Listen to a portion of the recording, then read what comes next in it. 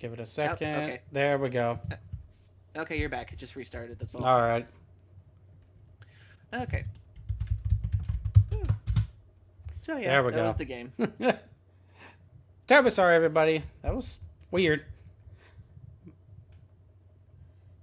It says I'm unstable right now. That's odd. Hmm. There we Weird. You're go. not Okay. I sharing the think it. screen with me either. I'm not. Oh, might be because. Is it? There we go. Okay. Okay. Okay, all good. Should be for the most part. It's still saying it's unstable, but that might just be due to my connection, my internet connection. It's probably having a little bit of a freak out right now. Okay. So, if as long as everyone can still be able to hear me properly, we should be fine above anything.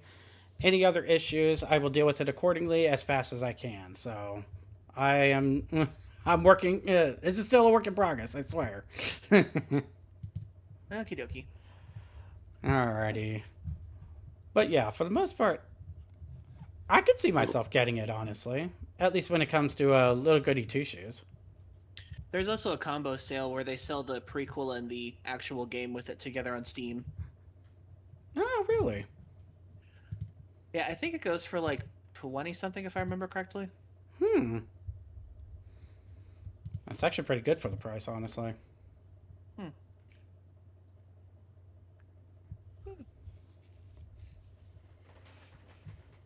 Yeah, but I still have to play Pocket Mirror sometime because I really do want to get that game. Well, I already have it, but I've had it for like the last 2 years, but I haven't found like the mood to play it yet.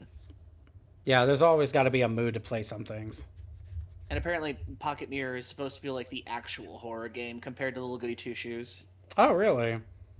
Hmm. When you say actual horror, are we talking actual like when it go basically when it goes into something like Dead Space, I guess. I guess if anything, just look up the trailer for Pocket Mirror. You'll see. Okay. Give me 1 second, everybody. Let's see what we can find out.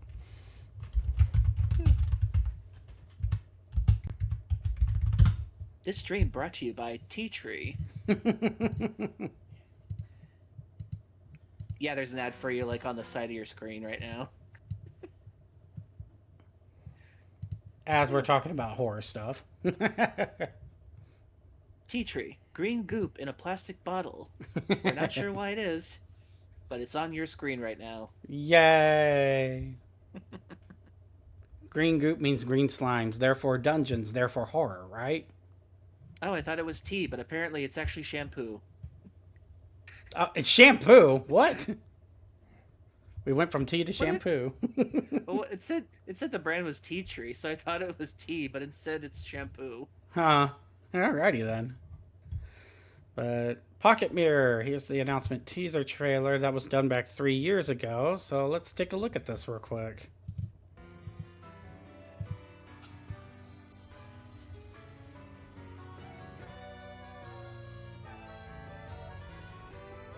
Same kind of style aesthetics I see.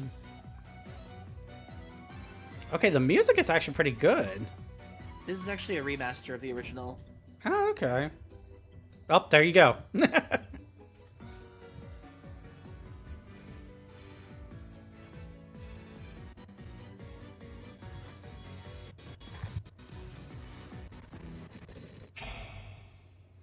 I was about to say.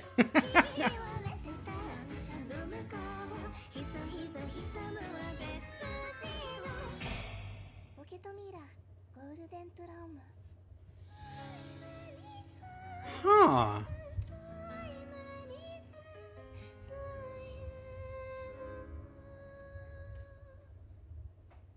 So yeah, Little Goody Two Shoes is actually the prequel in the sense that you're playing as this girl's mother, and how what her actions do to start the events of Pocket Mirror. Okay.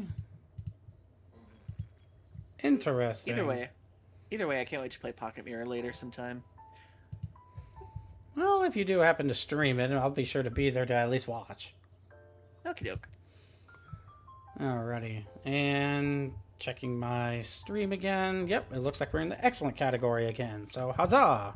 Yeah, it seemed like it was just a bit of an internet hiccup above anything. Okie dokie. Hey, Ashton. Yes, welcome in, Ashton. Alrighty, so let's see what we got for a little bit of the news above anything. This one caught my attention for the first one above anything. Classic Scarface video game could be making a comeback. Scarface World is Yours. Could be making its way onto modern platforms, perhaps through a re-release, remaster, or even a remake. Okay, so it's just basic speculation at this point.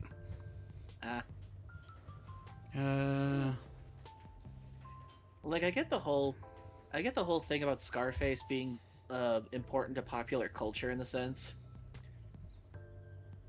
But as a video game, I don't know how that would work aside from being another Grand Theft Auto skin. That's basically what it is. Like, I may like Grand Theft Auto to a degree, but I wouldn't go so far as to say like even 5. I never honestly fully played it until like years after it's released. Okay. I think the only time I was ever truly invested in a Grand Theft Auto game was 3, and I believe that was the last game that was able to be done with inputted command cheat codes. I don't remember if 4 was able to do that, but 3, I just had a load of fun just using the tank. Kind of funny, after the PlayStation 2, the whole input cheat codes thing just kind of stopped after that. I wish they would bring it back. Now like, it doesn't. Cheats are like unlockables now. Yeah, like that kind of defeats the whole purpose of it. Like, I guess I'm an old style gamer in this sense, but I liked it when you actually had to make the effort to input the button commands, and then once you inputted it correctly, you get a little like ding achievement or a little card saying you unlocked a cheat code. They kind of had something like that in Bayonetta, except that you needed the rings to unlock it. Ah, okay. Like in this day and age, now, as long as you like complete the game or like do it on like hard mode or something like that, cheats will automatically be unlocked. Or if it's like Kingdom Hearts, they'll already have a couple of cheats for you already unlocked. But until you actually beat the game, more cheats will be unlocked. It's like, where's the fun in actually like inputting some of the commands? Like, bring that back. But re-releases are a common occurrence. Yeah, too common if you go into the one game that just needs to die. Old school styling was just so enjoyable back then. It was. Yeah, it really was. It may not be for everybody, but it had its own charm when it came to it. Scarface the Red is yours. This stream brought to you by Huggies. No, available at Amazon. And now we're going with freaking diapers. Sure. I'm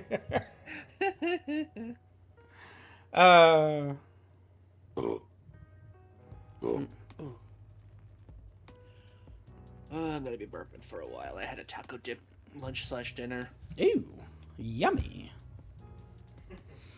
Alrighty, so EC Digital itself made a statement on Steam following the surprise appearance of The World Is Yours, claiming that a technical issue caused the game to go live on storefronts earlier than intended. The statement does little to illuminate the nature of the project itself, although it does make mention of third parties and partners involved in the alleged re-release. The Steam and EGS pages in question label the game's publisher as EC Digital, a company with no prior releases or footprint of any kind in the games industry. They must be a startup for remastering. Yeah, probably. Or just, like, porting. Alrighty. Well, we barely got through one, and already, let's go ahead. We're going to put a snooze on it. We're going to give us an extra 5 minutes just to look up something else real quick. And then we'll do another ad round above anything. Oh my god, we already talked enough through that? Yeah, apparently, according to my little manager for OBS. Let's see what else we can find real quick before we have to deal with another one, because it feels like it was too early. World of Warcraft, no. Bethesda confirms what it will be showing on Fall. I never cared for Fallout, except for Fallout New Vegas. Hmm. Battlefield 6, no. No Man's Sky is getting a new major update for October. Cool. Xbox Game Pass confirms 8 new games coming soon. Huh. Honestly, amazing how No Man's Sky made such a huge comeback from its initial release. Oh, everybody has nightmares about its initial release. I got it for $15 while it was on sale. Oh, there you go. Let's see here. Former God of War dev defends use of generative AI in game development. Oh boy. Alright, we'll blow through this real quick. Let's see what grave he dug in. Former God of War director of product development, Megan Morgan Juinio, sorry if I butchered that, has recently defended using generative artificial intelligence in game development. Has been a very controversial topic in game development, and God of War veteran is the latest person to defend it. Ever since OpenAI launched with ChatGPT in 2022, generative AI has become one of the most discussed topics in many fields. Can't imagine why. Former God of War dev thinks devs are selling themselves short if they don't embrace Gen AI. How is that selling themselves short?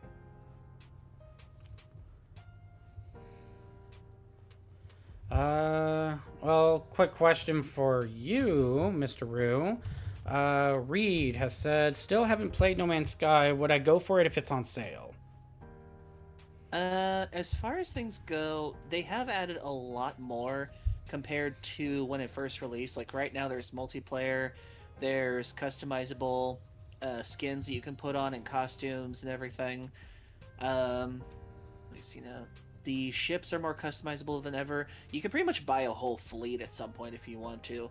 The only thing you really have to ask yourself is, do I really want to do like a mindless wander about in space kind of thing? Like if it's on sale, I'd say like less than 25 for a sale would be perfect.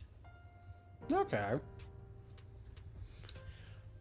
Like it's a fun game, like probably more fun if you have people with you, but the problem with that is it's I don't know if it's on Steam right now. Let me check if it's on Steam. No Man's Sky Steam. I'm okay, unsure. it is on Steam. So yeah, if you get it on Steam, oh wow, it's on sale for $24 right now. That's pretty cool. Yeah, pretty much in the general area on what you said, actually. Yeah, so if you get it on Steam, it's probably much easier to play multiplayer if you want to. But if you just want to have a single player experience, then I guess the PlayStation version's okay. But then if you want to play multiplayer, you gotta have to pay like a shit ton of money to just do the PS Plus thing. Yep, that's true. So yeah, it's on sale at on Steam for $24 right now, so I'd say go for that. Honestly. But let's see if we can get this through real quick. In an interview with IGN during the recent Gamescom Asia x Thailand game show, Junio defended using Gen AI in game development. According to her, AI is merely a tool that can augment the developer's capabilities, and if they don't embrace it, they are selling themselves short. Unio defended that Gen AI is going to evolve whether people are on board with it or not, so devs may as well use it. She compared the technology to procedurally generated content, pointing to SpeedTree, a popular software that generates trees in real time and has been used for over 2 decades. However, Junio explained that while she believes that Gen AI is here to stay, it will never rival the heart and soul that comes from the human touch, as developers still have to come up with ideas for games. Okay. I can at least see that they're aware of both stances, at least.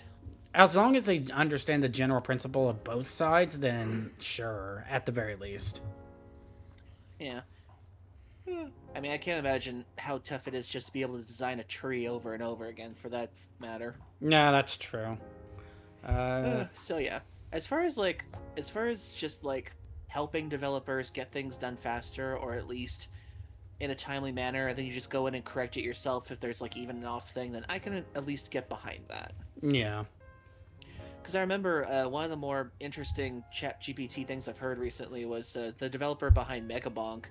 He's colorblind, so although he built all the models of the characters himself and everything, Mm-hmm. he had no idea what to do for coloring, so he had Chat GTP color in the characters for him. Gotcha. So I think that's a useful tool way. At the very least, if you're using it for that principle and aspect, then as long as it helps, then sure. As long as it doesn't take away for the full aspect of it. Hmm. I can't wait to see Elon Musk's AI only built game that he bragged about wanting to make. I can't wait for that to burn. Oh, same. Alrighty, everybody. We're about to come up with another ad. So, 3 minutes. Get a drink, get a snack, get yourself relaxed and comfortable. We will be right back. And above anything, I am actually going to use the restroom real quick. So, in that response, we will also be able to use the little transition of this that y'all can enjoy. And I will be right back, everybody. See you soon.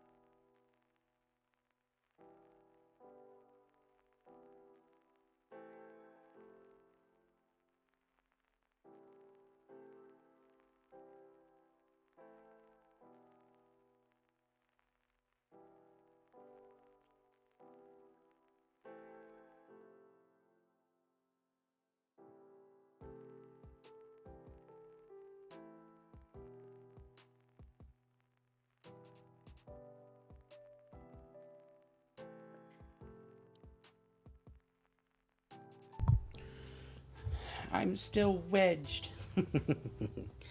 I have returned at least.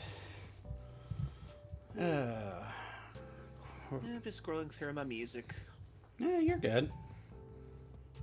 Now, did you hear that Xbox is doing another price increase again? At this point, they're just trying to kill themselves, honestly. They're just trying to commit harakiri. It pretty much sounds like it. I heard it, but I don't know how much was the price increase this time. I think last time it went up to 700, and this time it could possibly go into like 1,000. As much as the ROG Ally. Are they kidding?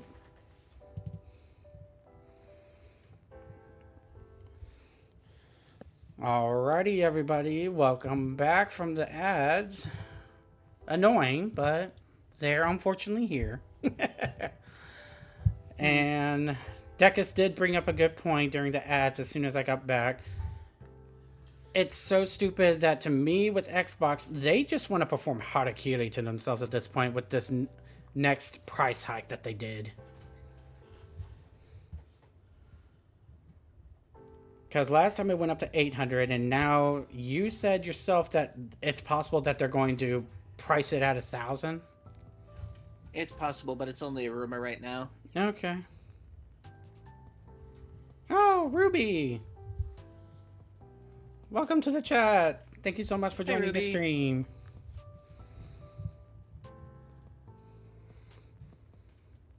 We're doing just fine for both of us. The Roo is a bit belchy, so you'll be getting that plenty of time through the stream. Excuse me. See? There you go.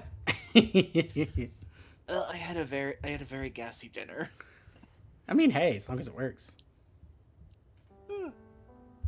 And I was literally about to ask Dekus if he wanted to play some Core Keeper.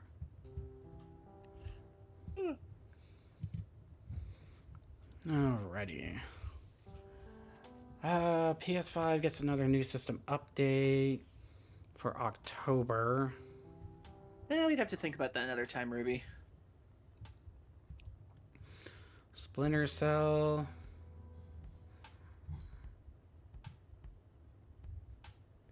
Palworld's mobile version set for official reveal soon.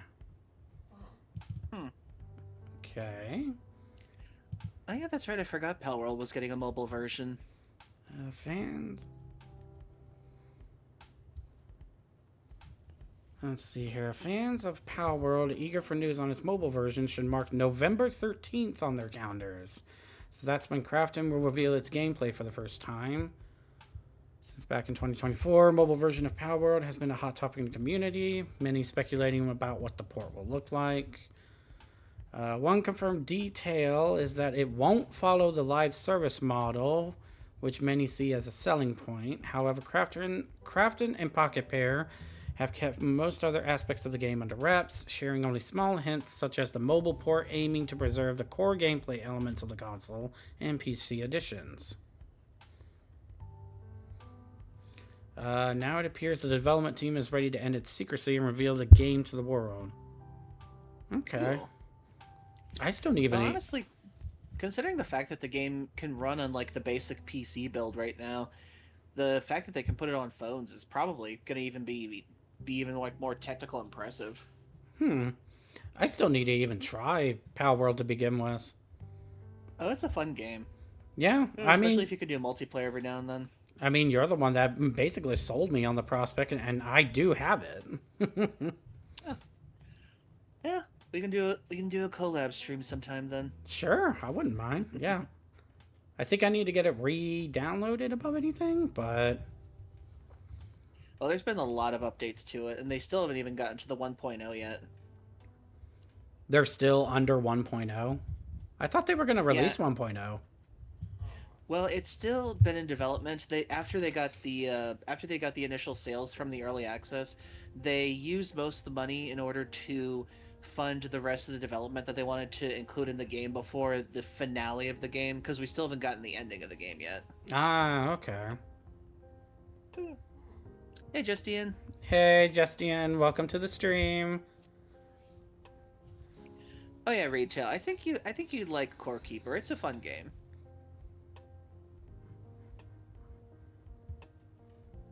Seems pretty quiet after saw an article stating Digimon beats Pokemon. Is that actually true? Please tell me that's true. Apparently, this is actually just one part of the sales so far, but Pokemon Legends ZA underperformed compared to Legends Arceus in the UK sales so far.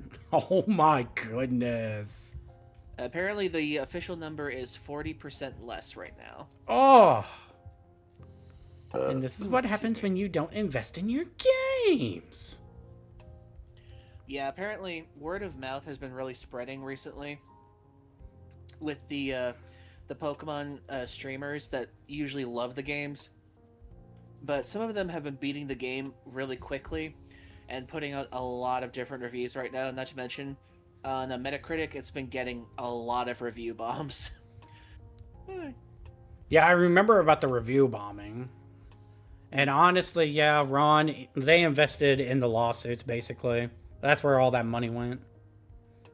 Yeah, basically, people are calling ZA a cash grab until they can put out the next games. But even then, people are just like, I'm not even going to buy the next one.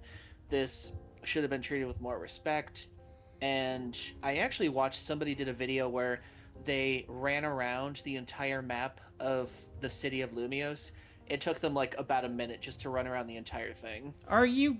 Wow, that is infinitely smaller than even short Sword and Shield. Yeah, basically, and the worst part is that some people are just like, uh, the DLC is not worth it. The Day One DLC is not worth it. The Mega Evolutions are not really worth getting, considering that you have to get Switch Online and compete competitively in order to actually earn those Mega Evolutions. Oh my lord. Oh, that's right. I actually just saw a YouTube short just recently that apparently, according to what this guy said, that apparently only very few people know about, there is one legendary Pokemon that you can only get apparently when you beat the game, when you I think it's the whole online event stuff that you have to be ranked in, and then only after that, I think you have to be in like 12 or 15 of them, and only after that you have to beat one more trainer, and they will gift you both a Mega Stone and a legendary Pokemon. So yeah, ZA is it's becoming the standard for what the lowest of the low is what Pokemon games are right now. And there have been some people who can enjoy it as far as things go, like they've got the whole nostalgia thing going on, but I think what OmniArc TV said probably rings true is that a lot of the Pokemon community that's enjoying this are people that want to relive the nostalgia more than anything, especially considering how on fire the world is right now. They've got those nostalgia glasses on and don't want to take them off. I, but yeah, when it comes down to it, and apparently it was confirmed, the story is trust the mega corporations, and if you're indentured servitude to a loan shark, that's a good thing. Oh, that's right. I remember you telling me about that. That is so stupid. Yeah, there's actually a line about that where it's just like, "Oh, you're indebted to this loan shark forever." Well, that could be a good thing because you'll have plenty of work from now on. Ugh. I don't know how you make a story where the loan shark is the good guy. Oh, I can guarantee it won't work for me.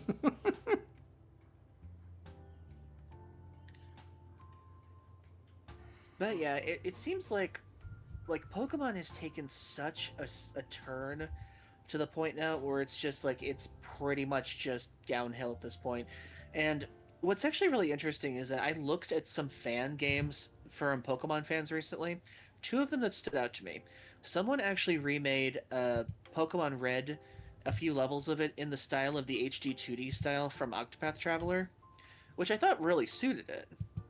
And then another person made a Pokemon game based on the original manga art style in 3D, which I thought was really insane. Huh.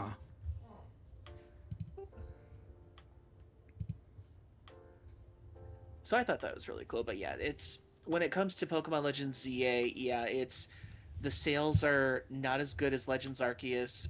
People are really letting the word of mouth spread on this one. And as much as the Pokemon fans and the loyalists are trying desperately to get the review score up on the user thing, it's not looking good for Pokemon right now. It really isn't. Now, let me check the Metacritic score again. I was going to say, is it still better than the one you found for the Wii? Let's That would be see. my question. Okay, so it's at a average 79 for the critics based on 69 critics, and the user score is at a 4.6 based on 2,313 users. That's still so bad. And let me take a look at the critic reviews. Okay, so there's a couple hundreds. The lowest score I can find, let's see, we'll go down. Okay, we're entering the 70s territory, 60s. Ooh, interesting. Okay, so the lowest score was given by Eurogamer Germany. In terms of gameplay, Pokemon Legends ZA has some good points, such as real time catching and battles, while the city seems limiting. Technically, it's still lagging behind, but at least it runs reasonably well on Switch 2. Oh my goodness. So yeah, it's the best is like people just going crazy and gaga that it's a new Pokemon game. The worst from the critics is that, well, yeah, it's kind of bad, but at least it, yeah, that kind of tone. Uh, Like the bar has been so lowered for the Pokemon community that they'll basically accept it working at this point. and this is why I stopped over at Sword and Shield, honestly. Eh. Eh. Critics aren't allowed to be critical or they lose deals. Pretty much. Basically. Aw, Ruby. It's... You gonna nap in my belly button now? Yeah, I won't lie. It might be comfy. Alrighty. He just jumps from mine to yours. Yeah, pretty much. Just goes back and forth. That or we can just smush up it together and just bury him. Don't give him ideas. Too late. It's on stream. Alrighty. Oh, right. Oh, she is going through with it.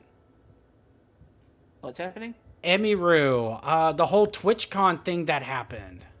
Oh, yeah. She's going through with the security pressing problem. charges. Oh. Good for her, Well, I mean, honestly. Well, I mean, when it comes down to it, she's been a regular at TwitchCon for 10 years, and they should have had a decent size of security around her. Well, actually, no. I watch a couple of my people, the VTubers at least. A couple of them do news sections. And the two that I actually looked into, the security for TwitchCon itself was just abysmal. It was downright, jeez. it was just downright poor. And her own security guards that she hired essentially did the majority of the work, if not almost all of it. Oh, jeez. And she had to pay out of her own pocket just to have the bodyguards. Yet this security staff that TwitchCon had, it's now being alleged that two, if not more people, two of them being, I'm pretty sure you probably heard of Iron Mouse. Uh-huh. And there's also another VTuber that goes by Chibidoki. Both of them had fan gifts, and basically the Twitch staff that was involved with them supposedly threw them away. Oh. Like the gifts that the fans either made or bought, whatever you want to say, they were supposedly thrown away. They were never given to either Iron Mouse or Chibidoki. That's sad. I mean, they could have at least set up something to like have her like have it mailed to her or something like that. Because I know that Iron Mouse has her, what was it called again? She has a sickness of some sort or. It's an immune deficiency. Yeah, immune deficiency. That's the one.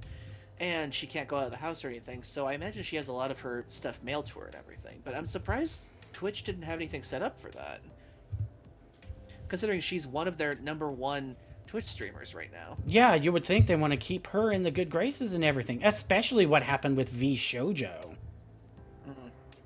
Because she left them just like everybody else did, and the whole fiasco of it shutting down, it was just a mess.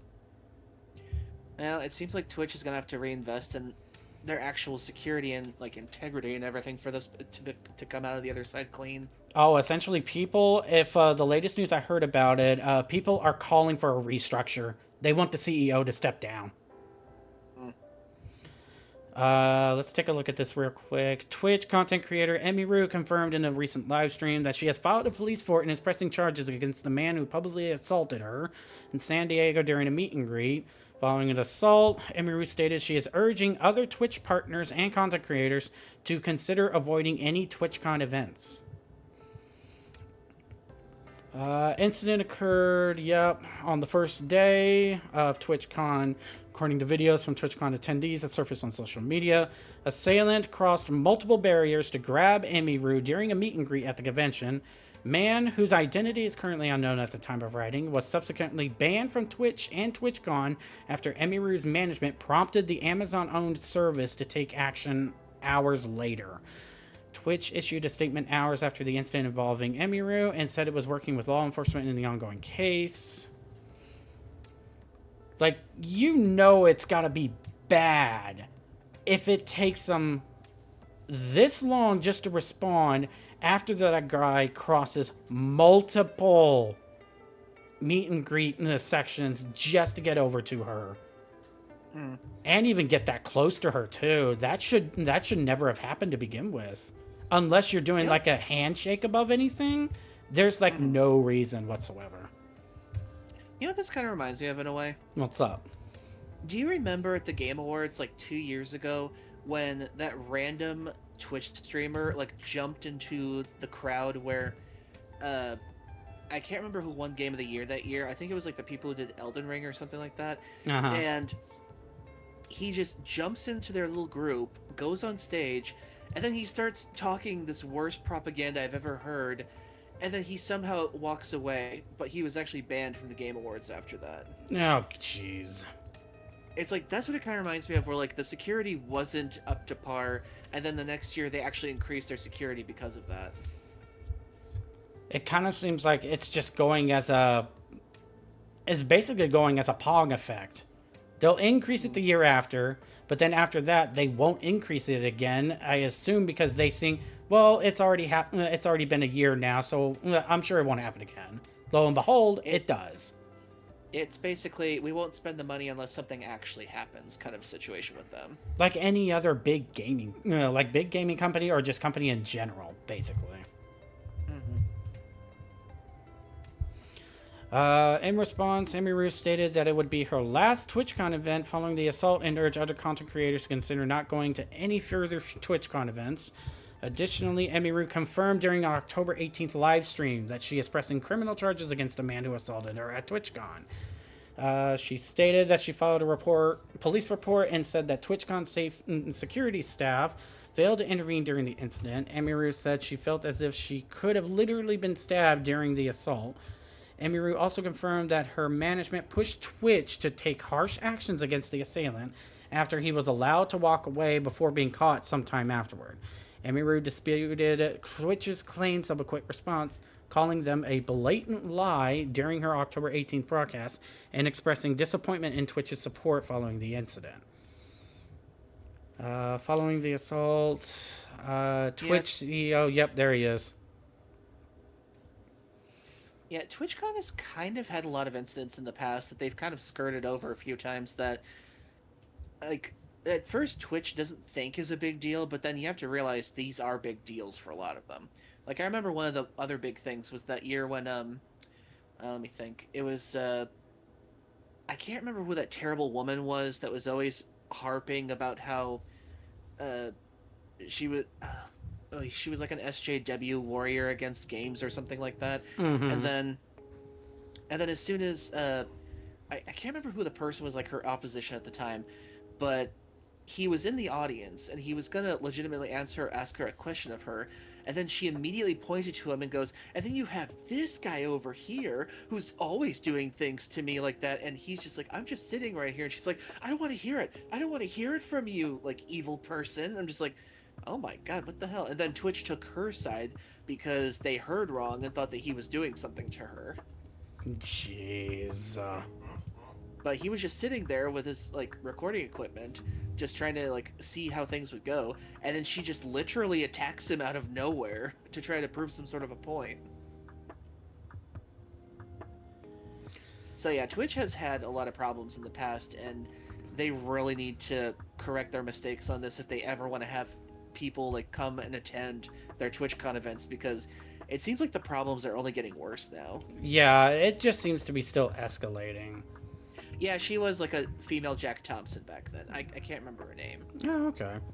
She kind of like went out of obscurity at this point, but I think she tried for like the longest time to get like an anti-bullying thing online going, but it just didn't work. Yeah, that's a shame. And it's probably better I can't remember her name anyway. Gotcha. But at the very least, I'm just going to say this. if you're gonna try and do anything, at least in sending gifts and stuff like that to who you want to, at least try to do it in the form of sending it to like their address that they want to send it to, so that way they can pick it up, or for security measures above anything, just do what you can to make sure that both you and who you actually respect and actually enjoy watching is actually safe as well. Like, I adore Iron Mouse for what she does. I applaud her. And when it comes to stuff like this, Emiru, I really hope she is safe at this point. I hope the charges go through, honestly, because it needs to be made point blank and clear. This is not acceptable behavior at all. Mm-hmm. Actually, I think Iron Mouse does a P.O. box situation. Oh, she has her own P.O. box set up? Mm-hmm. A lot of them do.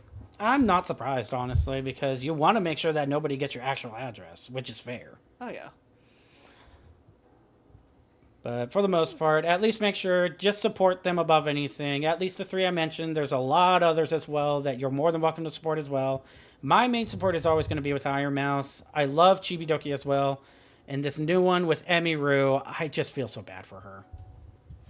I think the only person who has Iron Mouse's actual address is probably Z-Dog VA, because every time he does one of those arcade videos, he has to pay the Iron Mouse tax, which is the cinnamon roll tax. Oh, right, that sort of deal. Yeah, because I remember I was watching this video once where apparently she said that her father hates Connor because of the fact that he's been sending her cinnamon roll dolls and merchandise for years every time he does something. I think I still love it in the sense of... excuse me. It was Connor basically at a... I think it was like a chop shop or something like that, and basically where they break down the cars and stuff like that. And he wanted Iron Mouse to basically just to get him angry.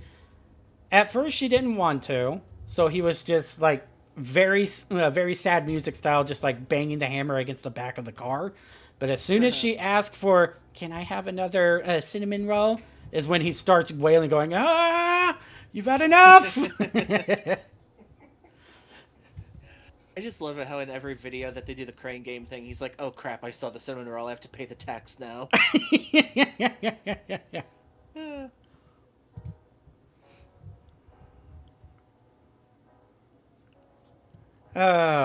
But yeah, all respects, good wills, and wishes to every one of them. I really hope they'll do well, especially for Iron Mouse and her situation above anything. And if there is going to ever be a donation-a-thon that I ever try and do in the near future, it's honestly going to go to the immune deficiency. Because I, above anything, want to support at least that above anything. And above anything, I'll try and find some other donation groups as well. I want to try and do something with my tribe as well. I'm pretty sure there's probably a couple of tribes above anything with Native Americans that need help as well. I'll see if I can get information on that. Cool. But, okay. We've gone at this for a bit long enough above anything, and it's already going back to yesterday with the news. Don't really want to get into that, so let's go ahead. We'll cut the news feed at this point for now. Let's actually get into some gameplay, actually. Cool. And while you do that, I need to use the restroom. Yeah, go right ahead. Be right back.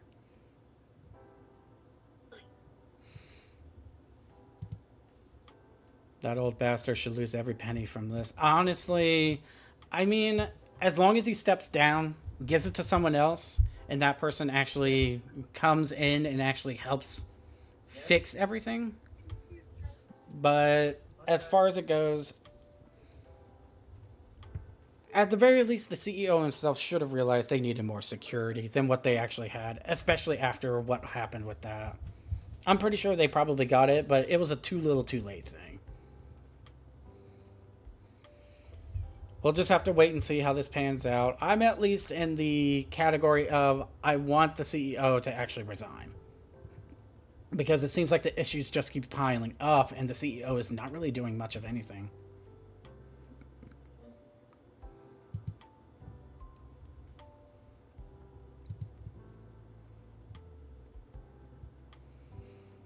Let's see here. PNG is a bit blurry. Were you aware? Well, to be fair, originally, this was a picture I had gotten. A commission. A regular commission I got for my, of my Hrothgar. It's stretched out a little bit, so if it is actually blurry, it's because the picture is either stretched out or it's compressed a bit too much. So I will try to see if I can adjust it later on above anything, but for now, hopefully it's still at least viewable above anything. Yeah, it is. Yeah, from my end, it is maybe just a little bit blurry, but it could also be because of the fact that since I have a little added effect that my Hrothgar is actually moving around, it's just essentially that I just wanted to see it as me actually being interactive more. See me and Decus bumping our bellies together. Either he steps down or he gets put down. Like, at the very least, steps down above anything. I wouldn't go as far as saying, like, putting him down like a dog. That's going a bit too far. While I understand, like, the emotions are high right now above anything because of this happening, let's just understand that, at the very least, when it comes to this sort of deal, no lives should be, like, gotten rid of. Like, I understand everybody's opinions on this, but still.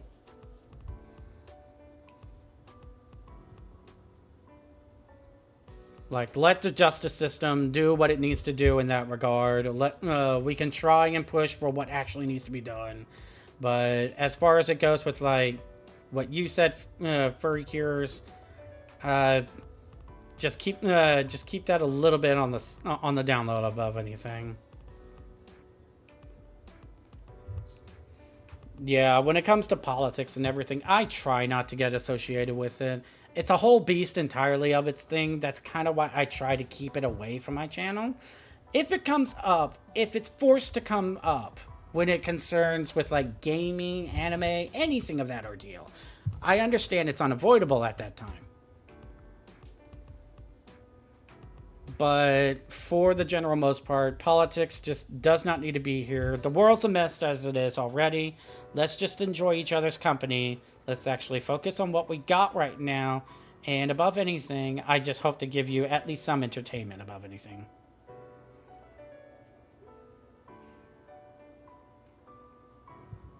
So while Decus is still going through what he needs to do above anything, let's go ahead and swap on over. Welcome back.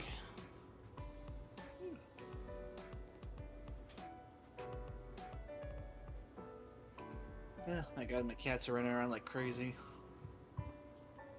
The kitties are scattered. I might be one of them. I had to let my dog outside, and when we came back inside, Brutus just jumped on my dog's head for some reason. Oh! Fabraz. Alright, so above anything, what I can do at the very least is let's go ahead and do something like this.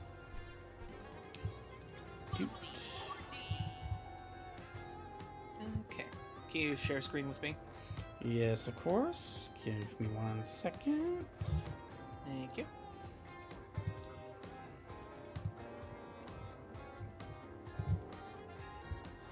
There we go. Should be coming up for you. 1 sec, I gotta. There we go. Aha! There we go. I do love the music for this so far. Oh, I enjoy it. Oops. What are you doing up there? There you go. Got you back down. I forget. I have a little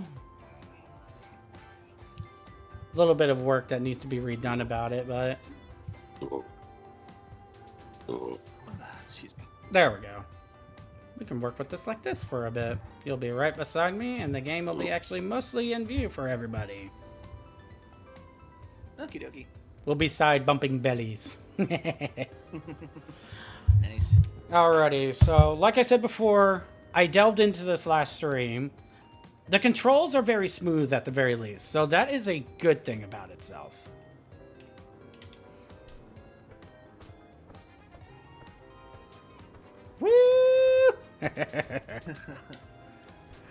So, I actually like the controls above anything. The only thing that I have a problem with is one of the mechanics. And I can actually bring that up real quick. Okay, heard you loud and clear, Four Eyes. Sandbox is set up in the VR station if you need experiments and new moves. Or, you know, just want to improve yourself in any way possible. Any way at all. Even just a tiny bit would aid so much. Okay, so that's how that worked. It's funny how they're playing the original 3D Bubsy on the screen right now. Oh, I love that little aspect. I noticed that from the last stream. Okay, so let's see if it brings it up in the sandbox. I really don't want to go through the tutorial again. At least not right now. Okay, cool.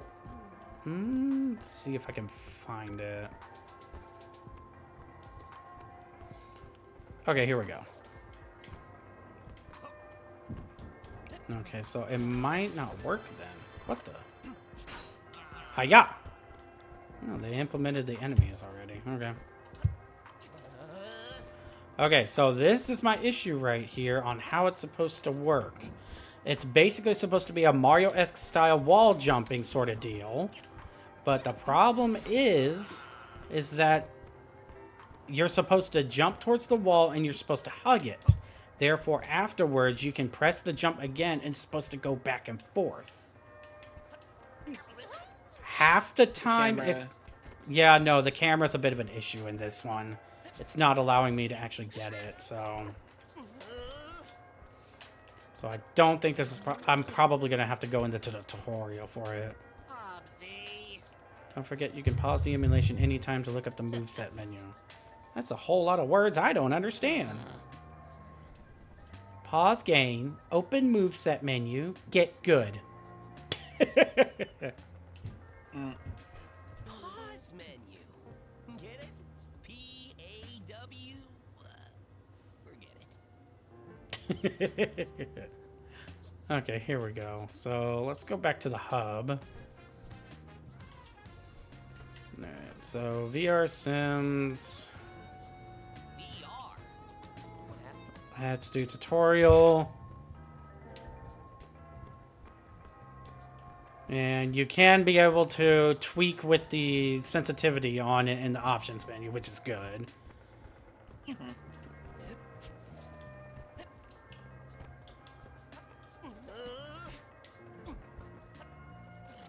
Yep, double jump, of course.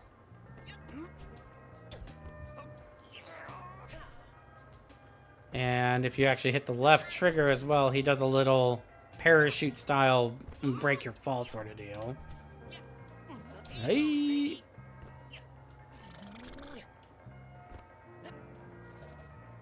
Okay, it's going to be in that distance right there where those two look-alike yarn buildings are, basically. That's where it's going to tell me about it. And we slide! Fireworks in my litter box. Yep. Those darn kids. Yeah. Litter boxes are our checkpoint, so that's actually kind of funny that they did that. That wouldn't be the first time I've seen that. I think there was that one Japanese game that did that with the giant muscle cat. Giant muscle cat. That does ring a bell. I can't remember its name. I just remember it was a cat with a giant muscle body. Huh. Oh, that's right. Airball mode. I call this Bubsy style of puff puff mode from you. Ah! Virgil, my man. Pounce attacks with the right trigger. Helps reset also your moves to where you can do a double jump again. Whee!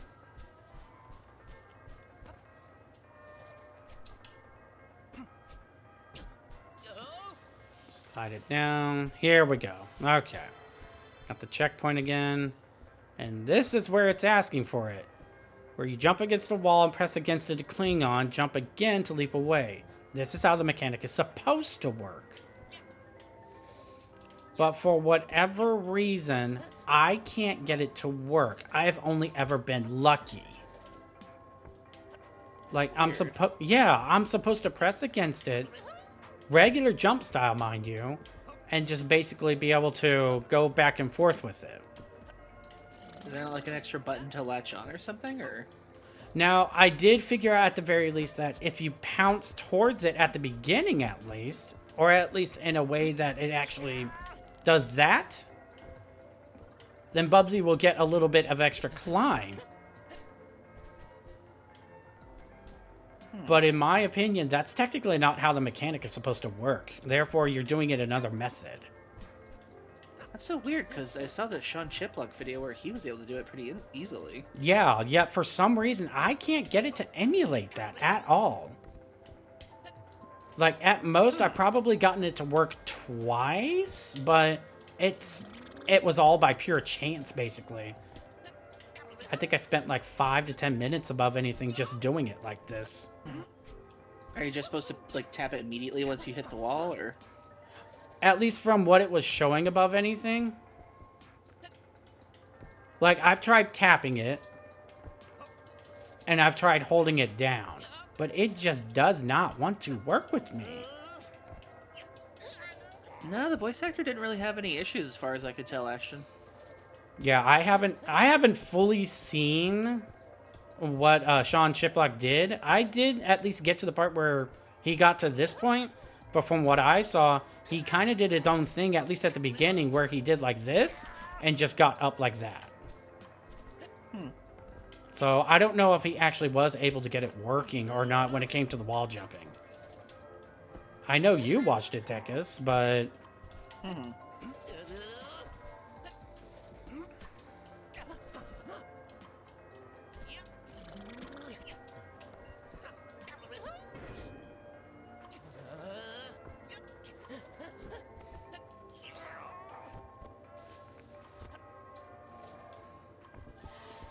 But at the very least, as above anything, T-pose, baby. it still feels natural above anything, at least in my opinion. So it's not really a game breaker above anything for me, but it's just something that they're going to have to, at the very least, tweak above anything. That was weird. Attach yourself. Or not. Nah! I'm curious, what controller are you using for this? It's basically an Xbox style. Okay. Like, I'd more have PlayStation, but unfortunately, my previous one kind of broke. Whee! Yeah, in the last stream I did, someone even commented, Sonic, Bubsy 06? Whee! Well, hopefully they fix out the glitch for it. Yeah, I mean, above anything, I'm pretty sure they have to know about it above anything, hopefully, but...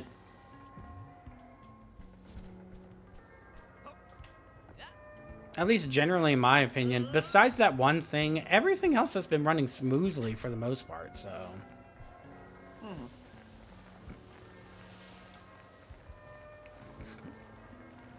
Spinning around...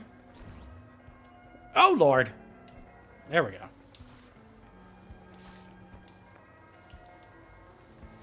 Can't even bounce. Whee!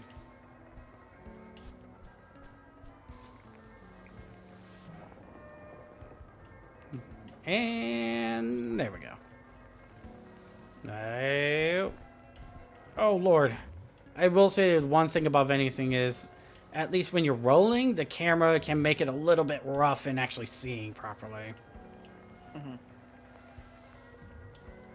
my man. I suppose that was good enough.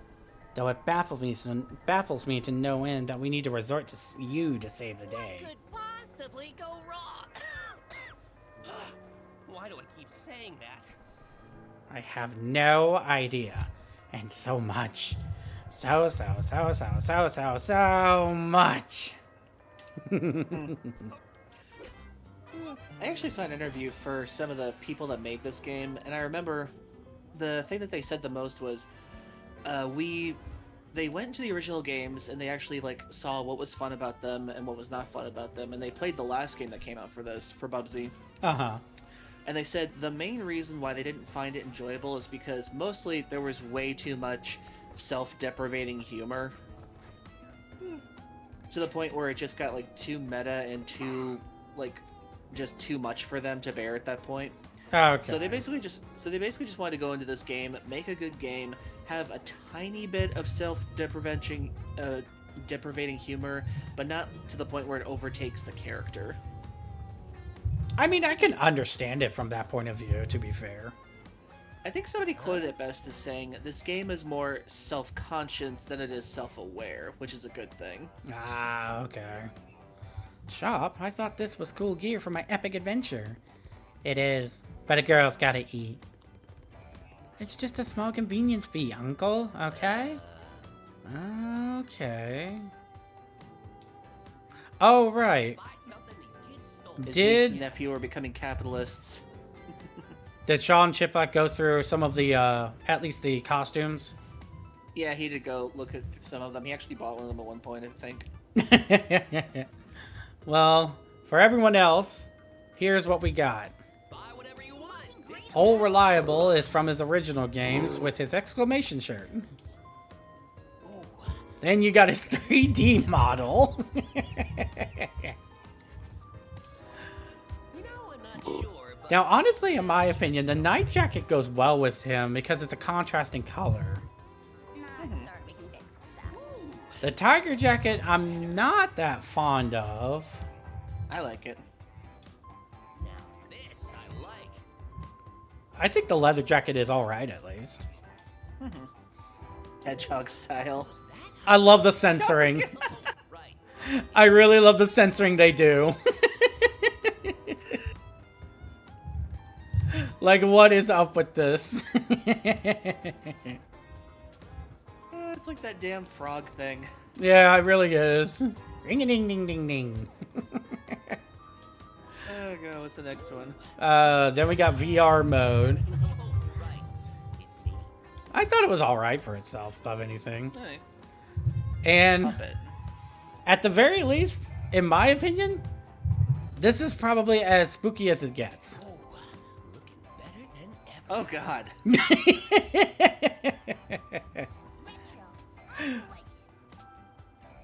Like, I remember someone saying it. I think it might have been Ashton that said it. It basically gives off vibes of Sackboy. Kind of. Yeah. It's kind of like how some of his outfits make fun of like the past mascots or something like that. Yeah, like I could see this coming from Sackboy's world. Yeah, I think that's the parody. Marketable plushie? Poor Sackboy. They tried so hard to make him as marketable as possible, but then Astrobot came along. It's a shame too. I actually did like its games though. At least for a platformer style, it wasn't bad. It was actually pretty decent. Hey, Bubsy. Now, where to go next? Okay, so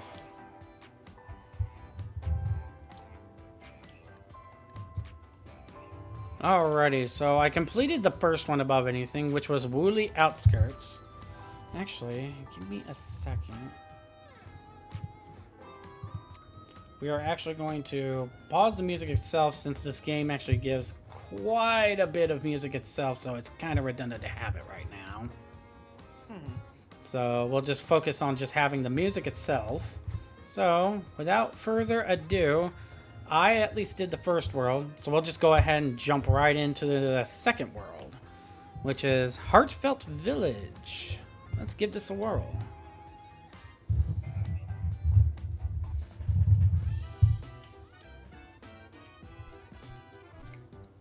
Alright, what you got to say? This, my dear Bubsy, is how you gently park a spaceship. Alright. The first level basically had Bubsy pilot it and it crash landed into the first level. It's like Virgil is like the past audience, constantly making fun of him. You know, I could see that, honestly. I would have gotten the hang of it if you just let me try one more. No. Honestly, base dancer right there. All those eyes. Aww. They gave him such wonderful anime eyes. They really did. Don't make me get the spray bottle. I hate that stupid thing.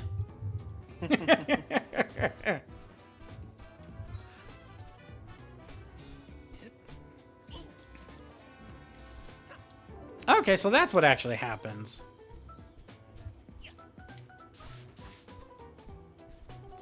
Oh, and its little landing pads are actually popping. That's cute. That's cute.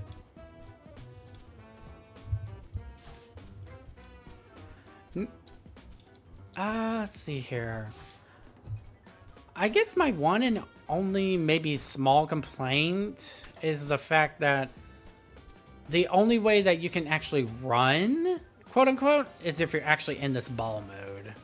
Because it seems like no matter what other button I press, can't really just regularly run.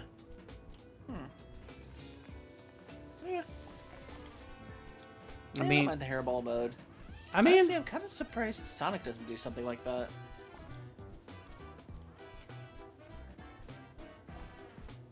in terms of just like being able to do something like this in a sense. Yeah. I mean, they do try to give them all the new gimmicks and stuff like that, so I get the feeling they're like trying to compensate to steer away from it, maybe. Well, I'll give this, give this game credit. It does seem more with life and effort than the last game. Wee-hoo!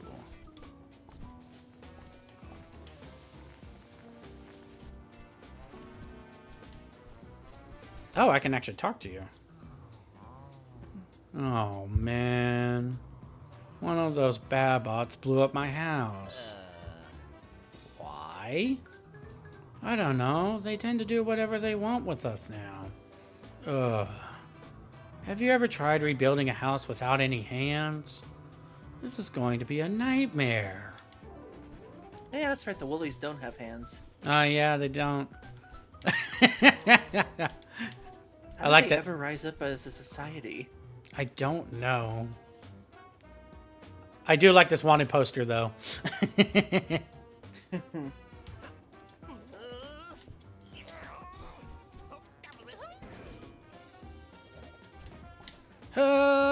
There we go. Did all that for nothing because there was a bounce pad right there.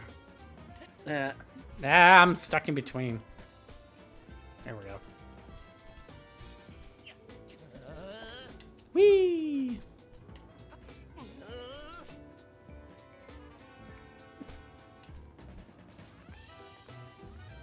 Boing! Let's see here. I do like the sound effect for his bounce. Boom. Hey, twerps. What are y'all doing here? I know the Woolies are usually the baddies, but talking to them here makes me feel bad for them. They're totally the oppressed, man. Down with the triarchy. The Batriarchy. Or the Batriarchy. Batriarchy. Thank you. Me no do, big words. Okay. Wow, you're fully locked in now, huh?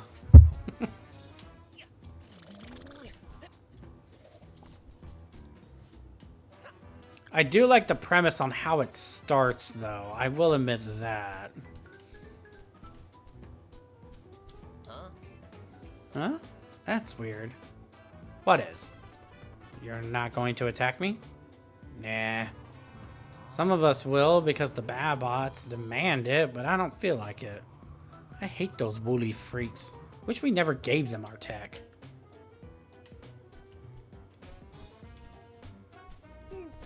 Hi, twerps. Oh, okay. So the golden fleece is over there. See, I think the story this time was like they tried to kidnap the sheep or something. Yeah, they To get the basically. wool directly. Yep, basically they tried to go for the wool directly, so they stole the sheep. But apparently, and upon them getting their hands on the tech, basically revolted and are now, basically, I want to say hoarding the golden fleece at this point. I kind of find it funny that the thing they tried to steal from is actually the thing that oppresses them now. It's so hilarious, honestly. I love that concept. Pretty sure you can reach the other side with your odd hairball move. Talking of which, why can you suddenly do that? Well, you see, I have no idea. Maybe there's a lot of static around? Why don't you try it? Over my dead body? Hmm? Maybe some other time.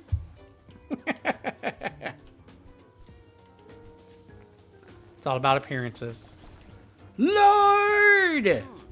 Smells like old leather. Bet it's Woolies. No, I was so close. There we go. I'm in the chimney. Whee! Like, honestly, if this is the game that we're gonna get, besides the few odds and ends so far, I am actually really enjoying this. Cool. Yeah, I'll try this. I'll try the demo myself sometime. Yeah, honestly. I did try to wait for a prolonged period of time to see if he had like an idle animation or something like that. So far, I haven't seen it, so if there is one, either you gotta wait longer or something else has to happen. Okay.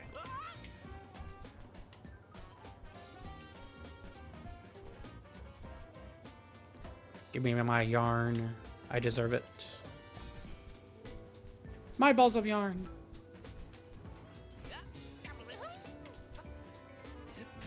Hiya.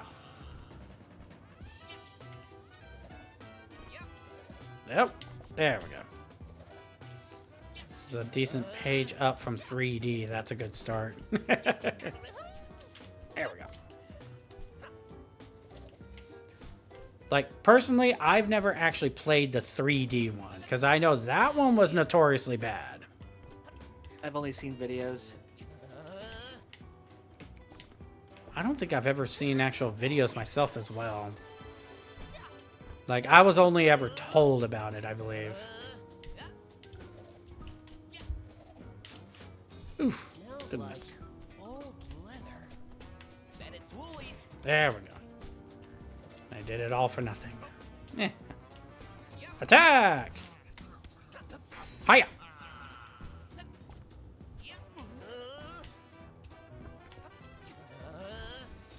Don't. Tank controls are worse than you think. Oh no.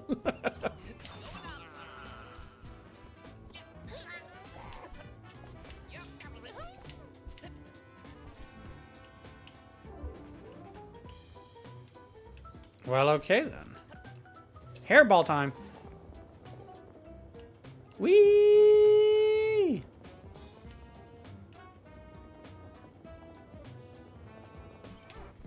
Ow. Now, who exactly made blueprints specifically designed to teach me things? I hate learning. I do love the commentary. Oh my goodness.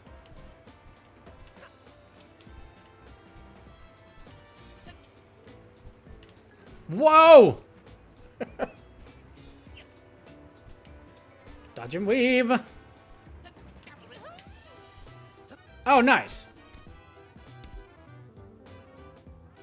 Very lovely.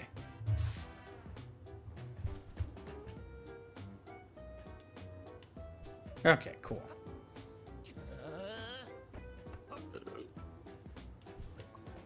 Excuse me. You're good. And we go backwards. Whee! Oh my. No!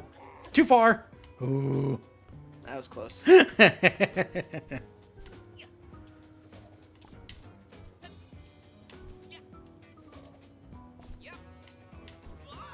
Aha! There we go.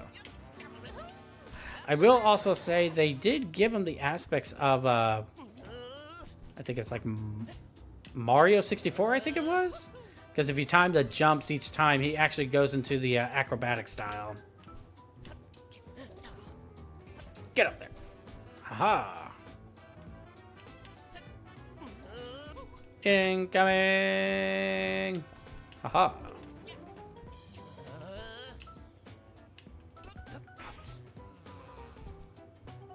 Oh, what's this? Oh, lovely. Yep. Meow. Oh my goodness. No! No! Dang it! Ah, that's unfortunate.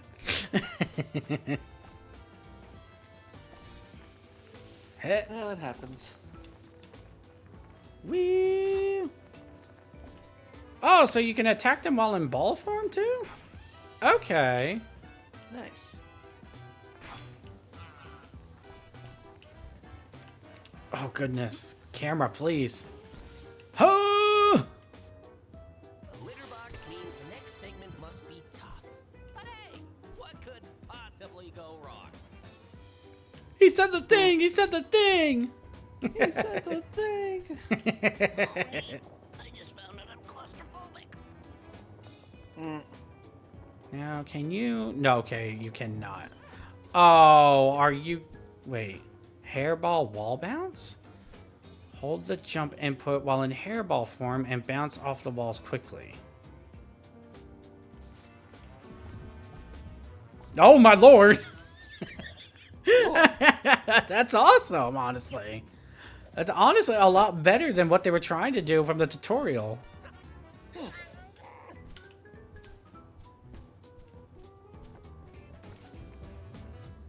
Whee! I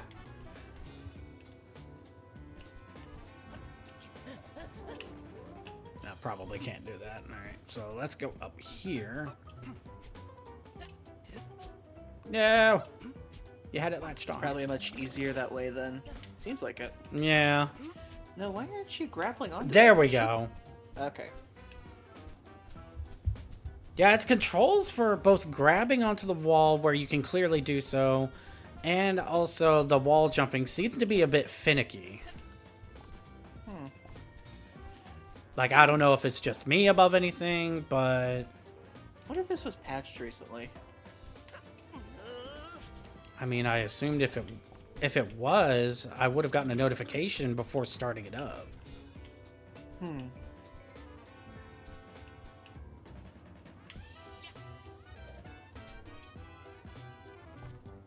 Yay, just made it. Okay, just... come on. There we go. Ow! No! Oh, goodness. Okay. Let's try this again. There we go. Yeah, it's just so weird with its collision collision detection. Okay. Wait for me. As long as you don't start flipping around, I should be fine. Jump! Aha! A golden fleece? That's mine! I need it! My precious! Sorry, lost it there for a second. Come on. There we go. Wait. Give me a second. Okay, it didn't work that time. Okay. I was gonna say, for some reason, when I tapped on it when I first grabbed it that first time, I clicked it again, and it looked like it actually worked. So I was wondering if tapping on it again would have, like, did a solid grab function, but that was not the case.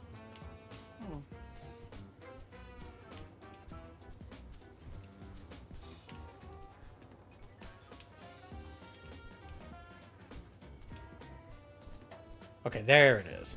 I was like, where's the platform? Alright, so it should be making its way back.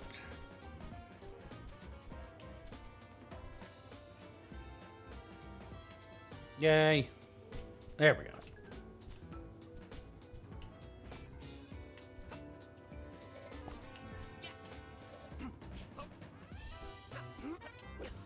Give it!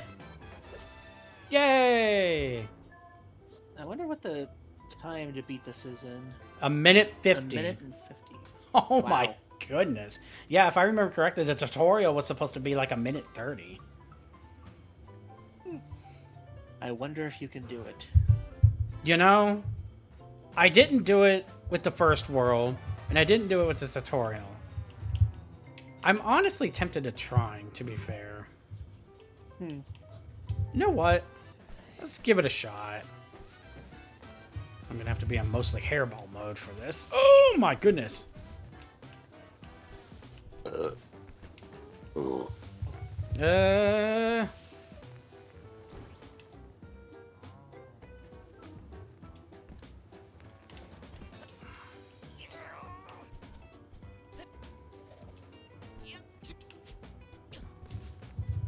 Whoa, what the? What the? Did you just clip through the ground? I think I did. Oh, it targeted it. What? Come on. There you go. Nope, that was the wrong button. Okay, then. Lovely. I'm probably going to have to do this again. Jeez. Smells like old leather. Bet it's Woolies. T-pose, baby. No. Alrighty. Yeah, there's no way I can finish that up, so let's give this another try. That clip through was just out of nowhere. Hey, Oblivia. Jump. There we go.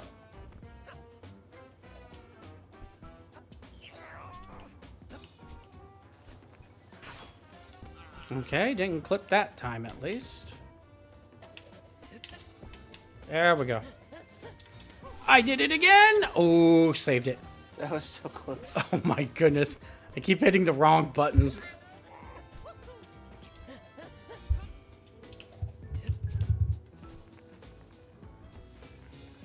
Okay, we go this way. Oh! Come on. There we go. So close. Oh my goodness.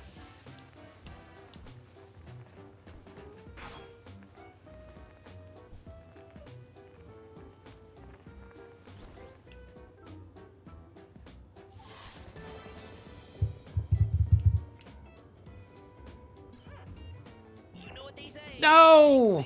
Reverse. Oh no. Oh no. And immediately have breathing problems.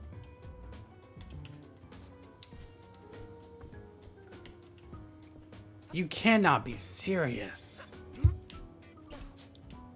Come on. Yeah, it's this hit detection that's going to really flub with me. Why?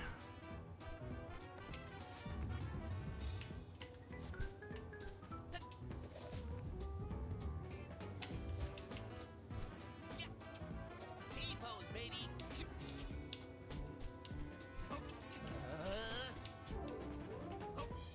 Oh, come on. Yeah, there's no way at this point. Oh my goodness. Just why?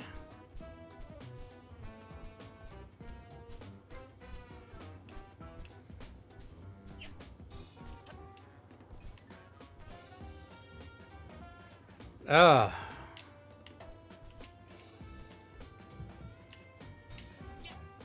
The golden fleece? That's mine. I need it. Sorry. Lost it there for a second.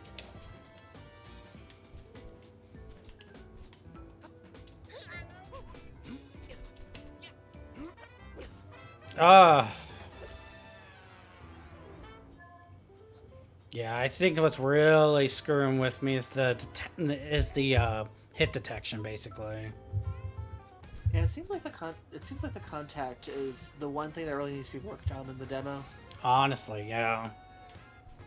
Because until it gets fixed, I don't think, like, at least for the speedrunners above anything, it's going to be real difficult, especially with those times. Now, where to go next, I wonder? Okay, so can't go to that one yet. Okay, so it looks like 1, 2, 3, 4. Looks like there's 5, so there could be 5 levels per planet above anything. Fleeceway.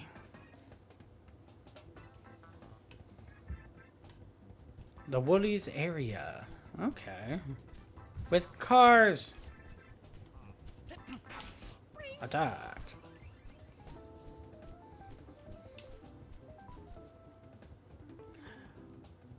Am I the only one that's getting, like, what is it? It's the Ink World from... No, it's like the 60s or 70s above anything of Mickey Mouse from Kingdom Hearts. I believe it's 2 above anything that introduced it, where basically the cars are the enemies. And this is the face they give. Timeless River. Yeah, that's it. That's what it gave me images of. Oh god, I always hated those things. Where you have to deflect them in order to be able to deal damage to them. Oh my god, just whenever they started doing their range attack, you could not hit them. Nope, not at all, until they finally calm down.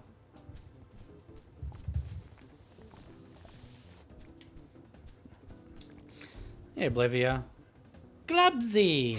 I feel like you're getting further and further away from my name by the minute. I'm both amazed and baffled by the Babot's technology. They can build bridges out of lace, houses out of felt, entire planets out of wool. But why? Because it felt good.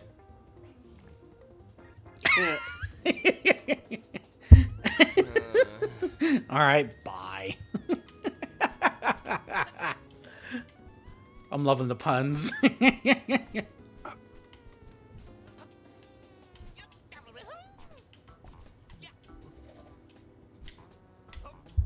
That reminds me when Chip said during his stream, the dad jokes are taking over.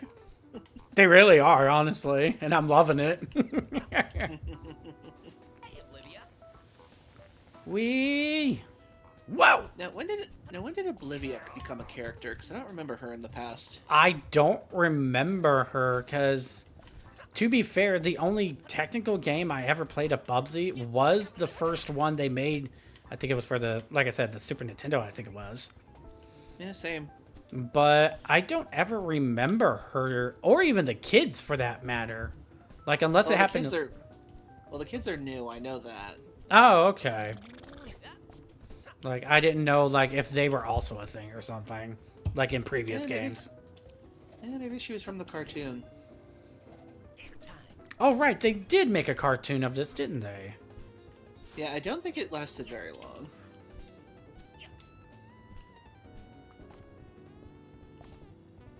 I don't think it could have much of a presence above anything other than what we know of it from the first game anyway. Okay. Ooh. Do you spin around? Yes, you do. Give me that. Yeah, it seems like Bubsy's always been, like, the bad lesson to learn for the longest time. But now he's finally getting his comeback. I wonder. He gets his time in the spotlight. I saw some fan video somebody made where it says, Banjo and Conker see how Bubsy's doing. Oh, that's mean. I thought that was so funny. They had Banjo being played by the same guy who plays Joe Swanson from Family Guy. He's like, oh, that guy is living my life. Oh, Lord. Alrighty. We're still doing pretty good on the time above anything, so we can keep going with this. No, I hit retry. No. Okay. Oh, whatever. Oh, Right. okay. Even if you hit retry, it still keeps all of your yarn balls that you had previously collected before it. Oh, I guess it. I guess it just restarts the level then. Yeah, basically. That's at least efficient above anything. I won't deny that. It saves you from backtracking in case you accidentally do press it. Yeah, that's good. Though I can be like, See? I believe I have some worthwhile information for you. Come here so I don't need to scream. What happens if I go run away? Nope, nothing. Okay. Was worth a shot. Virgil, my man. You see that cat toy looking device over there? Yeah. I believe it's a lever to raise the missing part of the bridge. Ooh. You should give it a tug before venturing off mindlessly like always. Okay. But why would Babots or Woolies design a lever like a cat toy? I have, quite frankly, absolutely no idea. Must be some type of joke, but I don't find it very amusing.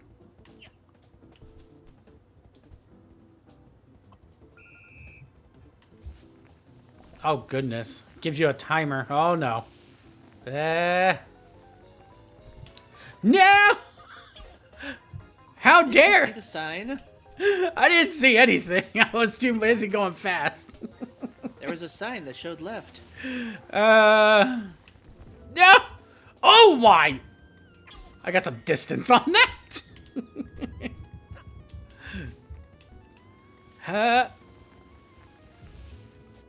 No! Neum. Hup!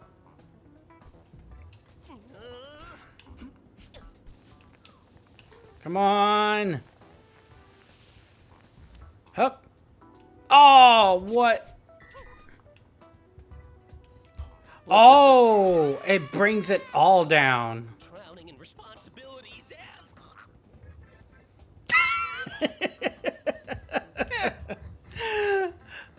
Okay, that was kind of...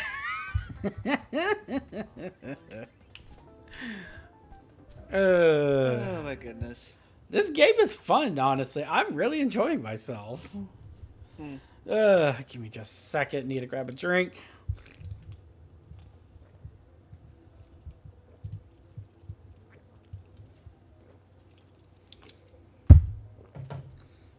Ooh, excuse me. That feels so Nice. much better. Thank you. Okay. Virgil, my man. All right, let's give this another whirl. Okay, so let's actually do this. Whee! Oh, goodness.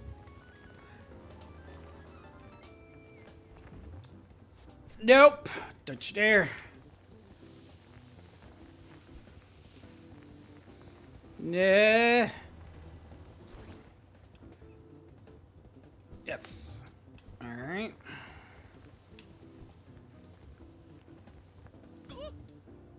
Oh my goodness. Up. T-pose, baby. Success. With 12 seconds to spare. Lovely. Nice. Oh my. That was close. Yeah, it really was. Just gonna pounce my way forward then.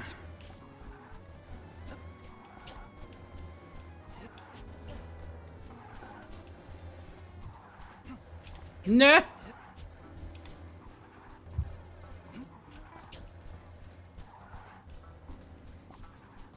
My inner kitty instincts. I want the yarn. Doot. Boing. Oh my goodness. There we go.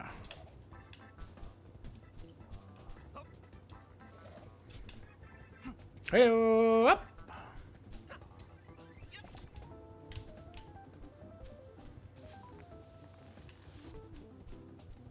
Oh, okay. I see where it's going. No.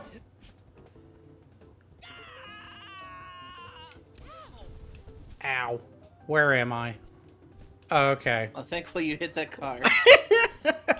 I wasn't expecting it, but whatever. Oh, there we go. Good lord. Okay, the level design, I'm actually for it because it really makes you have to platform in a different way. Mm-hmm. There we go. Eh. What? Sit? Oh, you can actually sit and quote-unquote pause the game like this, in essence.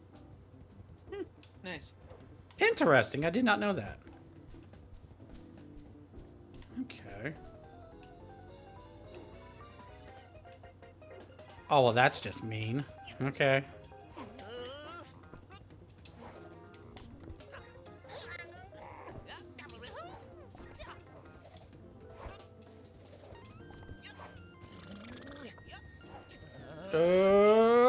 There we go. La la la la la.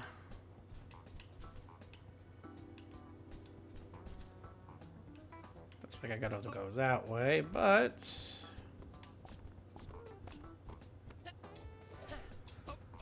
aha! That's what I thought. A silver yarn ball? Now to stash it for retirement. Or blow it on... No? Never mind. I wonder what he was gonna say. I get the feeling it might have been around the lines of catnip, but Or Bender. And hookers and blackjack. oh lord.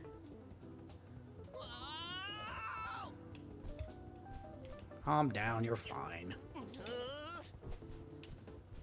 Okay, guess we go this way. Neom.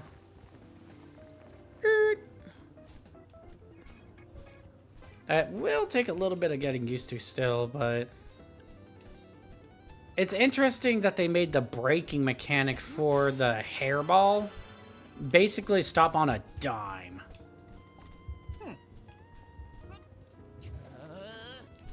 Like, you can go as fast as you want, but apparently, according to this, it's just basically... it just stops on a dime. Like, that did kind of throw me for a loop a little the first time I did it. Ooh! Poor Wooly. Come on. Bubsy, you're getting up there. Here we go.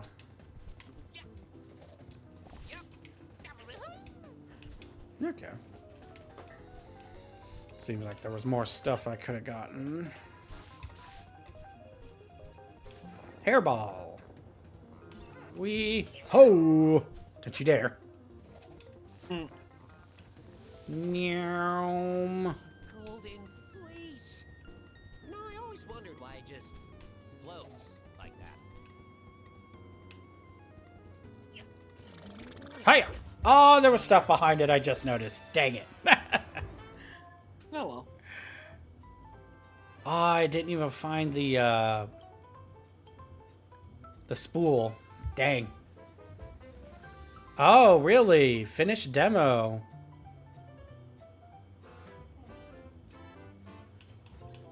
Okay. Well, I guess that's the end of it.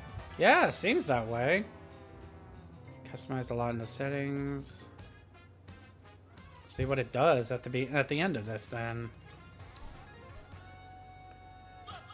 Okay. Okay. And the demo. And the demo was about 16% of the whole game. That's not bad for itself, honestly. Mm-hmm. So above anything, I could see it having... if that was, by technicality, almost all of the first world, if we're going to say about 4% per level, that's 20% for a world. That's about maybe up to 5 worlds above anything. And plus, there's also the possibility that they'll add extras for like 120% or something more. Ugh. Excuse me. Now all that remains is how much it's going to be in the future. That's true. The pricing is really going to make or break it, honestly. Because I can't imagine this to be a $70 game when it comes down to it. Not really. I could see it being around 40 to 50. That would be the good midway price for me. Yeah. Because I know it's a brand new game, and I know it's something that they just worked on, but I feel like this shouldn't go the full priced regular route right now, because Yeah, like between $60 to $80. yeah, because it doesn't feel like it should be listed like that, especially with the other quality of games that have been coming out recently. Yeah. And plus, this is an interesting comeback for Bubsy, so I think, yeah, the $40 to $50 range should be the minimal for what they start with. Honestly, yeah. Oh, Ruby, want some belly fats? Of course. There you go.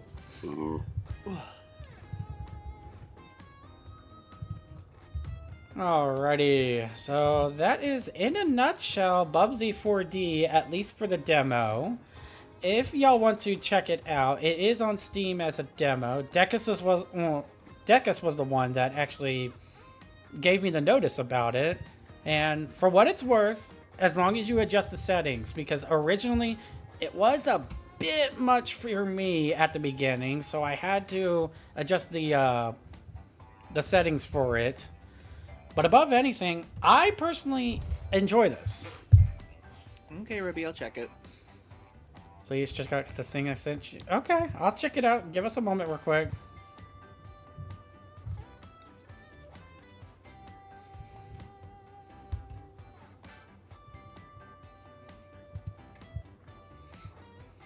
That's... Okay, that's cute.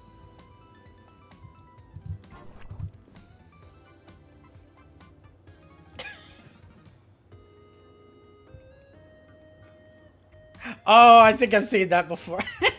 It's adorable.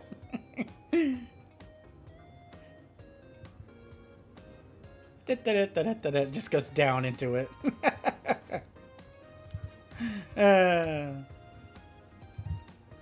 Alrighty, so that's gonna honestly do it for Bubsy 4D. Since it's just a demo, it doesn't really have that much out. It's got about 4 levels above anything. But if you're interested, like I said, it's on Steam right now. You can play the demo for free. And honestly, I would honestly give this a real honest watch, like wishlist it. Like speaking of, I'll actually do that myself right now. Something I actually saw when I was watching the demo being played by Sean Chiplock. He actually got 7th place on the tutorial for world records for leaderboards. Oh, really? Yep. Huh. That's not bad, honestly. I wonder if he's still up there, because on the leaderboards it should say like Atari something.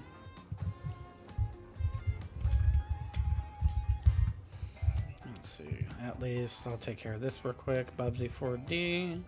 Add to the wish list.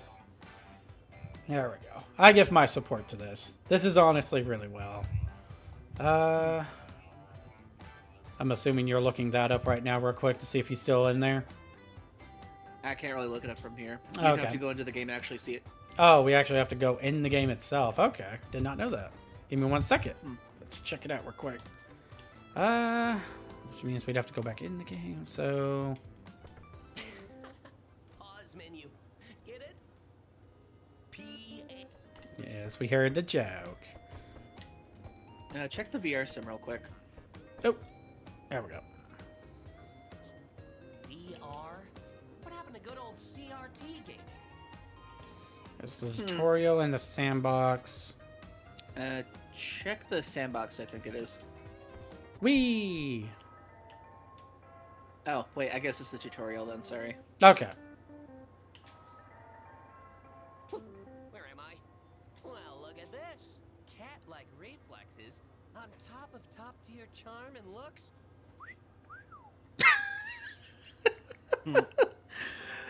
You could tell Sean Chiplock enjoyed this. Oh, definitely. Alright, let's try this again. VR. Tutorial. leaderboards Leaderboards. there, There yes. we go. Let's see what we got. Wonderland at... Oh, good lord. 18 seconds? Okay, he's not in the top 10 anymore. No, there's no way. Because if you said he was around a minute... He was like a minute and 18 seconds, if I remember correctly. Oh, good lord. This goes all the way down to 100, and he still doesn't break it now. How could someone do this in 18 seconds? Like, you know they're using glitches and stuff like that in order to get themselves thrown over there. Nintendo. X-Files. Hey, look, it's Beelzebub. Beelzebub.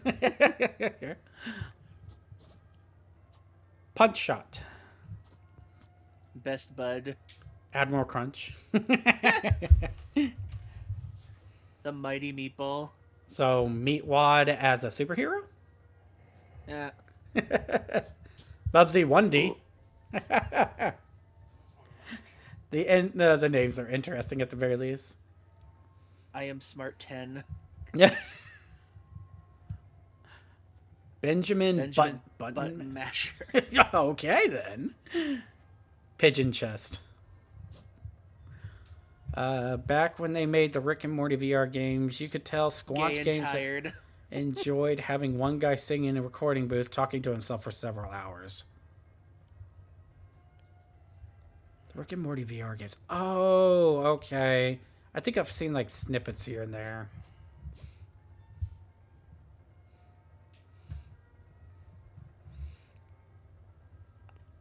The Macarena Hispadas. Okay. Ender Polo. Okay. Rena Knuckles. Alrighty. But, yep. This is pretty much Bubsy. Honestly, how I remember. They are toning it down, like you said, Dekus. So, hopefully, above anything, this will actually come to fruition enough to where hopefully Bubsy will be back on the map. Well, yeah, because one of the things that the team said that when they were making this game, they didn't want to go all in on the self-deprecating humor, because that's one of the reasons why the last game failed so hard, is because the art aesthetic was terrible, the writing was just awful, and they just wanted to make a good game with Bubsy, basically. That's all they wanted to do. Yeah. Because the Rick and Morty VR game and the Trover Saves the Universe game is literally just the voice actor for Rick and Morty, who is played by the same person. He just records voice lines for a majority of the characters. Okay. Oh, yeah, I remember that. Yeah. I do remember more of the Trover Saves the Universe one. I don't remember much of the Rick and Morty one,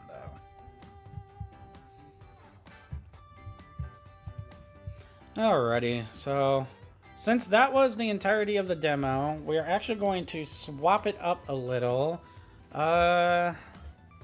Honestly, I would have tried another demo, but unfortunately it's not out yet that Dekus was trying to help promote as well, since he was seeing other Twitch streamers actually doing it, but apparently they got early access. Yeah, it's kind of sad. It's unfortunate, but it is what it is. So, we are going to go ahead. We're going to swap out of this game. I guess above anything. You know what? I'm feeling just a little bit more side-scrolly style, so... You know what? Sure, why not? Let's boot this back up. I have not played this in forever. So I will make the adjustment as well. What you thinking?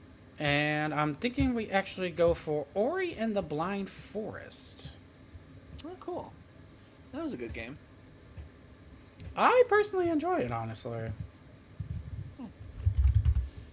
I haven't played the sequel, but I did enjoy the first game. I enjoyed the first game. You will probably notice that I do have a save file as soon as it wants to load up. And above anything, I know I did beat the game, but since it's been so long since I've played it, I'm pretty sure I'm rusty on how it works again. So I figured we could do this, and then if I'm feeling in the mood for it, I do actually have the second game as well.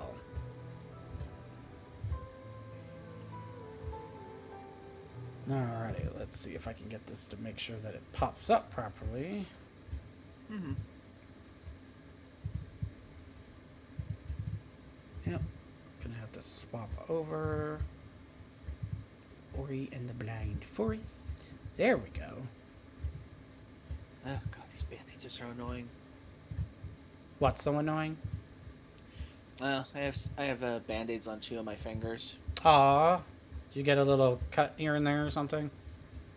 Yeah, I was trying to scoop the cat litter box earlier, and I was using the trash bag from the trash can, and I brushed my hand against it, and I think there was some glass sticking out of the side of it or something, and I just like cut both my fingers open for a second. Aw. Thankfully they weren't too bad. Only one of them was bleeding, and the other one was just kind of like sliced a little. Okay. At least, as long as it wasn't too bad. Yeah, so I had to put these band-aids on them, and they're just annoying how I have to make sure I don't use the fingers directly. It's Oh, just my pinky and the ring finger. is it like in one of those like the in-between areas where the digits can like fold down? Yeah. Oh, I hate those spots the most. I've dealt with those.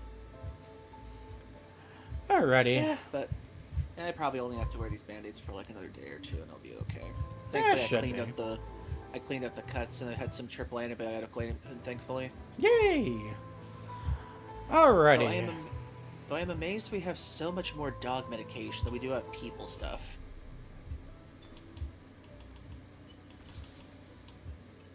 Alright, so let's at least put some of this stuff down a little. Oh, we don't want to make it that low. There we go. Alrighty, so since we finished Bubsy, we'll go ahead and do Ori in the Blind Forest. Honestly, a beautiful game. Yep, there it is. Took me 7 hours to complete it. Huh. And I technically didn't find everything, but that isn't. You'll have to share again. Uh-oh. Give me 1 second. That's right, because I switched games. I had it focused on the basic one. Share. And Thank you. there we go. Should be good. All right, everybody.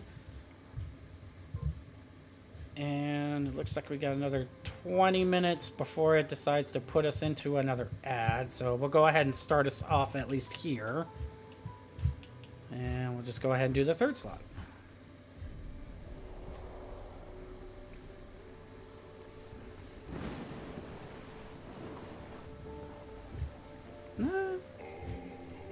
We shall always remember the night.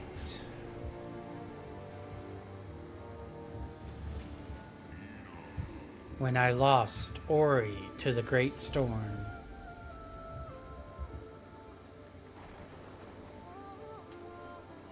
No.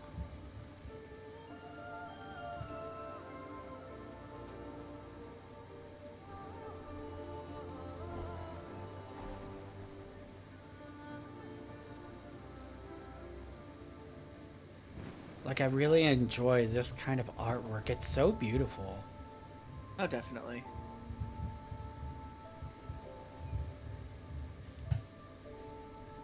You can definitely tell that the people behind this game had a lot of passion for it. They really did.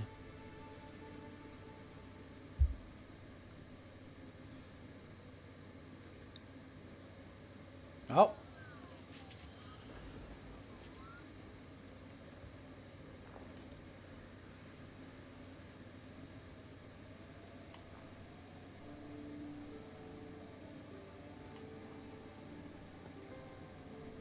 Swallow's Nest. Boing!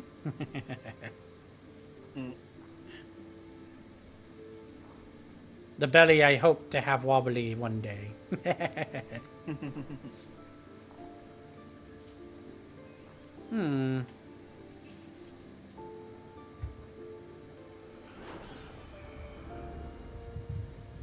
And there's the little one. When Naru embraced my light.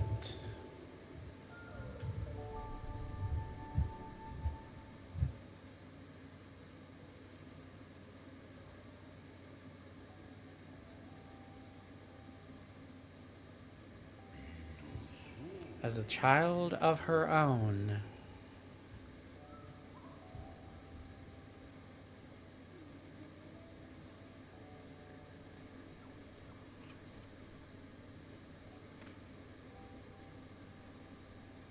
Okay, I think what I need to do then...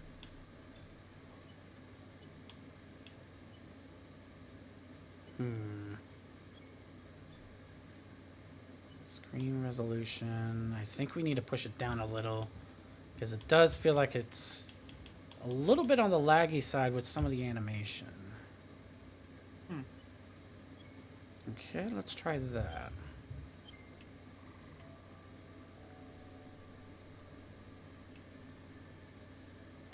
Yeah, that's odd. I've never seen it do that before. Woohoo! No, we're not skipping the prologue. I just need to try and see if I can get this to work properly.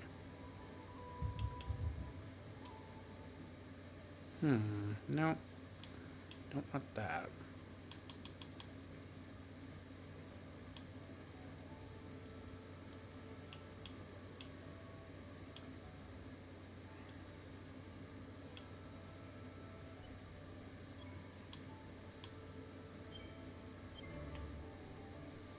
Oh. Whee! I did one of those horror movie rolls, like random things where you pause the thing, and I got the one nobody likes. Oh. I will say, some of them are unique. Others just feel like they're... yeah. At least with the choices they put in there. I remember the last time I did one of those. I can't remember what it was called, but it was like this one where I got...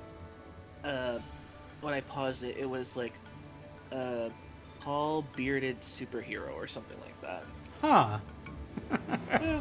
And then I made my superhero Sona the sun blocker. I'll show you sometime. Sure.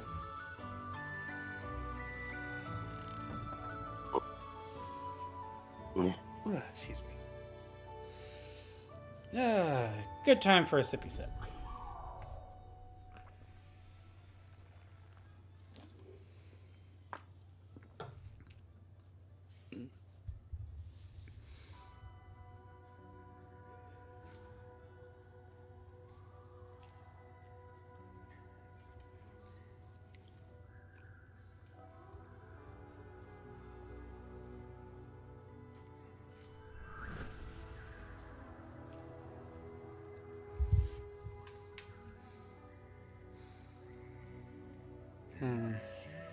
On that fateful night.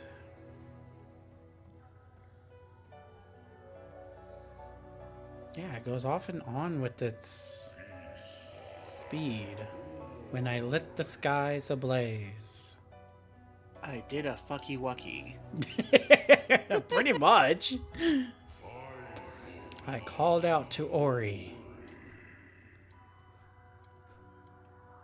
And said, "You be tripping, get your butt back here."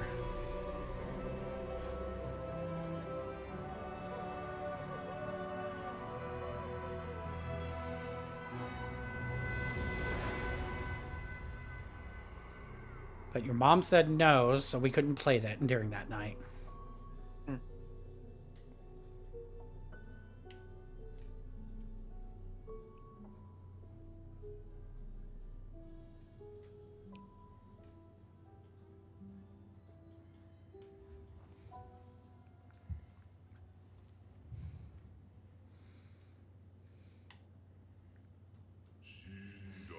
Yet hope never came. Oh, welcome in, Socrates. Thank you for joining us.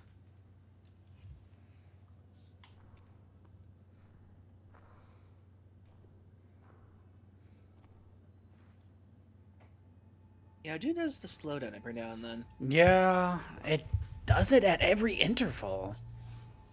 It's a slightly bit annoying. So I'll have to see after this cutscene if I can fix that.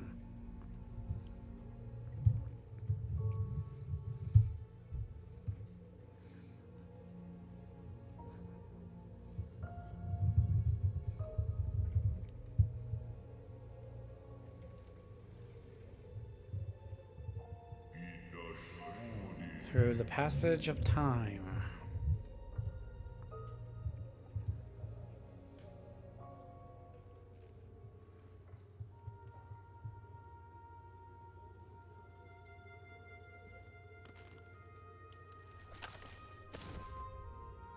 Oh. Life withered and decayed.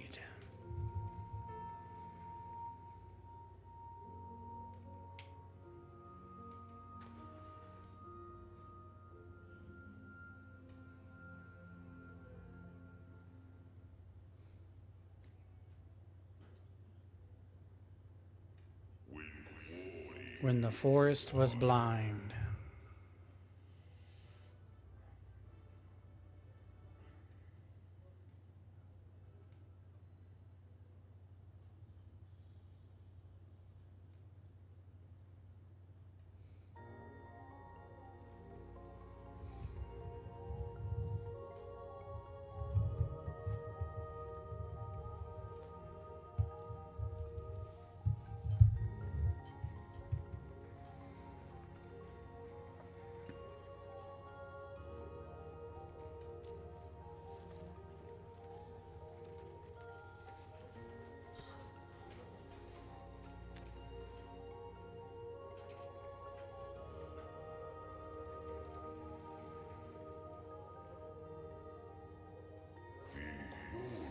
Still, hope showed its face.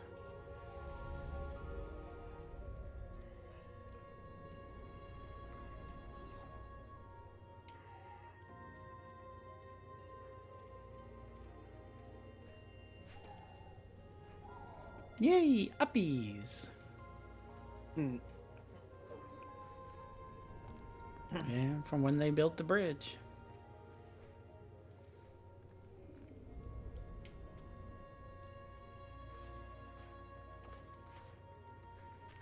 Oh, and there's what's his face. Yep.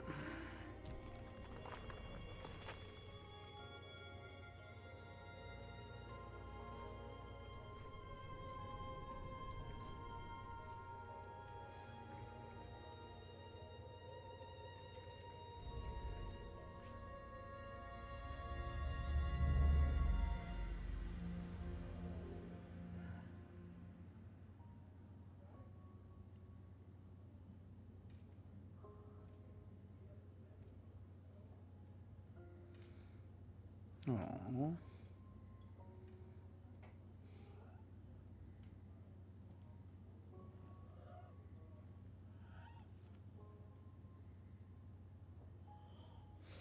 Yeah, I think it's also because of this little slowdown thing. The animation and the audio is starting to not sync up.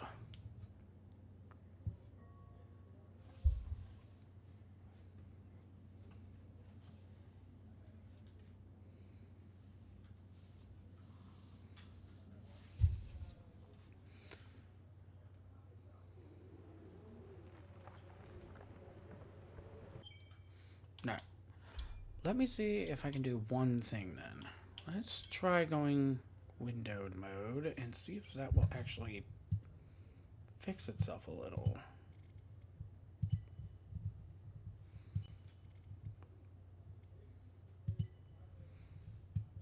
Alright, so with that being the case, we need to stretch this. There we go. That way so everybody can be able to see. And let's see if this will fix it. No, it does not. Hmm. An orphan once more.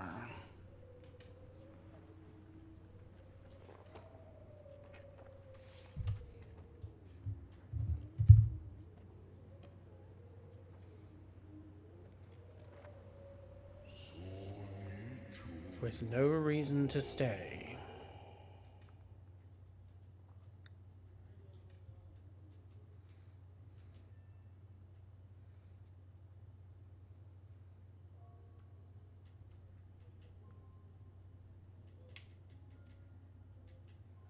Yeah, it's still doing it.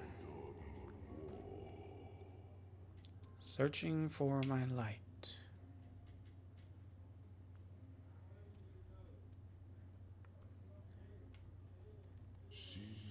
So weak and so frail.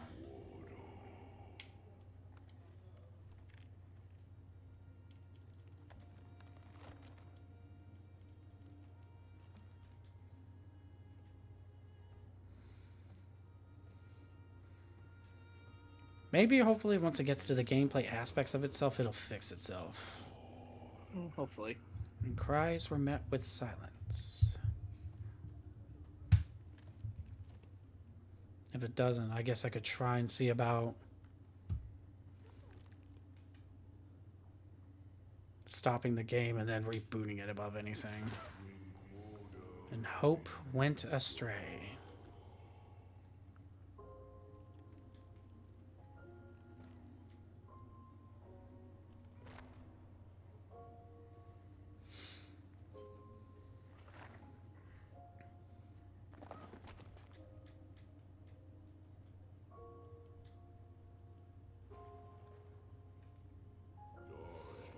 When my child's strength faltered.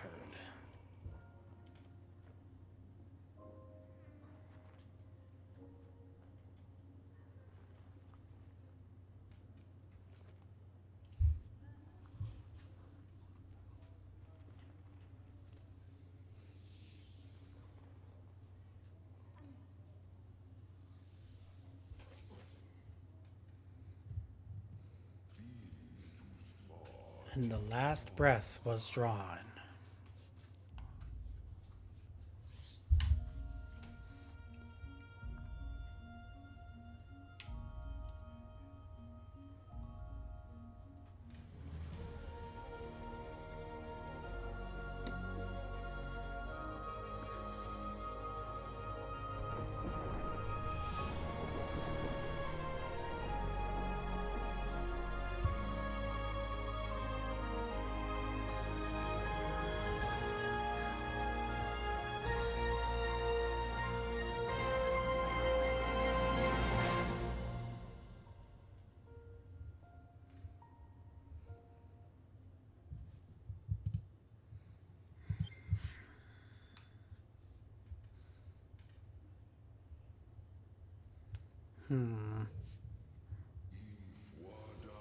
My light revived Ori. A new age had dawned.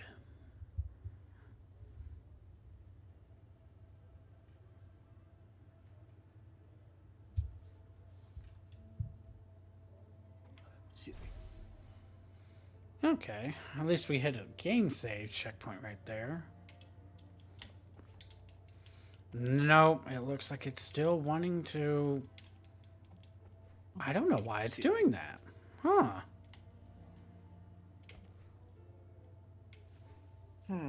Because I even... It's having trouble processing the animation for some reason. Yeah, that's what's the issue with it. Open options... Screen resolution. I tried fiddling with that. I even took it off full screen just to see how it would work. What about taking VSync off? I'm also going to take off the motion blur as well, just to see if that can help.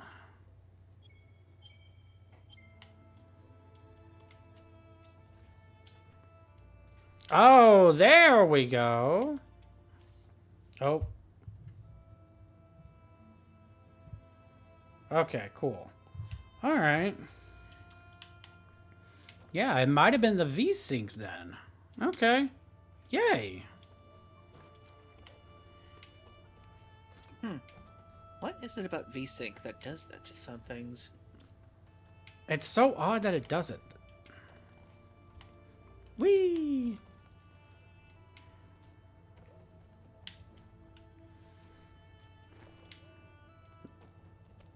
I remember a little of the mechanics. Small spirit light containers. Spirit light has been added to your bar.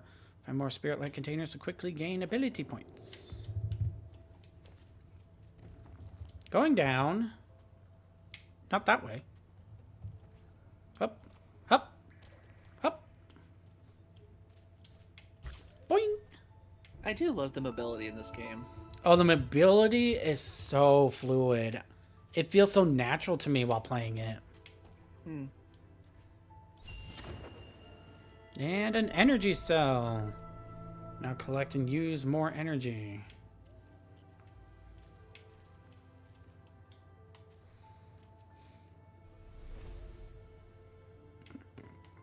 Oh, right, because that's how you make little save points and check marks. Got it. Oh, hi.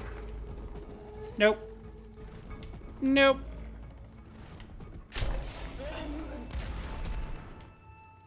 Olay.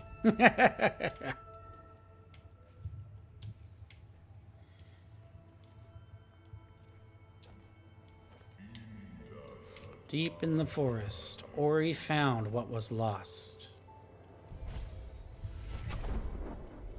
Gain an ability point. Create a soul link and tap B to access the tree. Well, we will do that after this.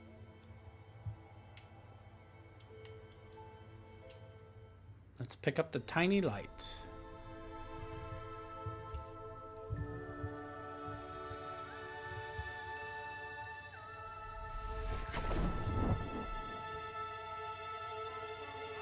My strength is returning. I am sane, the light and the eyes of the spirit tree. I was lost in this glen when she loosened her grip. I can guide you on your journey, if you allow me to come. But be still. Can you hear that? They must have followed you here.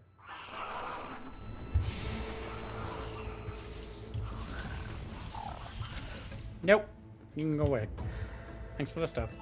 Energy shard.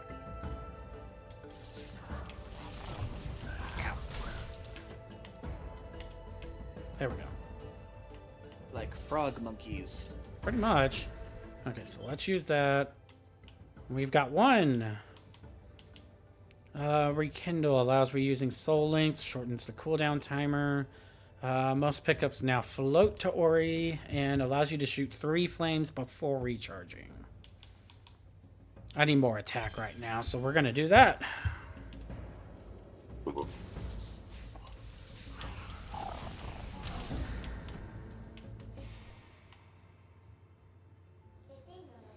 Their light shall return to me. These words the spirit tree once said. In the glade past the caverns, we'll find him. There's a path up ahead.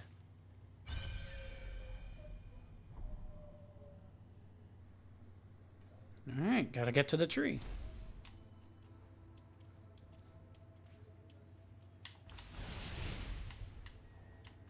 I'll take those.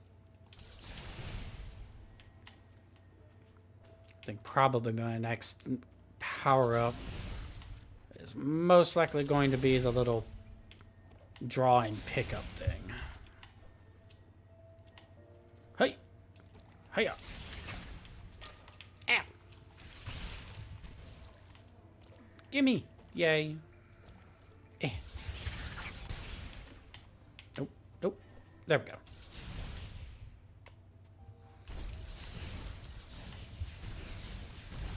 Open the way! Yay!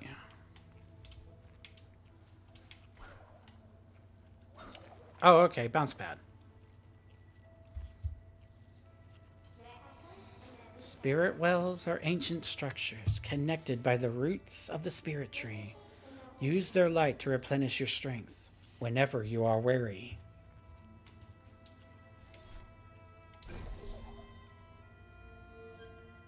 Okay. No, it's right up there. Just give it to me, please. Aw. No. Yeah, pretty much. Requires quick flame, increases the strength. Ooh, that's tempting. No, I need the spirit magnet.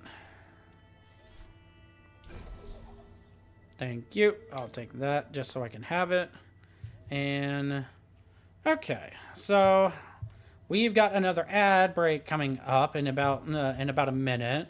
So let's go ahead and take care of that before I resume. Thankfully, we resolved the issue of the game itself having a problem. So above anything, everybody get a drink, get a snack, get yourself rested up, be well and everything. We will be right back in 3 minutes of ads. So please stay tuned. See you soon, everybody. And we'll also get to use the BRB screen. Hooray! Yours is inspiring. I gotta think of a new one. What was that? I said yours is inspiring. I gotta think of a new one. I mean, it was done a while ago, but Grit Sauce basically did real well with it when they were doing all of them for everybody as a YCH. Okay, I'll be back. I gotta use the bathroom. Alrighty. And for those that are listening as well, give me a few moments. I will be right back myself.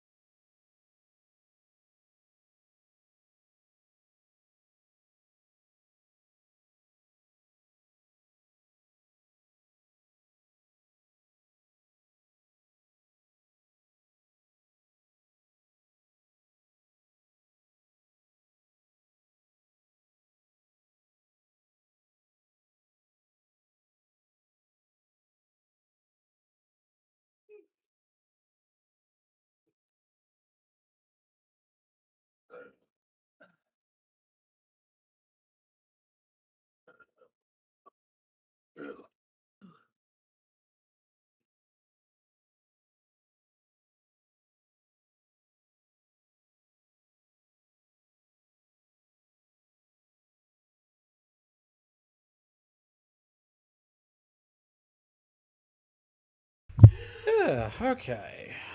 I'm back at least.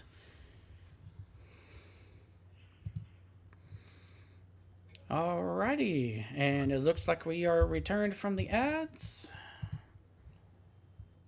Yeah, I'm back. And Decus has returned as well. Yay! Everybody's back. Alrighty. So let us actually continue with this. I've probably got a good 30 minutes to an hour above anything in me left, so let's go ahead and keep going. While I play this, above anything, I want to get your take on this because a streamer actually commented on this as well. And since you're in more of a position because you have subscribers above anything, your take on the whole ordeal of seeing as basically he had to have a discussion with his subscribers, aka chat, above anything. Your take on actually stopping play above anything, a gameplay and stuff like that, and just waiting for the chats above anything. Well, one of the reasons why I stopped for commercials and everything is because I kind of based on like a just like what I usually whenever I watch other streamers and everything.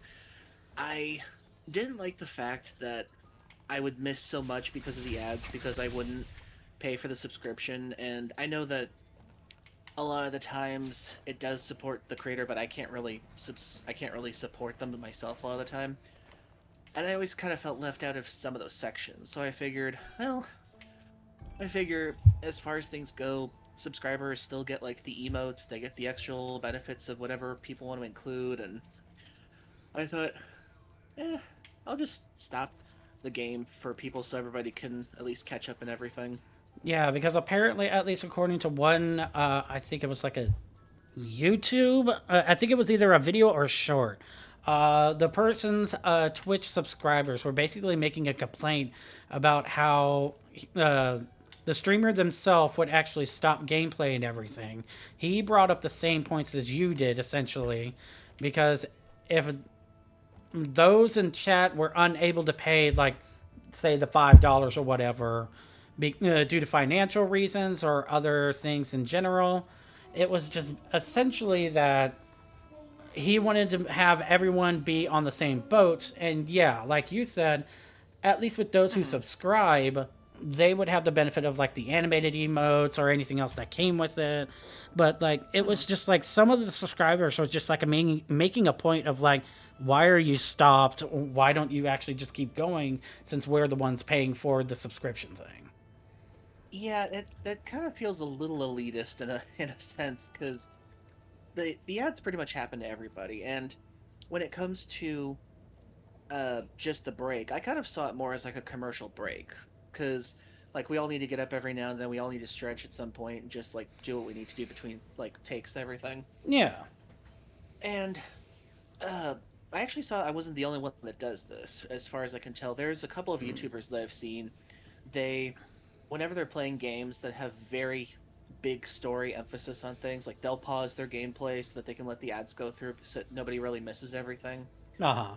Because seeing their reaction is like one of the reasons why they're watching in the first place for some of the games. And I thought that was really nice of them too, because like no matter how popular you get, and no matter how many subscribers you get, you're still going to have a large portion of your audience that either can't pay right now, or they don't want to, or they're just watching you for the fun of it and everything. And I kept on thinking to myself, well, what do I want to happen as like somebody who watches these people? It's like, and I don't want to be left behind because the ads keep interrupting every now and then. And there are some streamers that do the thing where it's like a 10-second ad every 15 minutes or something like that, but that works for them and that kind of thing. Yeah. And 15 seconds doesn't really feel like a lot of the time, but I kind of saw like my own thing where it's just like, well, if people are doing these things, then what do I want to do specifically? So that's how I came up with the idea on my own to do the 3-minute ads once every hour, so that it feels more like a break between commercials and that kind of thing. And I know I've kind of like taken your concept since you told me about it. Have been doing it myself for the past streams up until now. Honestly, I'm still going to do it as well, and I'm kind of in that same forbind as well, because it's just basically on the principle of it gives everyone a decent break above anything. So why not actually just use the time for yourself? It was just And an interesting. I do appreciate those who give me subscriptions and everything, but I feel like just paying just to go through the subscriptions, I do appreciate them doing that. I just feel like it shouldn't be a requirement sometimes, because even though I do really appreciate the support and everything, I feel like it's a bad attitude to say, well, we pay for to skip the ads, so why aren't you still playing, that kind of thing. That kind of feels like a very elitist attitude in some way. No, and I agree Like with that sentiment completely. like I know it's just only $5 and everything, but it's $5 can still mean a lot to different people. Especially in this economy these days, because usually $5 can get you at least a couple of decent burgers above anything from, say, like McDonald's. It could also help pay for gas. I mean, in the general grand scheme of things, I'm on the same wavelengths as well. I just only bring it up because, like I said, there were just like people in one person's chat that was making a big fuss about it, and I'm just like, I mean, we're very grateful for all the subscribers that actually do support the art and the creators on Twitch itself. And like, I'm pretty sure you don't go unnoticed above anything, but like to have that general, like, thought in your head of like, well, why don't you keep playing since I'm the one that actually paid for it?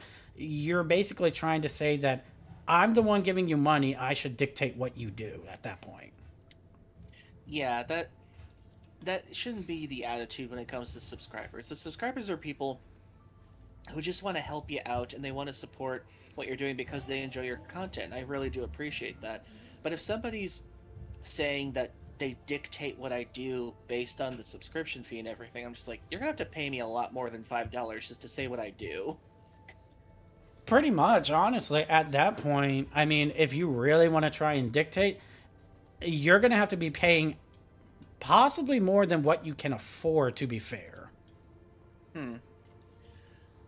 I know that sounds kind of rude in some way, but just it just feels like I still want to be fair to everybody, and the subscribers still do get some things, even though I haven't really thought of things like that besides that. But they still get the animated emotes, they still get all the extra emotes, and they do get some between time with me and everything during the breaks. But I was going to as say, far they can as, be able to talk with you and actually stuff like that, and you can actually able to actually verbally respond instead of having to go into like watching chat above anything in case they have a question. but it's just that I want to be fair to everybody on these kind of things, and if people support me, I'm really grateful of it, but it doesn't mean that you get to demand a certain thing of me because of it. Oh yeah, no, I'm in the same mind wavelength on that aspect as well.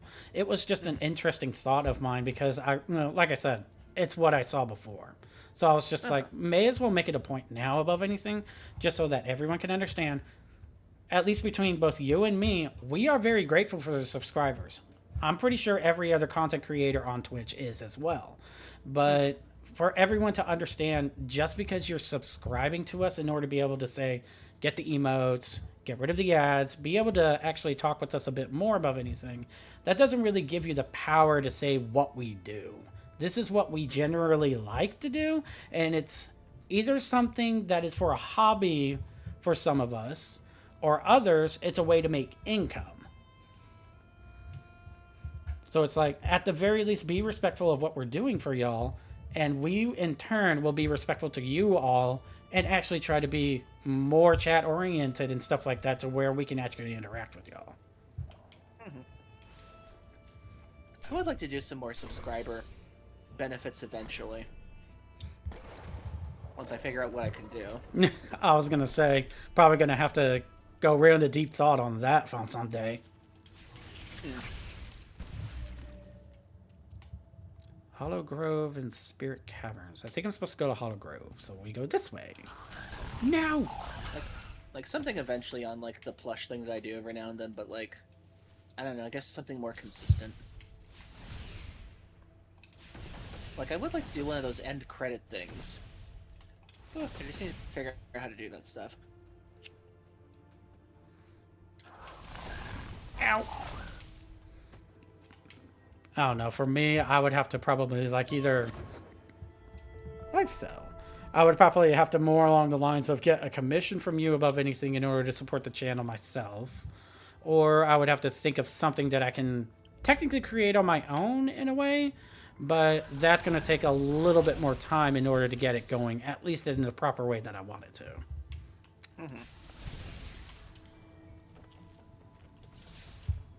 Boing. I don't have gate keys. Ah. Ow.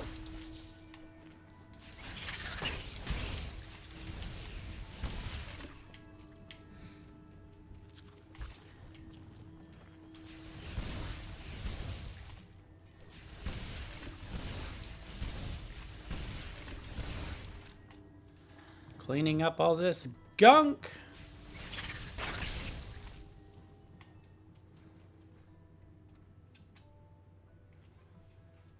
Ooh. This is a map stone, one of the many ancient markers created to chart the forest of Nibel as it grew. There is a piece missing. If we can find the map stone fragment, we might be able to repair it. Oh, I don't have it. Okay. But I do have one of the door fragments. Whee!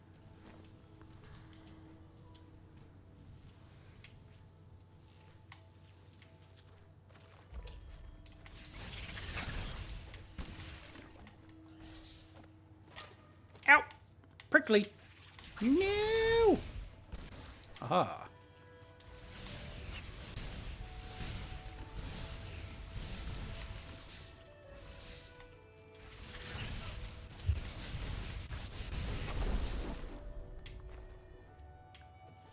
Oh, that's right. When you level up, you get a big burst and destroys everything around you. Ah. Forgot about I that. forgot about that. There were those that turned to hope. When she ravaged and killed.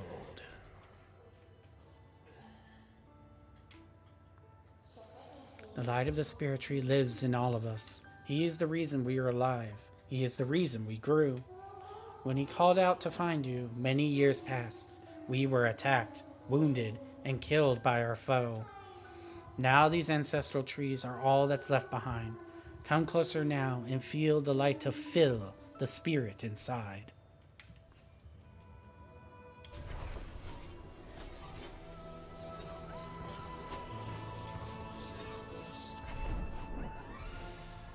Wall jump! Yay! A platformer's best friend. Oh yeah. Speaking of best friend, hello, Energy Cell. I can't wait to get my double jump, though. That is honestly my best friend in most games. Boing. No. You know what game I wish had still gotten along better? What's that? Dusk and Elysian Tale. I want to play that game. That's probably going to be my next one that I play. I have it on my Xbox profile. I love that game. I really wish it would get a sequel. Sadly, the creator, he's like in a rut or something like that. I mean, it feels like he's been in a rut for years. Probably about 15 by the sound of it. Yeah. Because when that game came out, I loved it. Because originally he and his wife were trying to make like a self-made animated film that the game was based on. Oh, really? Yeah. The Dusk apparently is a sequel to an indie animated film they wanted to make together. Huh. And I think they were hoping that the sales from this game would somehow finance it, I guess. But Dusk wasn't as profitable as I think they thought it would be. Oh. That's completely a shame. Yeah, because I think the statues in that one area of the game that kind of tower over some of the areas, they're supposed to be like the heroes of the previous story. Oh, right. Okay.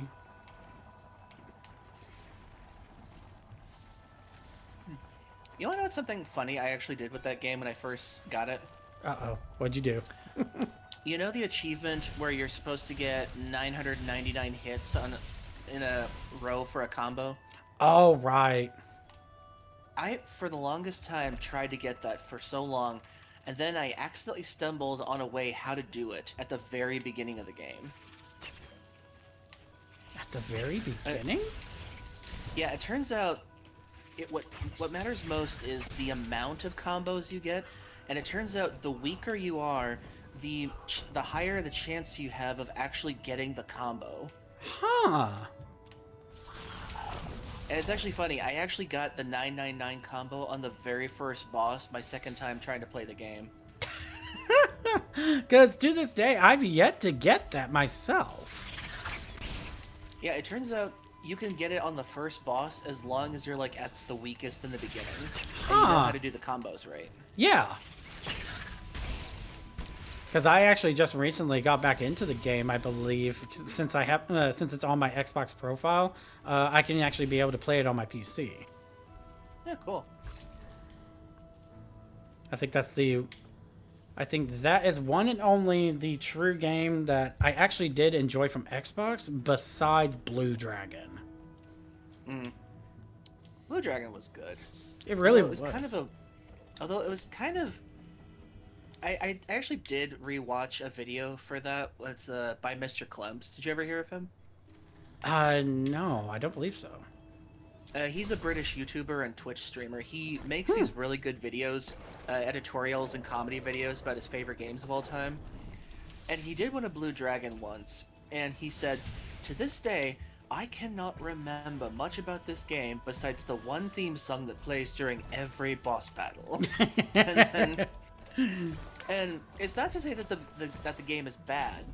He went through the entire thing, and he's like, "Okay then, so I went through this whole game again, played it from start to finish, and I have to say, it's pretty mid overall." Aww. Ow! Because I remember when I first started playing the game, it was good, but then when I started rewatching some people play it, I'm like, oh, okay, I guess some of the rose-tinted glasses were really making it more charming than I remembered it to be. Aww. Don't you hate that when it happens with some of your old stuff you used to love? Oh god, I know, it's like Brave Fencer Musashi. When I started replaying that again, I'm like, oh, this was kind of fun back in the day, but now it's kind of really tedious. And I think another game that happened with me was what was another game that did that to me once?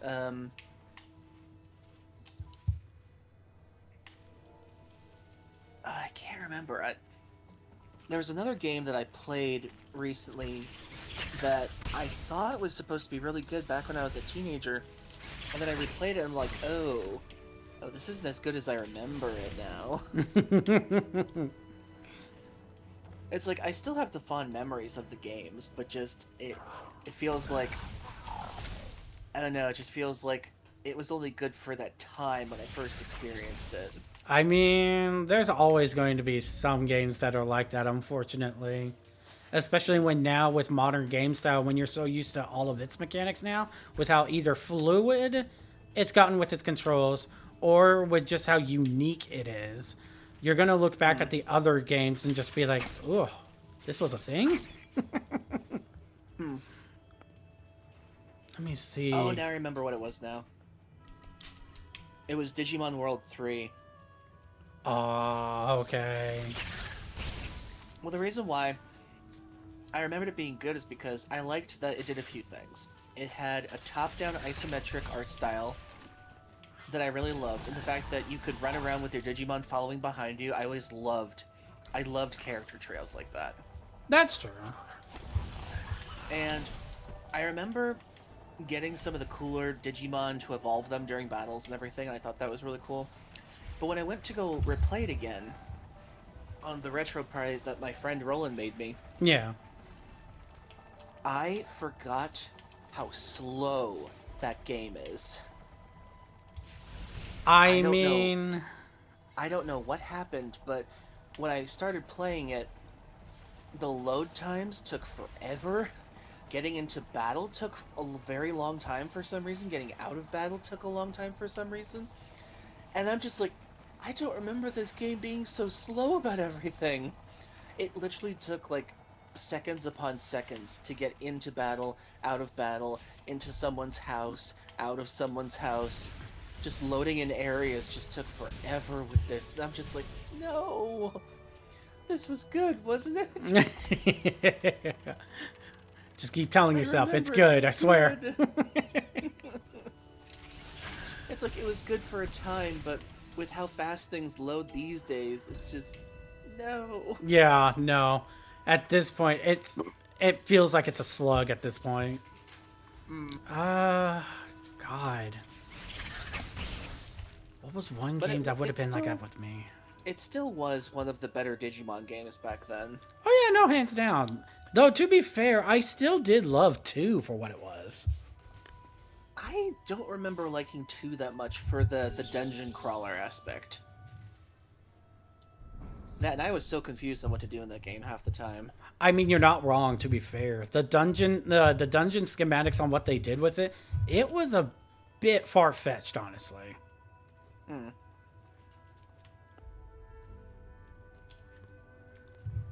I mean, to be fair, I will always admire the original, at the very least, for Final Fantasy Tactics.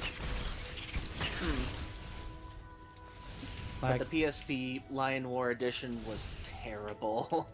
Its load times were so bad, and the slowdown for special moves during battle was bad. I mean, you're not wrong, but at the very least, I do have War of the Lions. At least when it comes to the Android mobile version that they redid, and since I can play it on the PC itself, I actually went through it a little bit and just to see how it holds up. They did actually improve the loading times, which was a godsend, basically. I want to say it could just be a PC thing because of the emulator that I have to use in order to make it run. It does go a little bit on the speedy side for when it comes to, I believe, either the movement or the animation style in order to sync up properly with how the game originally is. But for the actual most part, it still feels like the Final Fantasy Tactics I remember. These energy gates were sealed by the spirits of the past. If we collect enough energy cells, they will open a pass. Yeah, can't do that right now. I need 5! Can I go down, please? No. But yeah, I was thinking about getting Final Fantasy Tactics, the remaster, the other day, and I was just like, but if I do this now, and then in the end I just thought, I'll just wait for it to go on sale at some point. It's not going anywhere anytime soon anyway. I mean, $50 is a pretty decent price for what they're offering with it, but I think it could be a little cheaper. I mean, I remember when we were talking about it before, we kind of both agreed that at the very least $40 should have been its base minimum. Like when they did the Secret of Mana remake, that was $40 when it first came out the gate. Oh wow, really? Yeah. Or wait, or was it cheaper? I gotta look that up real quick, because I remember it being really cheap when it first came out. Oh, okay. Secret of Mana remake. Base price. Wow, I needed 4 for this one. Goodness. Oh yeah, it was $40 when it first came out. Oh, okay. Yeah, and I still like the Secret of Mana remake, despite everyone's grievances with it. I've never honestly tried it, to be fair. I do need to try and play it. It is a fun game. The voice acting is very B tier, which makes me laugh a lot, which is one of the reasons why I like it. And I do like some of the little cutscenes they added in. The one thing that people hated is the fact that the top-down doesn't look as... the 3D doesn't look as good as the sprite art from that time. Which is understandable. It's more of a preference thing. But I still like this one better for its quality of life updates, the voice acting, like, because every NPC and every character is voiced in it, thankfully. Oh, that's good at least. And it's very hilarious whenever the voice acting happens for certain characters. Alrighty. So yeah, I'd recommend that too if it's on sale. Okay. Told Ori the tale of her misguided will.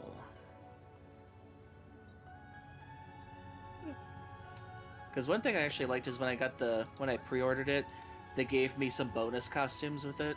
Oh, nice. And every time I play it now, I always put the main character, Randy, in the tiger pajamas so he can save the world in tiger pajamas. How it's supposed to be done, everybody. Yes. You ever save the world, you have to do it in your jammies. He had a tiger onesie and it was wonderful. Aw, would have loved to see it. I'll probably look that up later. It's so cute. Ori, the spirit tree. He must have used the last of his strength to save you. Come now and hear our story. It was the night of the light ceremony. It was our light that she hated.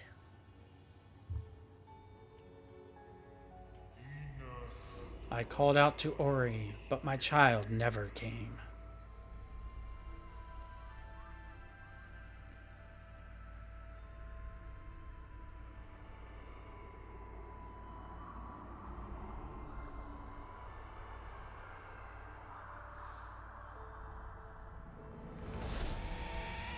And then this hateful bitch came along.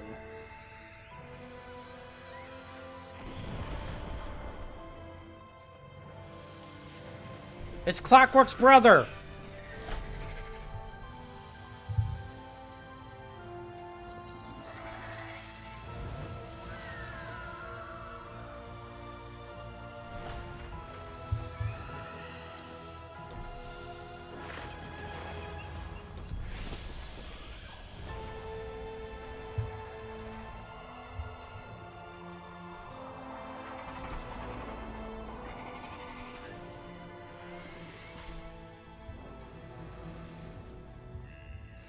Kudo stole sign.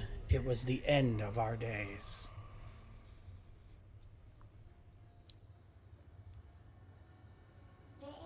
You received the spirit tree's light. He put our fate in your hands. Listen carefully now, for you must understand. The spirit tree sustained the three elements of light, and in turn they brought balance and kept Nibel safe. The element of waters, high atop the Ginso tree. The element of winds, deep within the forlorn ruins. The element of warmth, beneath the fires of Mount Horu. To restore Nibel to its former self, we must rekindle their light before it's too late. The first we will find beyond the spider coves, atop the tree where the waters once flowed. And that is our destination, everybody. The Thornfelt Swamp. The new objective, find the Ginso tree.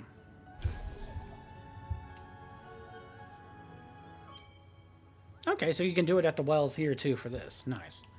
Okay, so allows reusing soul links and shortens. I don't really need to do that right now. Let's be on it. Regroup. Creating a soul link restores one life cell. That could be good. That could be. You know what? Just to be Yeah, even. just to get Rekindle out of the way. Yeah. Plus to also make it even that I have all three basic abilities for now. Yeah, because I think the ones beyond Rekindle are like really good later on. If I remember correctly. I forget. Can I view them? Charge Flame efficiency halves the cost of Charge Flame. Creating a soul link restores 2 life cells. Oh, hey, dude. Glad you can make it. Hope you're doing well, too. We had finished playing the demo of Bubsy 4D quite earlier than expected, so we swapped over to Ori and the Blind Forest. Had some sync issues, unfortunately, and they've been rectified, thankfully. Weird how VSync keeps doing that. I don't even know what the hell it does. I don't know what its purpose is. Like, they always say, like, VSync is supposed to be able to help out the game above anything, but I've never had for once ever had it be an issue to where it was that bad for the gameplay itself. Water breath allows Ori to breathe in clean water. Ooh, that could come in handy for the later stages. That's one of the ones I aimed for, and now I remember. Soul Link efficiency halves the cost. Triple jump. Yay! A lifesaver. And Ultra Defense reduces the damage inflicted by enemies. Okay. Map markers makes most pickups show on the map. That would be helpful, especially if you're trying to get some of the stuff and have to backtrack. Life efficiency, life pickups will restore twice as much. Ultra Spirit Magnet will most pickups will automatically be absorbed. Energy efficiency, energy pickups reward 50% more energy. Ooh. Ability markers marks ability cells show up on map. Increases the spirit light gain from absorbed spirit light. Spirit efficiency, life markers, energy markers. Allows Ori to see her walls to find hidden areas. That could be helpful. And then, of course, we have the damage aspect. Increases the strength of the Spirit Flame. Improves the radius and damage of the Charge Flame. Allows the Spirit Flame to damage 2 targets at once. Increases damage and allows bashing through enemies. Further increases strength, increases radius and damage of stomp. Allows the spirit flame to be fired more rapidly. Enhances radius and attack damage of charge flame. And increases spirit flame damage and allows to hit 4 targets at once. Ooh. Impressive.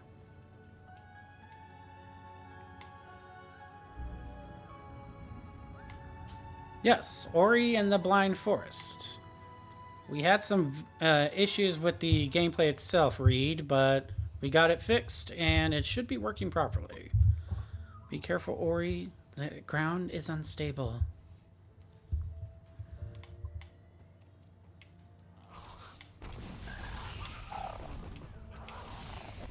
I wonder. Yep. Yay!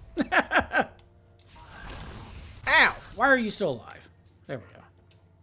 Boing!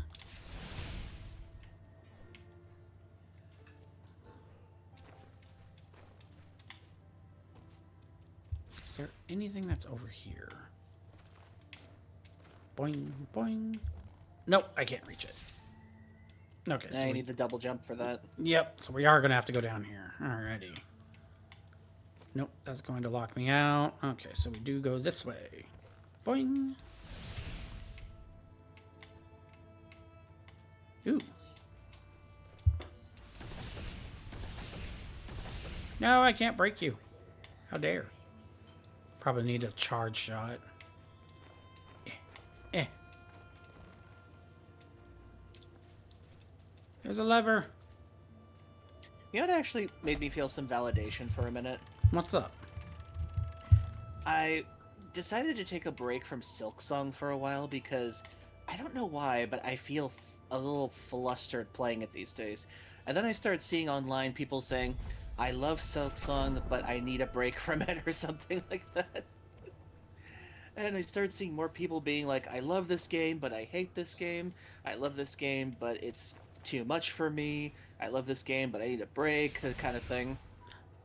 If that's the case, it could be because of the mechanics on how to get around stuff above anything, or just to even like make it work properly. Because I've been noticing, I've been noticing a lot of people. Sorry, I've been noticing a lot of people saying that while it is very well done for itself, some of the mechanics, especially what people were used to from the original, which was a downward slash, it's more of a diagonal slash now, and people are just like not able to like get fluent with it. Oh yeah, Reed, it is a much harder game than Hollow Knight was, especially with the customization aspect involved with it, which can make some things harder or easier in some ways. But for me personally, I think it's the length of the game that kind of tired me out for a while because when I first got to what I thought was the final area of the game, and then it's like, nope, there's more beyond this part. I'm like, okay. And then after I got that part done, and it's like, nope, now there's even more beyond this area. I'm like, how much did the devs make for this game? And then I remembered 7 years, and they had to stop themselves from making any more. So I stopped in the middle of Act 2, I believe, for like my break, and I found out that there's like 3 acts to the game. And I'm just like, oh god. Oh right, I remember. Isn't it supposed to be like a 40 to 60 hour game? It's very long, surprisingly, and I think that's one of the reasons why some people are stopping to play it for now, is because it is a much longer game than Hollow Knight was, even with the added content that they put in Hollow Knight later on. Because with Hollow Knight, for me, it felt manageable to a degree. Like, it had some customization, and it was good, and it had a simple, well-to-understand story and everything. And with Silksong, it feels like the developers, like, went full throttle with this game to fit as much as they could into the base game. But it feels like they put too much in the base game. Why aren't you going to save it for the DLC? Which is funny because it's already a really good game at like $20, and it's so much for $20. It's like there's too much game in this game. A gamer complaining about gameplay length? What? I know, it's so weird. And And I'm somebody who's played Persona 5 a few times already. Oh yeah, no, same. I probably have clocked in at least over 200 hours, probably. Hmm. Like Persona 5 was honestly my best interpretation of getting into the Persona series, because after that I went back to Persona 4 and I also went back to Persona 3. I To be fair, I still need to play Persona 3 a bit more above anything, but Hmm. for the time being, I mean, when it comes to gameplay length wise, I think Persona 5 takes the cake on how long I've actually stuck with a game, like even after completing it.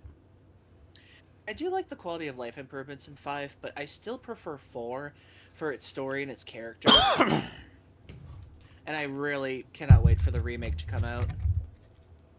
I'm just praying so hard that they don't make the golden content separate DLC. I'm praying they do not do that. Oh yeah, no, same. Because the only Persona 4 I've played right now is the Golden Cut, and Yeah, honest, that's the best version. so I've been told, and honestly, I've been enjoying it for what it is. Hmm. Persona Yeah, that's 3 one of the original reasons. or Reloaded? Oh no, with me it was Oh yeah, Reloaded. yeah. I've been very hesitant to get Reloaded because as much as the quality of life updates have people told me that it's much better now, I still feel hesitant because of the pricing because they made the they made the FES content separate in this for an additional price, and I might get it, but Persona 3 hasn't always been my favorite of the bunch. Okay, so I guess my question is, you understand the well, like all the story aspects been for 3, right? Oh yeah, I know all the story aspects for it. Okay, then above anything, uh, for anyone that has not played it, this is going to be slight spoilers above anything, but it depends on how you look at it. With Persona 3 Reloaded, the one and only thing that I think I looked up on and actually checked is that Reloaded took the aspect of the original and not the FES. And that's with Hmm. one of the characters that joins later in the game. Yeah, it's with the FES edition, it was uh it was divided into two parts for the game, and it was originally the question and the answer. Yes. And not to spoil anything else beyond that, but the DLC that they included, or technical DLC that they included in the second one, what I have a problem with is the fact that when FES first came out, it was $30 for a brand new PlayStation 2 game because Atlas knew that people would have had the original vanilla version and maybe might want to trade it in to make that version cheaper to get for them and everything. Mm-hmm. And it felt like a really great thing to reward the fans with. But the fact that Reloaded came with the FES content separated as an additional $30 DLC, which means you would have to pay $100 to play the whole Reloaded experience, which really pissed me off when I thought about it. So, unless it goes on like a very big super sale for me, I don't think I'll ever play Reloaded. Hmm. I mean, for what it is, from what I've played, it actually is a good Persona game above anything. The voice acting, Hmm. honestly, is top notch, honestly, especially for the new voice actors they got for it. Hmm. And at least for the quality of life aspects, I can't really say anything of like interpreting it between the original and Reloaded. But what I can at least say above anything is that it still feels like they took what worked for Persona 5 and at least modified it to where it was its own. It was still the same aspect, but it was in the uniqueness of Persona 3. Hmm. And that makes sense. I do appreciate that. It's just I hate the fact that they decided to get really greedy with this and make the experiences separate rather than putting them together. And the worst part is they originally said they were only going to do the vanilla version of Persona 3, and then like after a few months when it came out, they're like, "Oh, guess what? Now we're going to announce that I guess is going to be its own DLC." After they said they were never going to do it. See, now I will admit that was a bit of a dick move they did. Yeah. I will admit that. Oh yeah, that's right. I actually heard that apparently Persona 3 is going to get a patch note soon. Apparently, they're going to include the original soundtrack from Persona 3 with the original singer for it into the game, apparently, as of like a free patch or something. So that's good, at least. Oh, really? That's wonderful. Yeah, the original singer, she posted it recently. Apparently, they were going to. She already retired due to health issues with smoking and everything. So she is happy that they are going to include her original tracks into the new game as like a thing to, I don't know, just like be respectful to her and that kind of thing. So because her voice did, her music made a lot of what Persona 3 is to this day. Okay. Sort of like a legacy. Like, this is what she was originally, what was originally Persona 3, so may as well, like, give it the honor that it deserves. Oh yeah. Yeah, I saw the update of it on Blue Sky recently. Let me see if I can find the original post. Yeah, go ahead. I'm pretty sure I liked it. I know, Let's the see. spirit that died here was strong and courageous. Listen to his voice. He was able to focus our light. Ah, here it is. Atlas has announced that it will be patching Persona 3 Reload on October 23rd with 8 songs performed by Persona 3's original vocalist, Yumi Kawamura. These can be used in dungeons and in battles. The songs include Memories of You, Brand New Days, and more. And it's going to be 8 songs from her original soundtrack for this. Oh, okay. And Yumi Kawamura herself said, "It's been a while. I'm truly overjoyed and grateful to be reunited with everyone again. Persona 3 is a treasure to me as well. I can't help but feel excited. Old friends will fight alongside me once more. New friends, how about letting my songs into your battle or aid you in battle? Let's celebrate together. Thank you for your continued support." Very lovely. So yeah, her playlist is going to be included in the game as a free patch, thankfully. Okay, that's wonderful to hear. And let's see, there's a link to extend the story a bit more. Let's see. So yeah, these are the original songs. They're not new performances because she did technically retire due to health reasons. I mean, I But would she is- imagine. But she is grateful that they did include her original songs from the original games into this now. Well, that's Okay, wonderful so that's to at least hear. a good. That's at least a good homage to her, at least. Yeah, it really is. I can make my little fairy go boom boom now. He's my Navi, just a lot less annoying. Hey, listen. Did you ever see the terminal montage version of Ocarina of Time? Terminal montage one. I don't believe so. Oh my god, you've never seen it? I don't believe so. I might be blind to that right now. I would love to watch that with you after this or something, or like at the end of stream. Actually, we could probably only watch one because Terminal Montage is an animator on YouTube, and he does what if scenarios, like how the game is played by players if they're trying to speedrun everything. Wait. Is it the something of series? Like Something there's about? there's Something about. Oh, about- okay. Yeah. No. I remember. I even just watched the recent one about the Shadow Temple. Oh yeah, that was a good one. I was about to say, if you hadn't seen those before, I'm just like, we have to watch them immediately after this. I mean, honestly, I wouldn't mind watching them in general anyway, but still, yeah, I remember them. I just like how he made Navi basically this overall aggressive type of just like making sure Link goes the way he's supposed to. Oh yeah, hey, listen. Just whenever somebody gets in the way, she just utterly destroys them. Yeah, pretty much. It's like she's just as impatient as the player. She's basically the player in that essence above anything. I loved it when they first introduced her again. She picks up that one guy that blocks your path and drops him so far that his skeleton pops out. Oh, right. Oh god.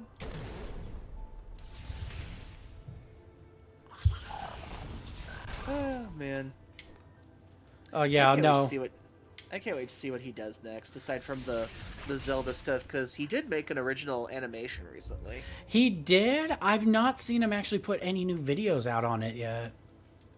Well, the let me see, the one where it's like the one about the blueberry and the carrot that are trying to find the chair for the wizard. Yeah, that one. Yeah, that was like the original one from like last year, if I remember correctly. I believe so. I think that he was just doing that as a pilot, but I really hope he keeps continuing that because that was such a fun one. No, it really is. He honestly needs to continue it if he can, above anything.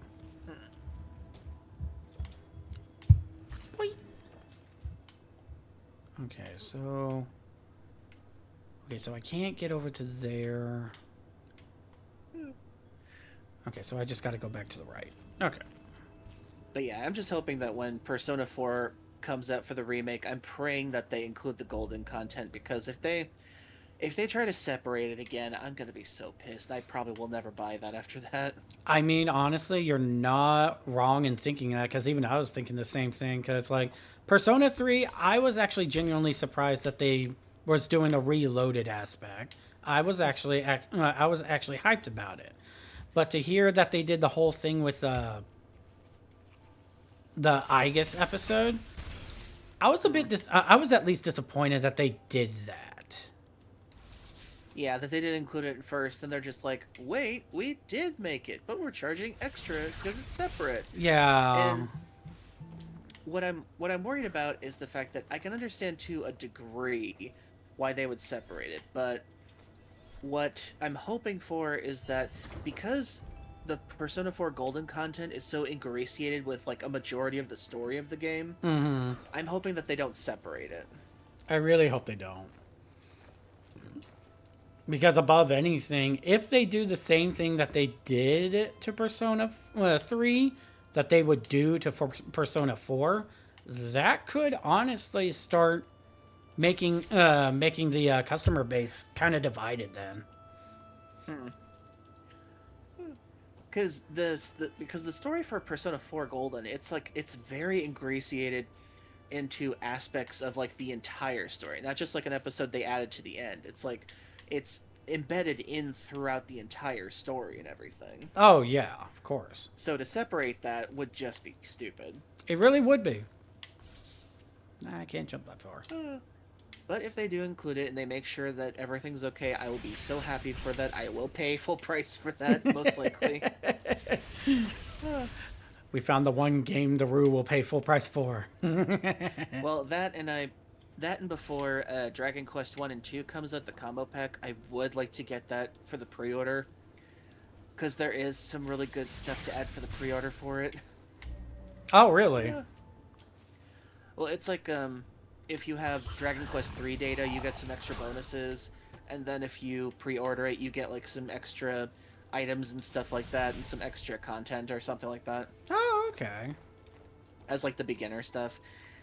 And I know that doesn't seem like a lot to pre-order it extra, but I do want to get that so bad for the channel. I mean, I just still really, really beg that they will at least, above anything, just do like a re-release or something of 8. People have been arguing with me about this, that, oh, well, they already did a re-release on the 3DS. That's a 3DS. That is not an actual... that. Yeah, I am not emulating that, nor do I even want it on something that is on a small screen. I want it actually on a console to where I can actually play it, like, say, on a big TV. Mm-hmm. Yeah, Dragon Quest 8 is definitely one of the best ones in terms of like its top like Dragon Quest stories. Excuse me. Yeah, I honestly loved it at the time when they released it. And yet still to this day, they have yet to re-release it, remaster, whatever they're going to do with it. And I'm just sitting here like, I'm seeing 1 and 2, I'm seeing like even 7, and I'm just like, where's 7? 8? 7 was a surprise for me. I honestly did not expect it. Because 7, for a lot of people, is considered to be like one of the lower ones when it comes to...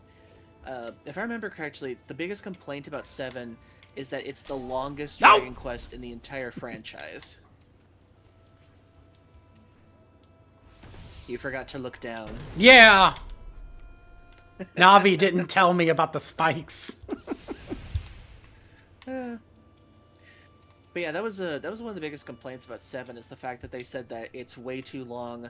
There are some aspects that don't actually work with it, and apparently one of the big things that Square Enix and Yuji Horii, the creator, has been saying about 7 is that he actually took away some of the story aspects that don't really add anything to the overall story. Oh, for 7? Because even he said that even he said that there was some stuff that didn't make sense to him looking back on it. Oh, wow, I'm impressed. Usually you don't hear that from like the directors themselves. So yeah, he did cut some content from the original, but he is trying to make up for it with like improved visuals, better battle design, and some overall improved like quality of life stuff. Oh, I mean, as long as it's done something like that, I don't mind. Because I'm sure above anything, it'll give us an actual like better experience above anything in general. Oh yeah, because I remember I was watching the interview for it, and he said there was things in there that I don't remember why I included or that didn't make sense with the story, so we decided to cut only the things that didn't really add up to the story or help build the world or something like that. So I'm guessing he took away a lot of tedious stuff then. It sounds like it, honestly. And I mean, if that's the case, cool, good for him. I'm pretty sure the players will probably be very respectful about it. Oh yeah. And the thing that I actually like about this one is the fact that he was really proud of the fact that they experimented with using photorealism to scan in the real life objects and the characters, like the character models were actually made from dolls. Oh, really? In order to, yeah, the character models were actually designed from actual dolls that they made, and they photo scanned them into the game to make them come to life like that. Interesting. Yeah, I was kind of wondering why the art style felt a little off at times, but then it made sense after I heard that explanation. I was going to say, after that kind of explanation, yeah, it makes sense. So I thought that was a really cool idea for a bit. And then the environments are based on, like, certain, like, models they actually made themselves and scanned in and everything. Ooh, nice. So it's got, like, one of those, like handcrafted, plasticky, papery kind of looks to it throughout the entire game, apparently. So I think that's an interesting new take on it. I mean, if truth be told, if it's something like that, I'd probably give myself leniency because I've been trying not to get, like, some of those Dragon Quest games simply because I've been adamant about trying to fully wait on 8 before I try to divulge into others. But it's at this point, if they're making the effort to actually, like, do some of this kind of stuff for the older games, I might actually, like, try to go into it just to see how they are. So, yeah, let's see, I've got about 8 more days until the game comes out, so I'm wondering if I can try to, maybe, like, get another sale or two before I can get it or something. No, it's something to think about. Alright.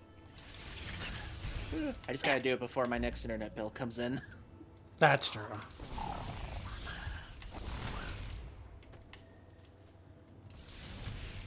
It's like I had a chance a few days ago, but then I had to get some groceries, so... Oh, right, I remember. But at least I got By Sweet Carol. Yeah, that was honestly a surprise when you told me about that. I had honestly never heard about the game to begin with.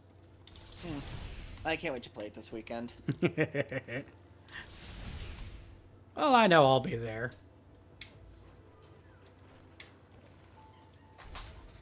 Hopefully I can get the PNG done for it in time. Well, from what you're... rush job. I was going to say, from what you've got going on, so far it's coming out real well at the very least. No! Oh, come on, you're not close enough. Get over here. There you go. There we go. Nice. Ha-ha! That's what I wanted. Bonus. Yep, pretty much. I was hoping that would have happened. Okay, so we're actually going to do... Oh, can't create it near enemies. Right. Okay, so what if I put it up here then? There we go. This way I don't have to do They that have to at least be off screen. There we go. So Well, I want the strength. I know that. Improves radius of charge flame. Makes most pickups show on the map. Give me the life cell. Halves the cost of charge flame. I mean, right now it doesn't really help me at the moment when I only have one charge. Improves the Let's radius. go for the map markers for mana. Yeah, that might be the better option. There we go.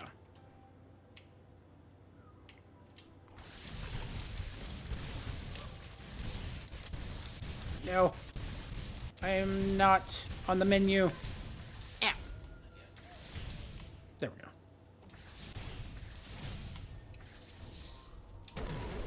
There we go. This way I can also have it saved where I can be back here instead of dying and going through the backtracking all over again.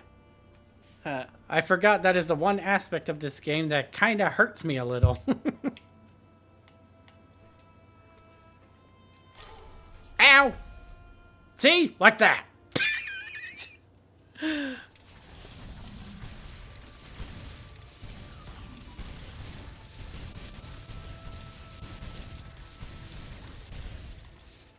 we go.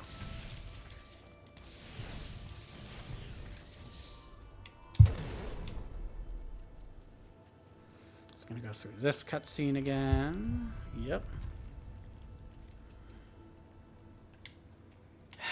Okay, I tried to go to the right. So am I supposed to go to the left then? Excuse me.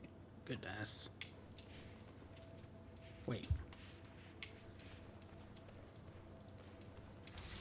No! Up, ads. Oh, I wasn't paying attention. It's so weird that it does that.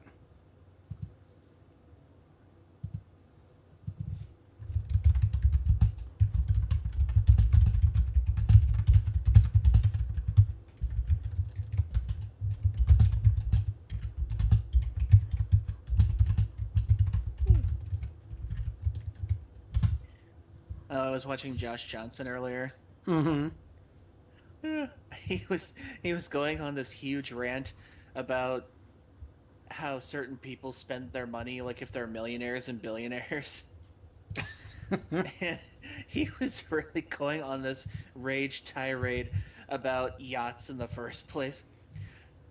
He's like, you basically bought a giant bucket with water for a pool.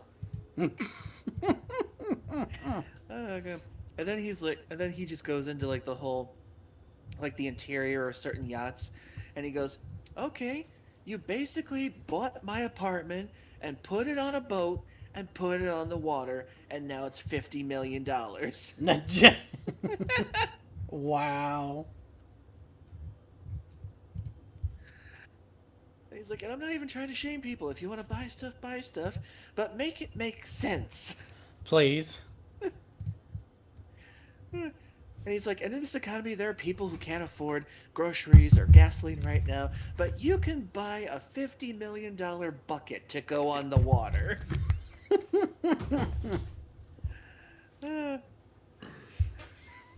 As RuPaul's Drag Race has always told me about that one scene, choices.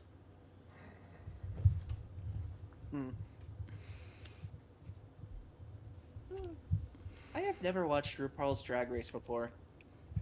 I mean, for what it is, it's decent for itself, but above anything, the drama that it actually gives for the show to keep it engaging, it feels repetitive.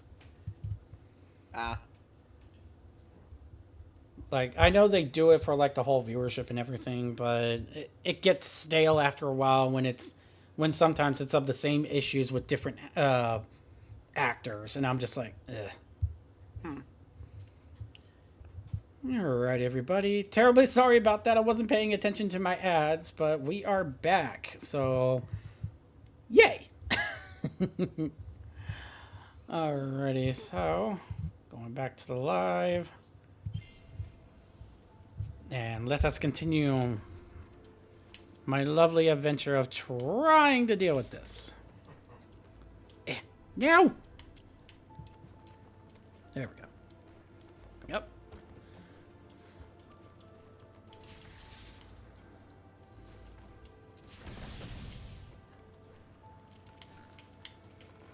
Oh. Aha. Okay.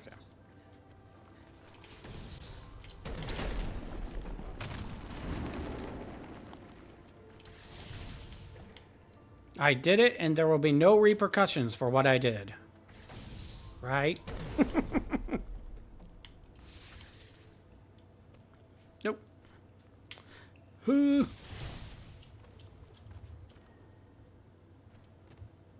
Give me that. Yay.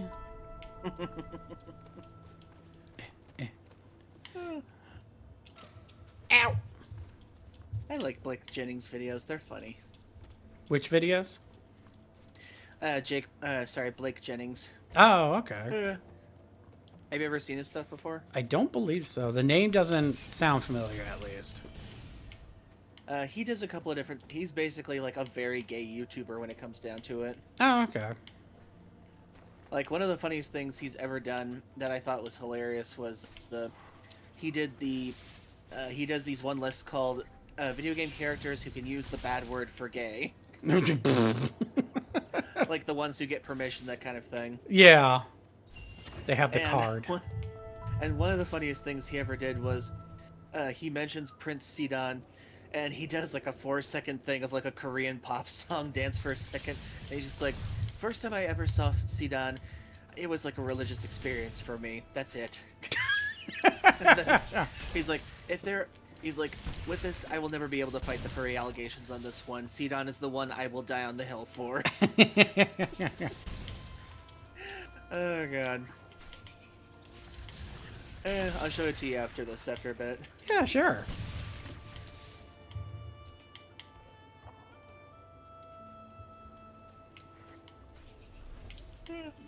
And then he mentioned Sidon's fiance, and he goes, "This bitch." He's like, that is not a fiance. That is an obstacle, and I am an Olympic pole vaulter for this moment.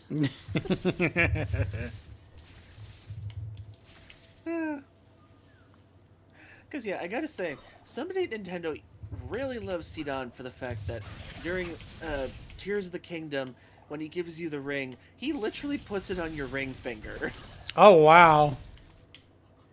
Yeah, that was like every other sage who gives you their ring, they like give it to you like they put it in your hand or something like that. Yep. Sidon literally gets on one knee and he puts it on your finger himself. Oh my goodness. And I'm just like, hello, Nintendo? Was someone hoping this was reality? Yeah, apparently. God, I was so giddy when I saw that, when I was on stream with that. I'm just like, he made us our secret. He made us the secret. It really did, honestly, when he did that. Oh, God. Ha! Got it. Because, like, I was almost heartbroken when I saw he had a fiance, and I'm just like, my bomb arrows might become loose on you, woman. You have made yourself the target. You better get out.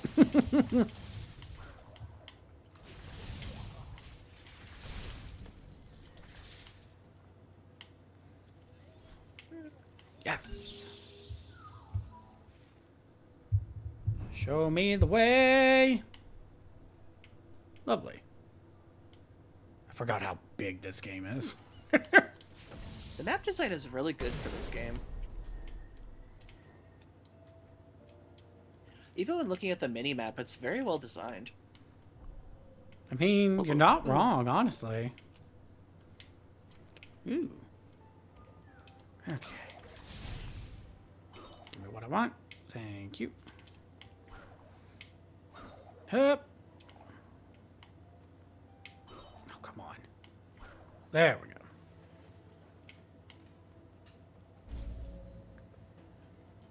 Mount Horu, Thornfelt Swamp. That's where we need to go. Let me... This stream is brought to you by Depends Adult Diapers. Good Lord, again? Ads, are you trying to tell me something? I don't know who they think that they're aiming the ads to most of the time. I doubt they ever know to begin with. Ooh. It makes me wonder, like, the people who pose for these things. It's like, do you understand what you're posing for? Yep, I need the money. All for the money. That's all I see it as. It's like, I am just acting, I am not the face of this.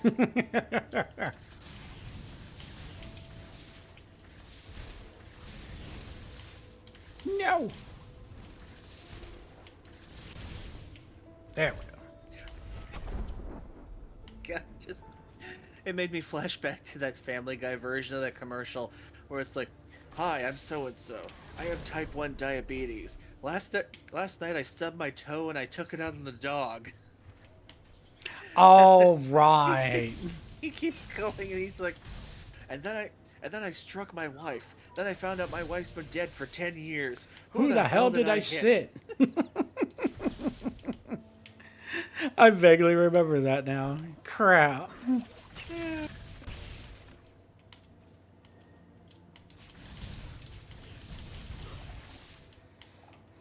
I think, honestly, the only skit that has by far ever stuck with me the most when it came to any of the Family Guy stuff was honestly the Michael Jackson one. The one where he shoots his crotch or steals a child? More so of shooting his crotch. Oh, God. It's like first he just grabs it first, he just starts punching it, then hitting it with a baseball bat, and he just unleashes an Uzi on it for some I was going to reason. say, once he brought out the Uzi, I'm like, oh my God.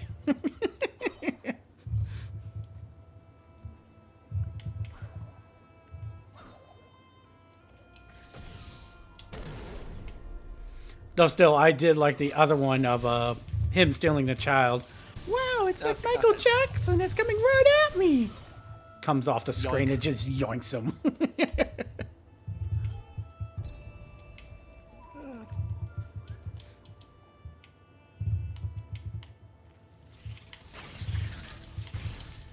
Ow.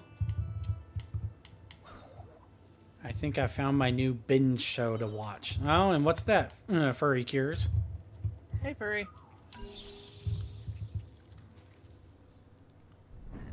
Get the map back up. There we go. Do you know of a show called Duckman in the 90s? Oh, yeah. my goodness. Oh yeah, Jason Alexander's show. Yeah. Good show, kind of ahead of its time in some of its humor and everything. Yeah. And then it's got the speech that Jason Alexander did about the importance of comedy. Timing.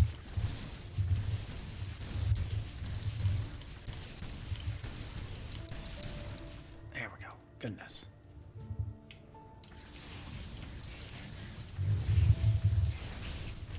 Found out it was made by the same creators as Rugrats. Yeah, the art style does imply that. Yeah. Oh! Ooh, I made you blow up down here. Lovely. I'll take that. Nice. The happy little accidents. We're gonna do that. And... But yeah, I was way too young to watch Duckman when I was a kid when that came out. Because, like, most of the adult humor flew over my head, and most of the satire and the jokes were way too ahead of me for that time.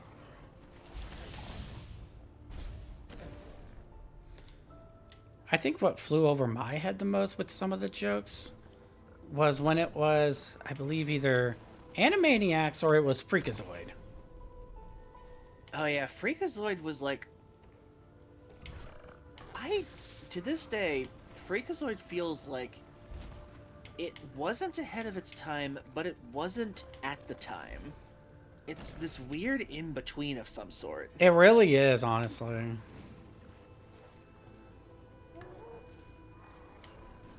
Okay, you just don't die properly. Ooh! Oh my word! I forgot about those. Oh, Jesus. Uh, I don't think you're supposed to go that way. no, I'm not by technicality, but I wanted to see if there was anything else up there, and no, there is not.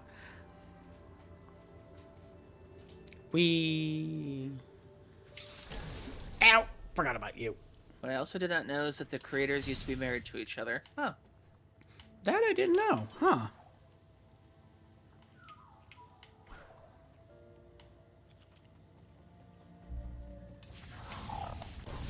Nope. You can go away. You know they're doing reruns of Freakazoid on MeTV. Yeah, I've heard about that. To this day, I still don't know how I feel about Freakazoid because in some ways it can be funny, and then in some ways it's just very weird. I feel like it's intended like that. Hi. Nickelodeon was my jam back in the 90s. Oh, same. I loved Oh, same. Nickelodeon. I think it was it and Cartoon Network was my ordeal. Nickelodeon, Nick at Night, Cartoon Network, and USA in the Morning for Kids was for me. As a kid, I always went with PBS, but that was mostly because of sorry to say, I want to say that was my furry opening when it came to Dragon Tales. Ah. My furry opening didn't technically happen until Gargoyles. That's understandable. It was when the police officer's brother, Derek, got turned into a panther demon. Oh, right, that one. His TF just set something off in me that day when I saw that. I fell in love with the trope of being turned into a monster and having to say goodbye to your old life. Like, I fell in love with that trope so hard that day.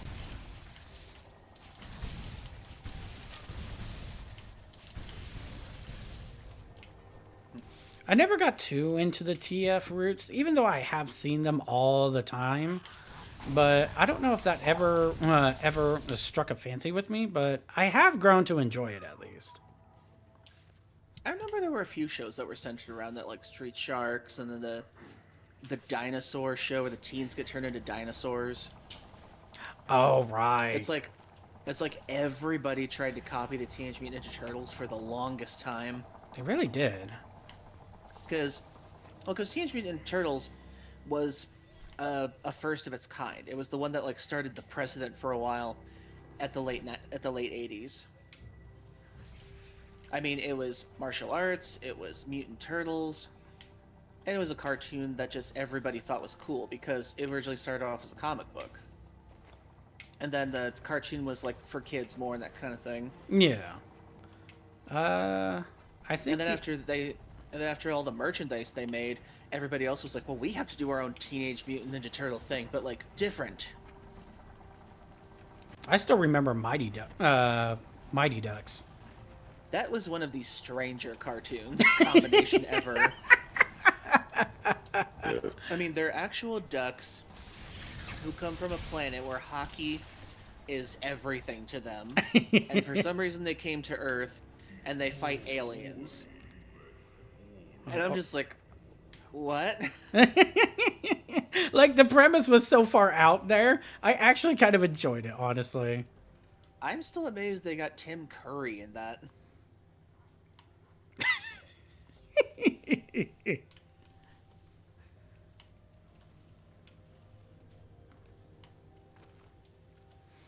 Gargoyles is one of my favorite shows I ever watched. I think it's most everyone's, honestly. Power Rangers was Transformer in the sense of like, superhero kind of thing. I fell in love with the trope of like being turned into a monster and never going back kind of thing. Yeah. A Gumon from the Forlorn Ruins. We must follow his steps. We must get what he stole. Regain the water vein. He's got his grimy hands on it. Get back here. South the water vein. The Ginso tree is closed shut. Probably watching that. There were other Disney shows I loved, like DuckTales and Tailspin, to name. Oh, I absolutely adored, at the very least, DuckTales. Tailspin was such a good show. It really was. I thought the idea was so cool. It's the fact that they lived on a chain of islands. They got everywhere by planes and everything, or seaplanes. Yeah. I wonder if they got that idea from Porco Rosso. I mean, it could be a possibility above anything. Get back here with that stuff. You little...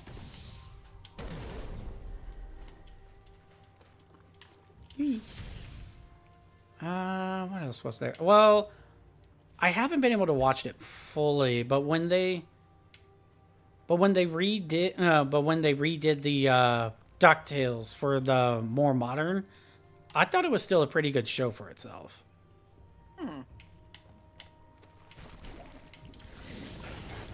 No. Yeah, the revival of the Proud Family was like, let's see how much we can guilt the audience like crazy. I mean, you're not wrong from what I've been hearing about it. I tried watching a couple of clips and some episodes of things, and they basically added a lot of things to the show that would say, let's make white people feel more guilty about things they didn't really control back then. Oh, good lord. Like, I get the history is important and everything, but if you're gonna make, like, entire characters to make that point across, it's a little much. I mean, you're not wrong. Because the original show did deal with stuff like that, but not in such a really ham-fisted way. Yeah.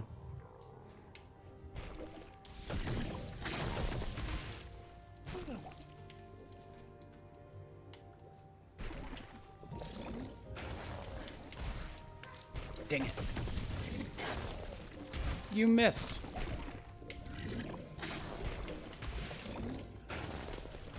Haha! Nope. Over here. Come on. There you go. Hit me.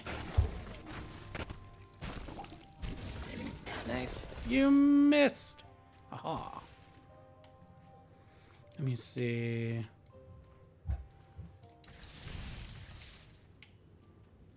The moon grotto. Oh my lord, the lasers. Right.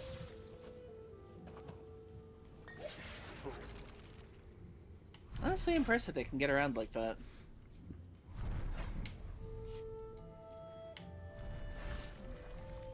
Okay. Wait!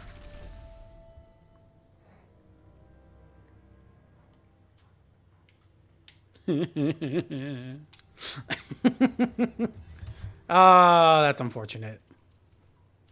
Well, it's not too far away. Yeah, I was gonna say, it's not too bad at the very least.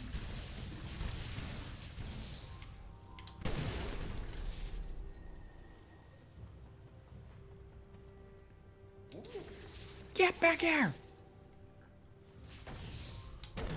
Give me that stuff.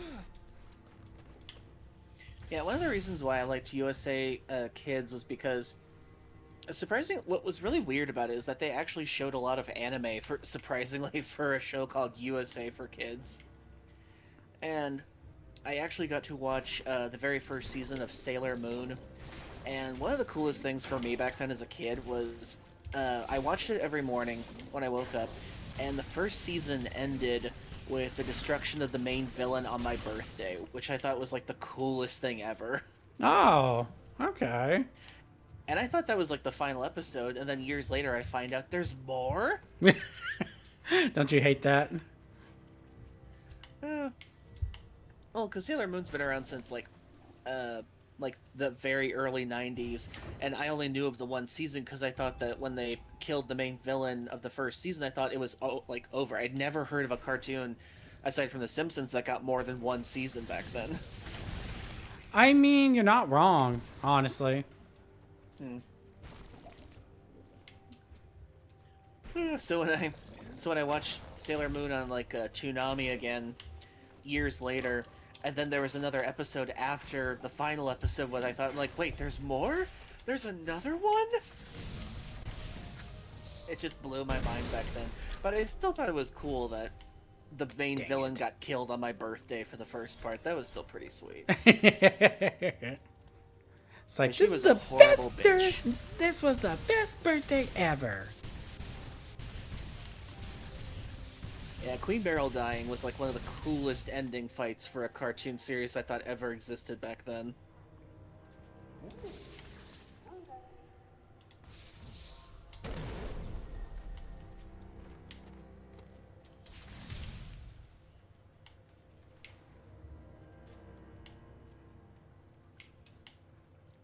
Ooh, okay, so what is over here?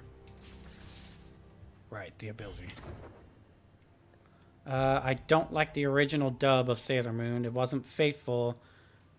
I like anime that's faithful with no cuts. The original dub of Sailor Moon, the very first one, it's very for kids TV to a degree.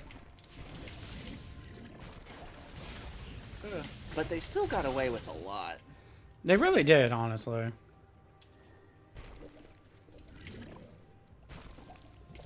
And there were some things that I found out later were a bit of an issue with the producers, like whenever there was a lesbian couple, they would say that they were cousins or something. Okay, that I will say to I will still say to this day that that was such a stupid thing they did. And technically, let me think. Two of the villains in the first season were originally a gay couple at one point. So they changed, I think it was Zoisite into a woman because because he was so pretty he looked like a woman, so they actually just changed the voice to be a woman. Oh, right. I remember now.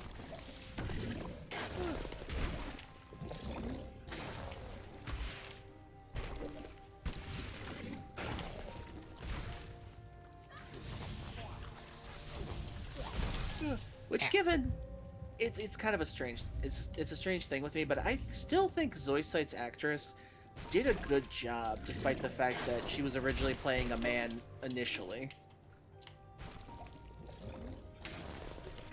I don't know. In my opinion, when it came to the Sailor Moon series, I think for what they did was actually at least faithful to their own degree.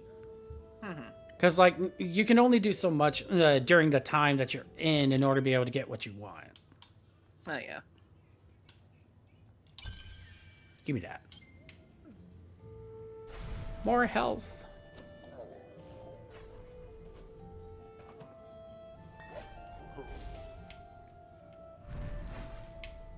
I saved here this time. Which actually reminds me, they actually did something like that with Steven Universe for a while. Because originally, Ruby and Sapphire, you know the characters, right? Yeah, I've seen the whole show. Yeah, originally Ruby and Sapphire are a couple that forms Garnet, but apparently, I didn't know this, in other countries where gay couples aren't allowed, they would censor in a mustache on Ruby to try to make it seem like Ruby was a guy. What the? Yeah, so the reason why Rebecca Sugar gave Ruby the wedding dress on their wedding day was so that they couldn't censor her anymore. I was gonna say just to make it the one and only thing that they can't really get rid of. Can't you go up there? No, I can't reach it without double jump. Okay. I got. Of course. It's a little spiky over there. But yeah, Rebecca Sugar, I saw the interview with her, and she said the one thing she was never going to compromise on was Garnet. Oh, come on.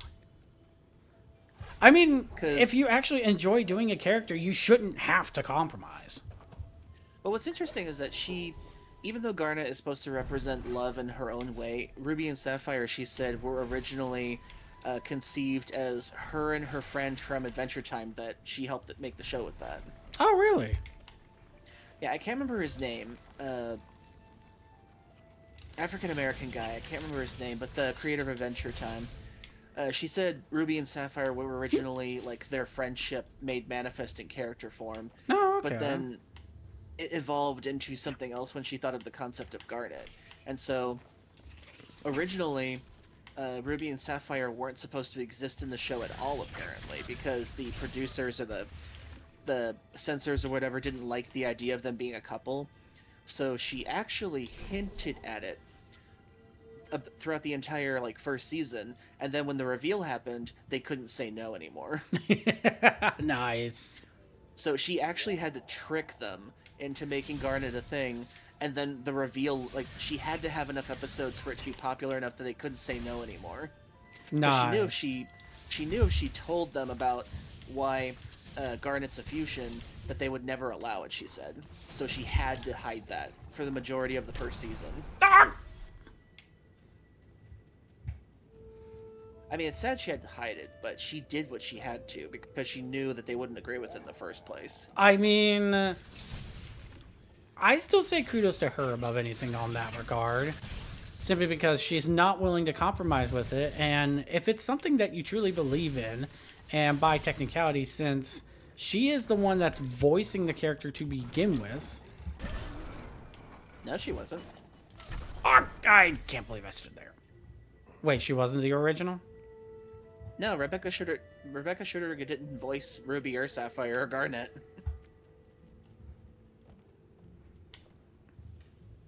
Oh, right. I don't know. The names all sound familiar, but it's just the faces. I can't really place them on the characters. I think that's my... Well, Ruby was the red one, Sapphire was the blue one. Oh, that's right. Okay. The only character I really liked the most was Peridot. She was a good character. Only because it was honestly well-deserved that she got to tell off Yellow Diamond. You Clyde! I did love her character development for that. Oh, it was so beautiful. Oh, gotcha. Okay, don't stand under it this time. Oh, more belly pets. There you go, Ruby. What's actually funny is that Peridot is actually my birthstone for my birth month. Why is there a second one I there? didn't like Peridot for being a villain at first, and then when she came around, I'm like, yay! I forget what my birthstone is. What was your month? May. Let's see. May birthstone. Ruby, that is entirely up to Decus if he wishes to. The belly pots are more for me, but it is up to Decus if he wishes to give some. Oh, yours is an emerald. Oh, really? And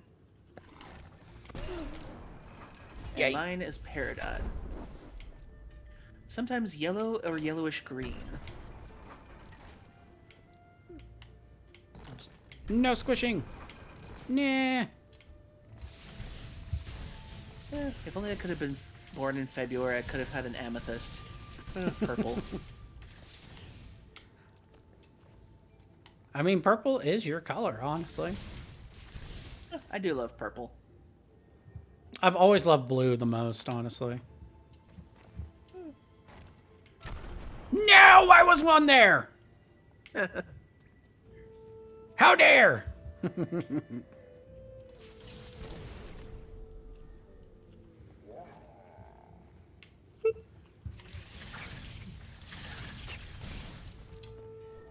I think the game is starting to tell me, I think you need to quit and take a breather.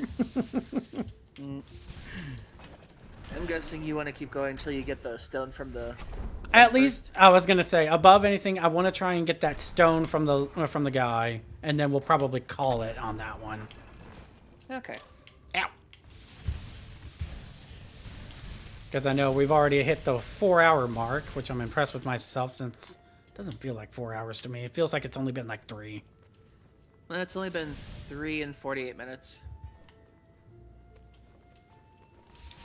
So we're about closing in on it. Yeah, that works. Aha, not this time. Wait, can I? Yeah, I can. Give me. Very Energy lovely. cell. Very lovely. Okay, so let's go. Nope. I need to double check one area. Hup. No. Ooh.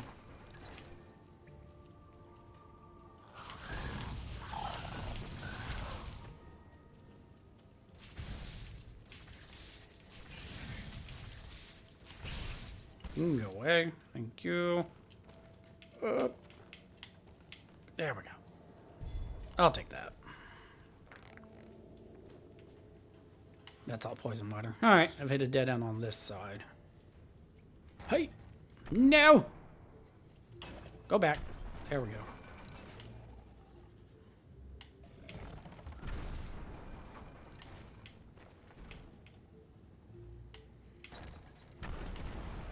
It learned. Get away from me.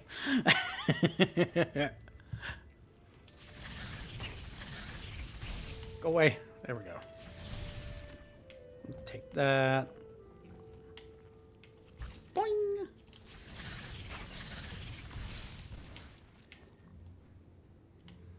Okay, going down.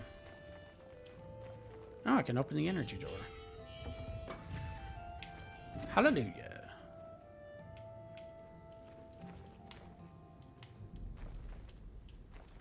Okay. Wants me to go. No, not slightly landed walls. Yeah, I was gonna say. Really? Oh, I can't do that. No, no, no, no, no, no, no. Nope, not yet. Yep, I need some abilities before I even attempt that. Wait! Ah! Gumo's hideout. Okay, so we're not going that way.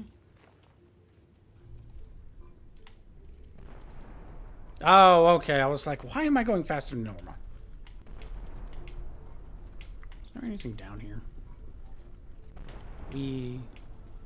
Oh, there's a map fragment. Hup! Yay! Up, up, up. Ooh. Hup! There we go. Game saved. Aha! Yeah, I'm doing a save point right here. And I can get... Improves the radius and damage of the charge flame. Creating a soul link restores 2 life cells. Or most pickups will automatically be absorbed. For all intents and purposes, let's do the charge flame.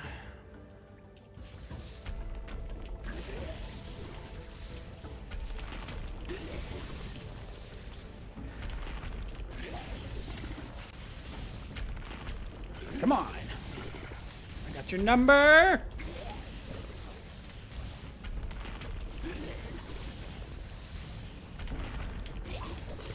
Haha!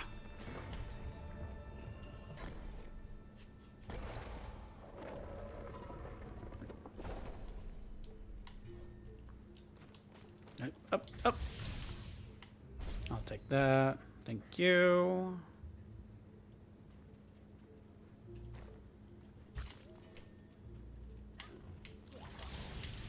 All right, you. Ow. No! Dang it. At least it put you back where the boss fight was. Yeah, The mini boss fight. yeah, that's a good thing.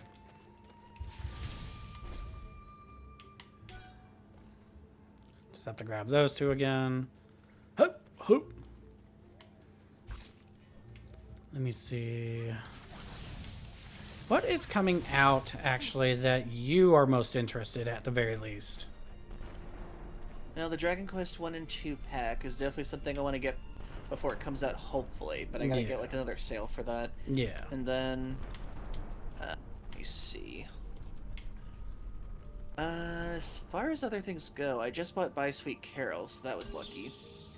And then... let's see... Wow. Big area. Bubsy 4D next year will be cool. Dragon Quest 7 next year will be cool. Let me see what releases are coming out this month. October game releases. Let's see. I couldn't do anything there. How dare. Let's see. That. Digimon Time Stranger. Definitely want to get that eventually. Hopefully when it's on sale.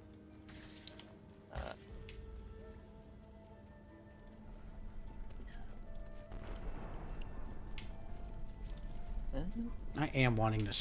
I am hopefully going to stream that.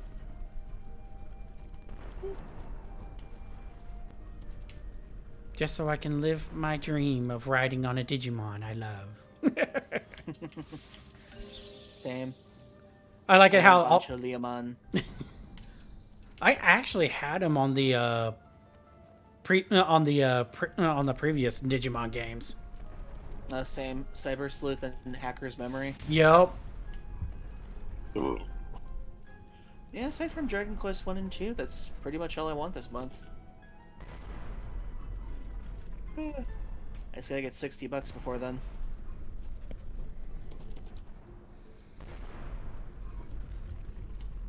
Okay, I think I understand how it's supposed to go.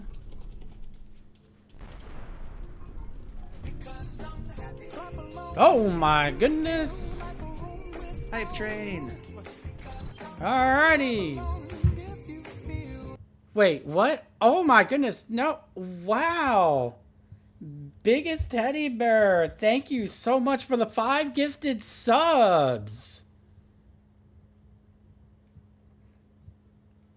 I truly appreciate it. So we've got gifted subs going out for Dude Here for Live, Vigados Barados, Furry Cures, Aslad, and Retail.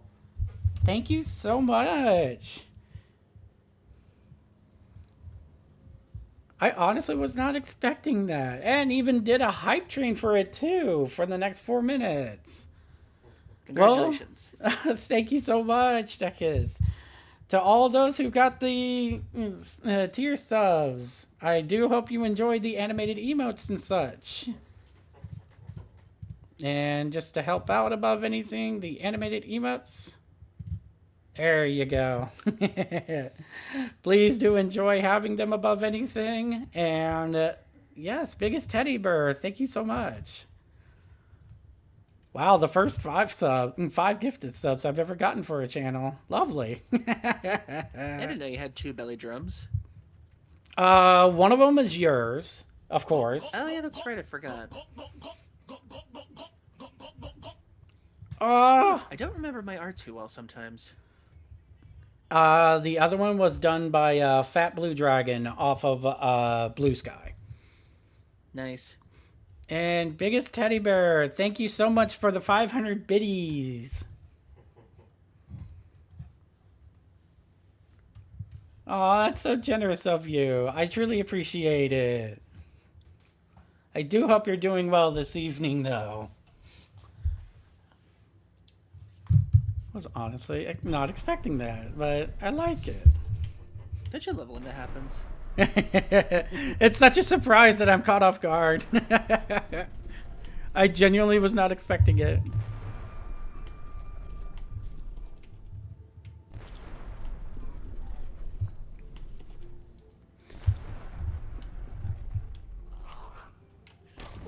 I Ow! hope you have a good evening, biggest teddy bear. Yes, please enjoy the rest of your evening with us. I will be streaming up until I can get this little rock that I need. That unfortunately this annoying little bug took. So once we are able to get it and be able to make the water flow again, ow, then we will probably cut it for the stream for the night, since we are going on 4 hours and still going.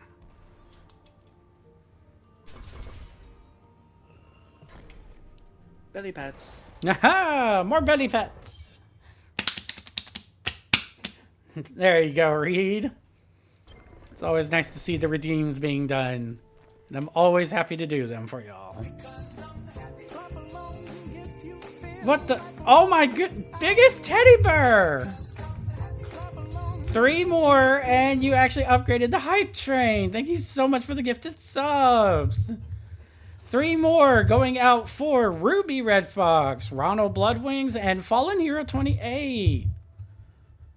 You really didn't have to do that. Thank you so much. Level 3. Belly drums.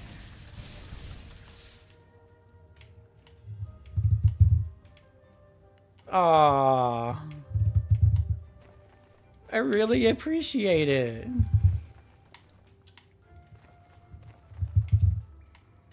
Well, and I think you unlocked a gift thing from the first type train. Let's see here. Unlockable emotes. Ooh. Yeah, they've got some good ones, honestly. Oh, no. I like this one. What'd you get? Unlockable emotes I got is love, love, love. We've got respectfully no. That's iconic. Her mind. Hello there. This one I like the most, which is kitty hype. And I'm spiraling. The I'm spiraling honestly looks like something I would do if I've got a body count going. Oh. Oh, but thank you so much once again, biggest teddy bear. I truly appreciate what you just did.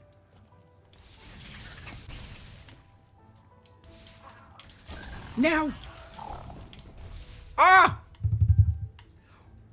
Dang it! He bounced on me too much. Ugh. Well, at least it's not that far. Only the viewers can do that. Pretty much. I mean, to be fair, you're also part of the viewers sometimes, so there you go. Enjoy. Oh, thank you so much, biggest teddy bear. Honestly, just a second. Yeah, let's do this.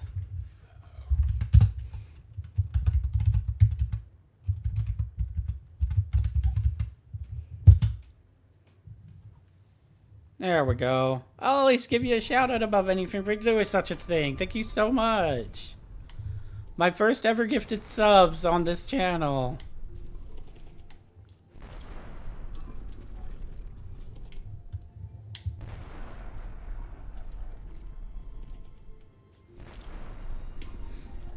Alrighty, so for those that are still with us and watching, if you got the gifted subs, please give your thank yous to biggest teddy bear above anything.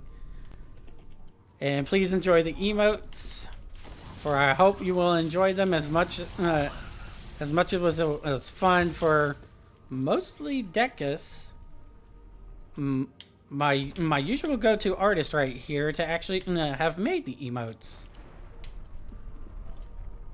Hope you enjoy them. Got it. Yeah. Yes, hopefully more further down the line. Me and Decus will have to be in talks about it, but I'm sure it'll be there eventually. I still have to make my own belly drum emote. I was gonna say, I'm pretty sure you're gonna focus on yourself first before you do anything else. Who? Well, I gotta get my usual commissions done first before I do anything else. Oh, how many do you have right now? Yours. Let's see. Yeah, remember about mine. 4 so far. That's not horrendous. Right. It is a bit, at least, but it's not bad. Let's see, I've got your room thing. Yep. Deerfest also got a room thing after you. Oh, nice. And then I've got one more waddling animation and also Bandit. Oh my. Biggest teddy bear, you are too much right now. One more gifted sub and it's going to Ashton Rolf. Do you want to make a save point like a little before this part? Yeah, honestly. Alrighty, so I did actually make a save point earlier, so I'm just gonna go right over here. Oh, okay, you already did, okay. Yeah, I did make one right here, so at the very least this time it won't hurt as much. No! Go away! Haha. I can't get that without double jump. Oh. An ancestral tree. Leru lay here. She was swift, agile, used to cut through the air. Oh, is this my double jump? I think so. Excuse me. Hey, Double called jump. it. Yay. Ah. Yes, there we go. I feel more agile with my double jump now. Thank you. Okay, so pause real quick. Open the hype chest above anything. What did we get? We got I'm spiraling emote. And there we go. I think the ones I got from my last thing were let's see.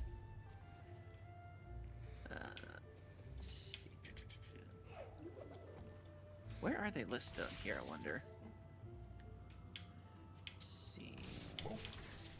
Derblef, Hypescape emotes, Celebrate K-pop emotes. I don't remember getting those at one point. Holidays, Streamer Love.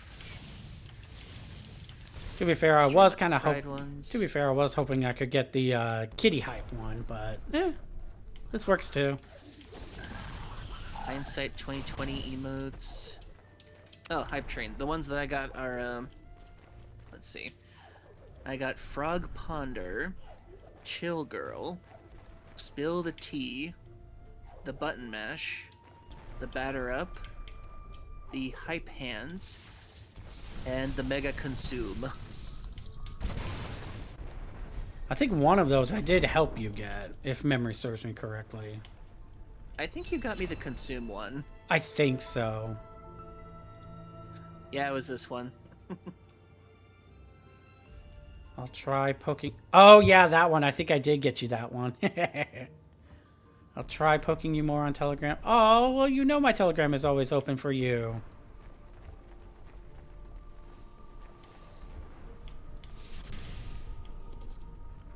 Okay.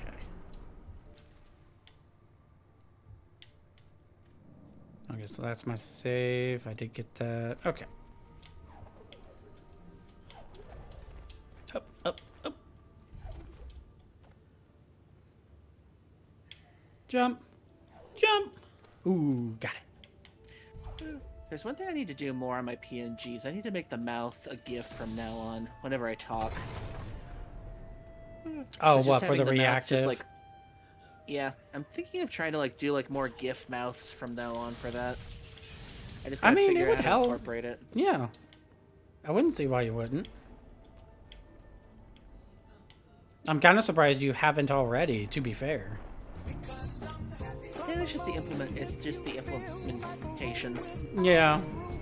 Oh, biggest teddy bear did it again. Oh my... and you've gifted 10 total subs to this channel. Oh my lord. Oh, thank you so much. And we got one more gifted sub going out to Rikas14.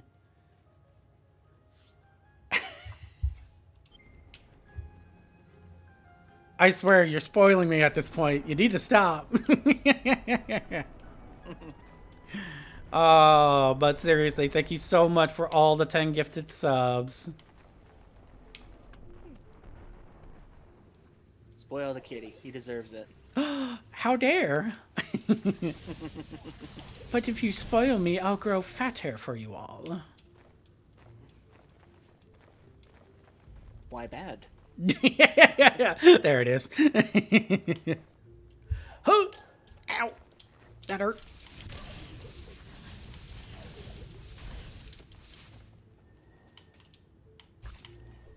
I got health. Yay. Okay. Get your butt back here.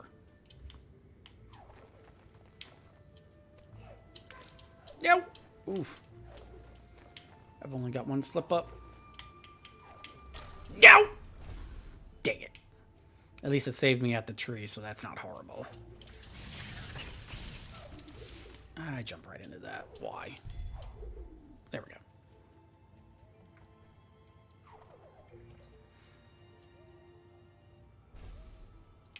go. Okay, cool. I'll just rekindle it so I can save it. Okay, that works.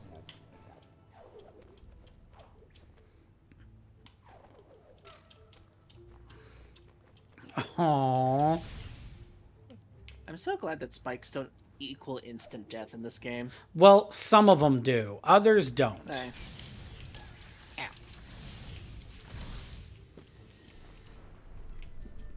I know that because when it was before I had to drop the rock with the eggs down, those ones at the bottom actually do one-hit KOs.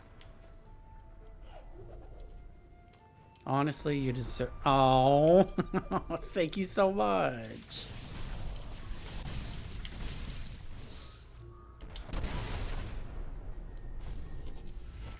Yes, alrighty. Got my health back. And got the energy cell back. There we go. Hup.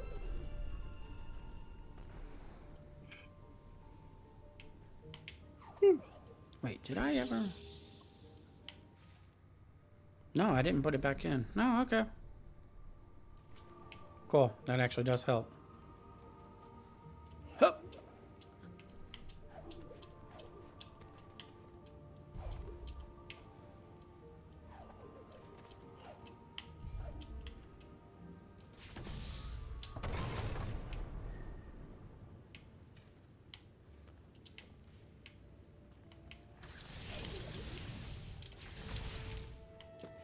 There we go.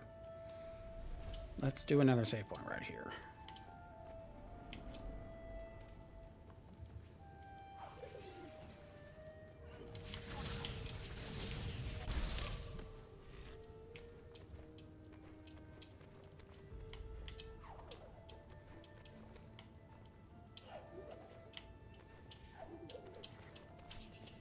I found the proper way to do that. Yo. I think for me, after I got double jump, I focused entirely on getting triple jump after that. Honestly, it is a lifesaver, so I wouldn't be surprised. You know what? I might go for that, honestly. Just because I know triple jump is all the lifesaver for doing some of the stunts you gotta pull on this.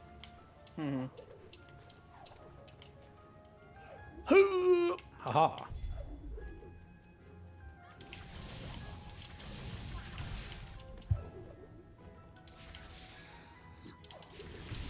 There we go. We'll do it like that. Actually.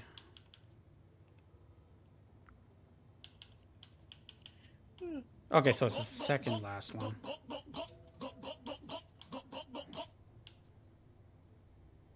Teddy Bear again. Oh my, I see you are from short of your second goal. Allow me to, another 500 biddies?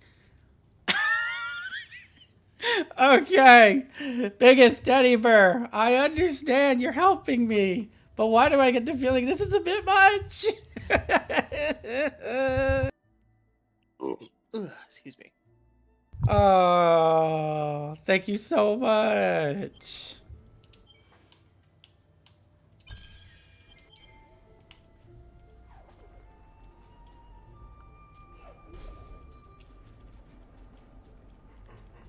Ugh. That was my last one, I swear. I don't know if I can We believe shall see you. if your swear is at your word. I was gonna say, I don't know if I can believe you right now.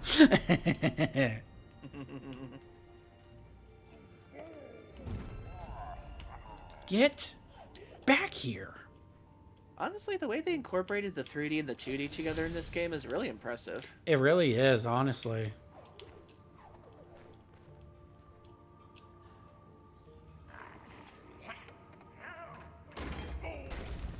Oh! You know, that's what you kind of deserve right now. Wait, what did that do? Oh, okay, it's just falling rocks. Ooh!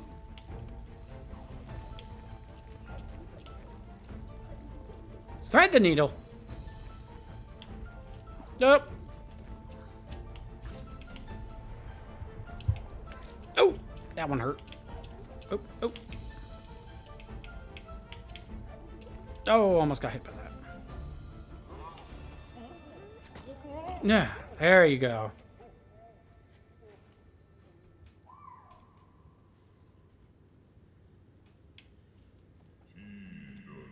Ori brought kindness and hope to his heart. The orb! Yay, the water vein! Yes! Remember, the element of waters rests high atop the Ginso tree. We shall bring back the waters. Let us return immediately. Alright, we gotta go north now. Yep. Gotta get out of here and get all the way back up. Got it. And there are certain aspects here that I can't get to, so this is a comeback for later. Okay. I believe the bottom path in that area is supposed to lead to like the extra content they put in later. Oh, okay. I mean, to be Did you fair, ever see that?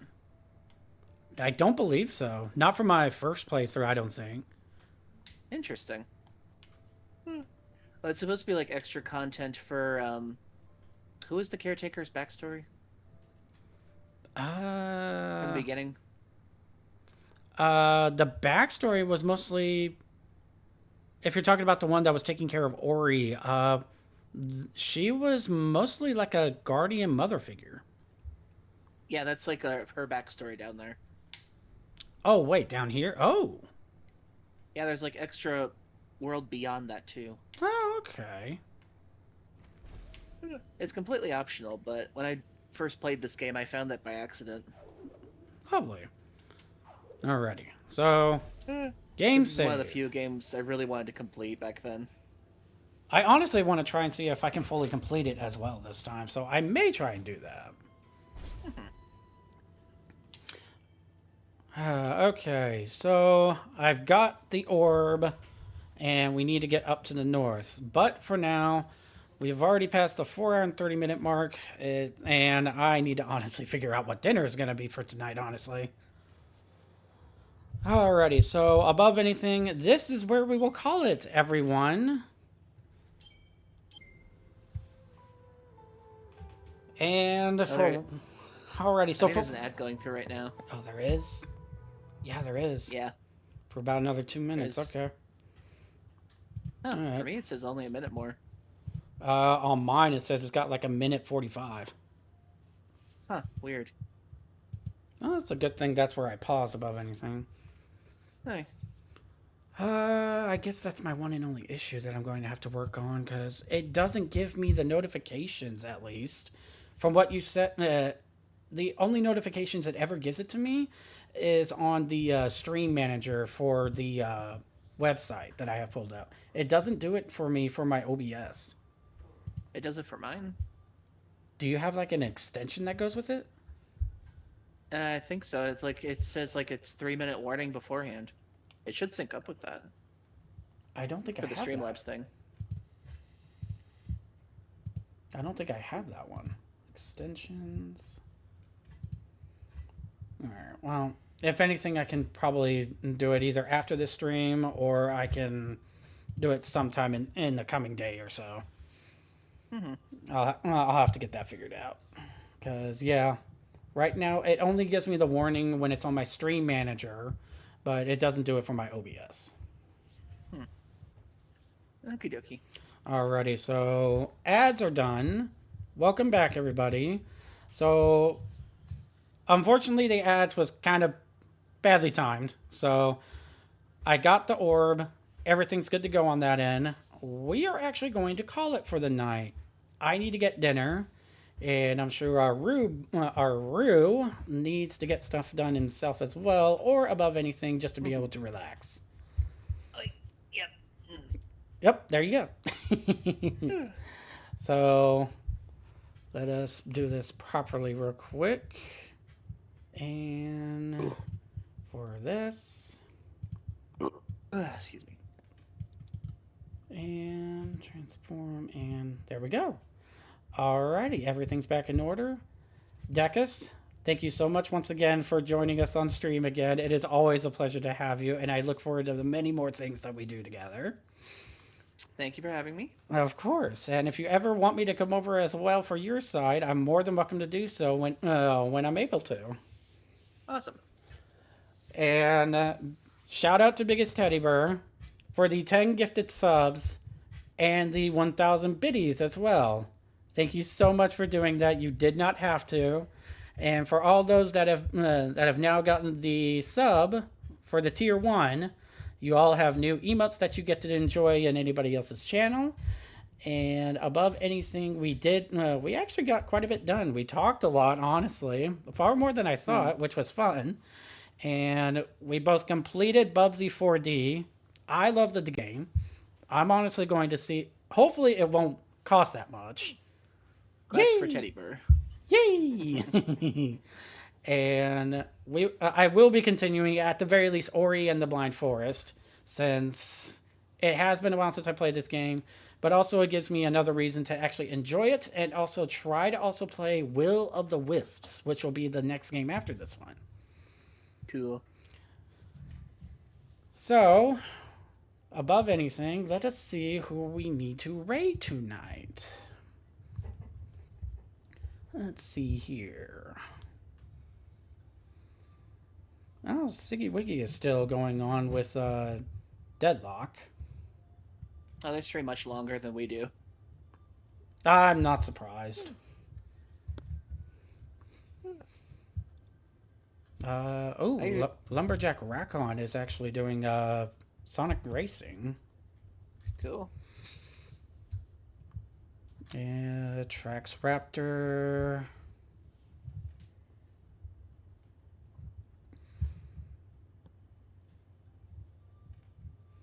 Okay. Let's see here.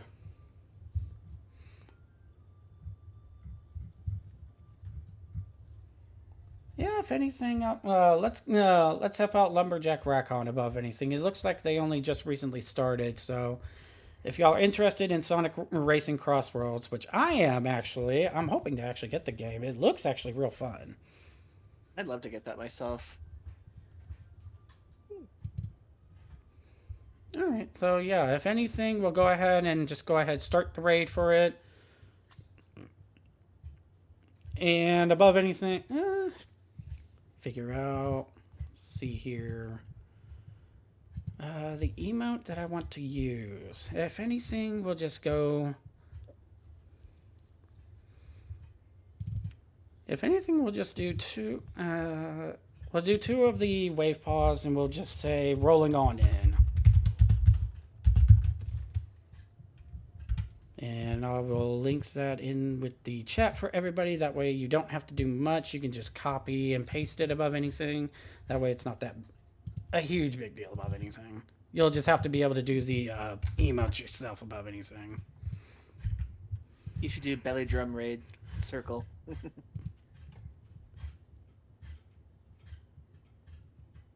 I would use I guess I could use the belly drums myself, and then if anything, y'all can actually do with the waves above anything. Or the belly emote. Yeah. I guess the belly emote would do best. Let's get that going.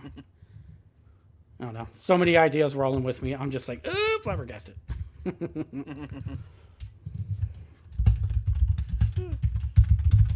Have a good night, everybody. Yes, please enjoy the rest of your night, everybody. And like I said, that's what you can use in order to be able to go to him. And then I will go ahead and do the raid for Racon. Where'd he go? It went off. There we go. And if you'd like to join my streams, I usually do Friday, Saturday, and Sundays. Yes. Decus is all about the weekend streaming above anything. And I may stream at times before him, but above anything, if mine tends to go a bit further and Decus starts streaming, if anything, we'll be raiding him above anything, just to give Decus some help out with that. Thank you. Yeah, of course. And we are starting the raid now.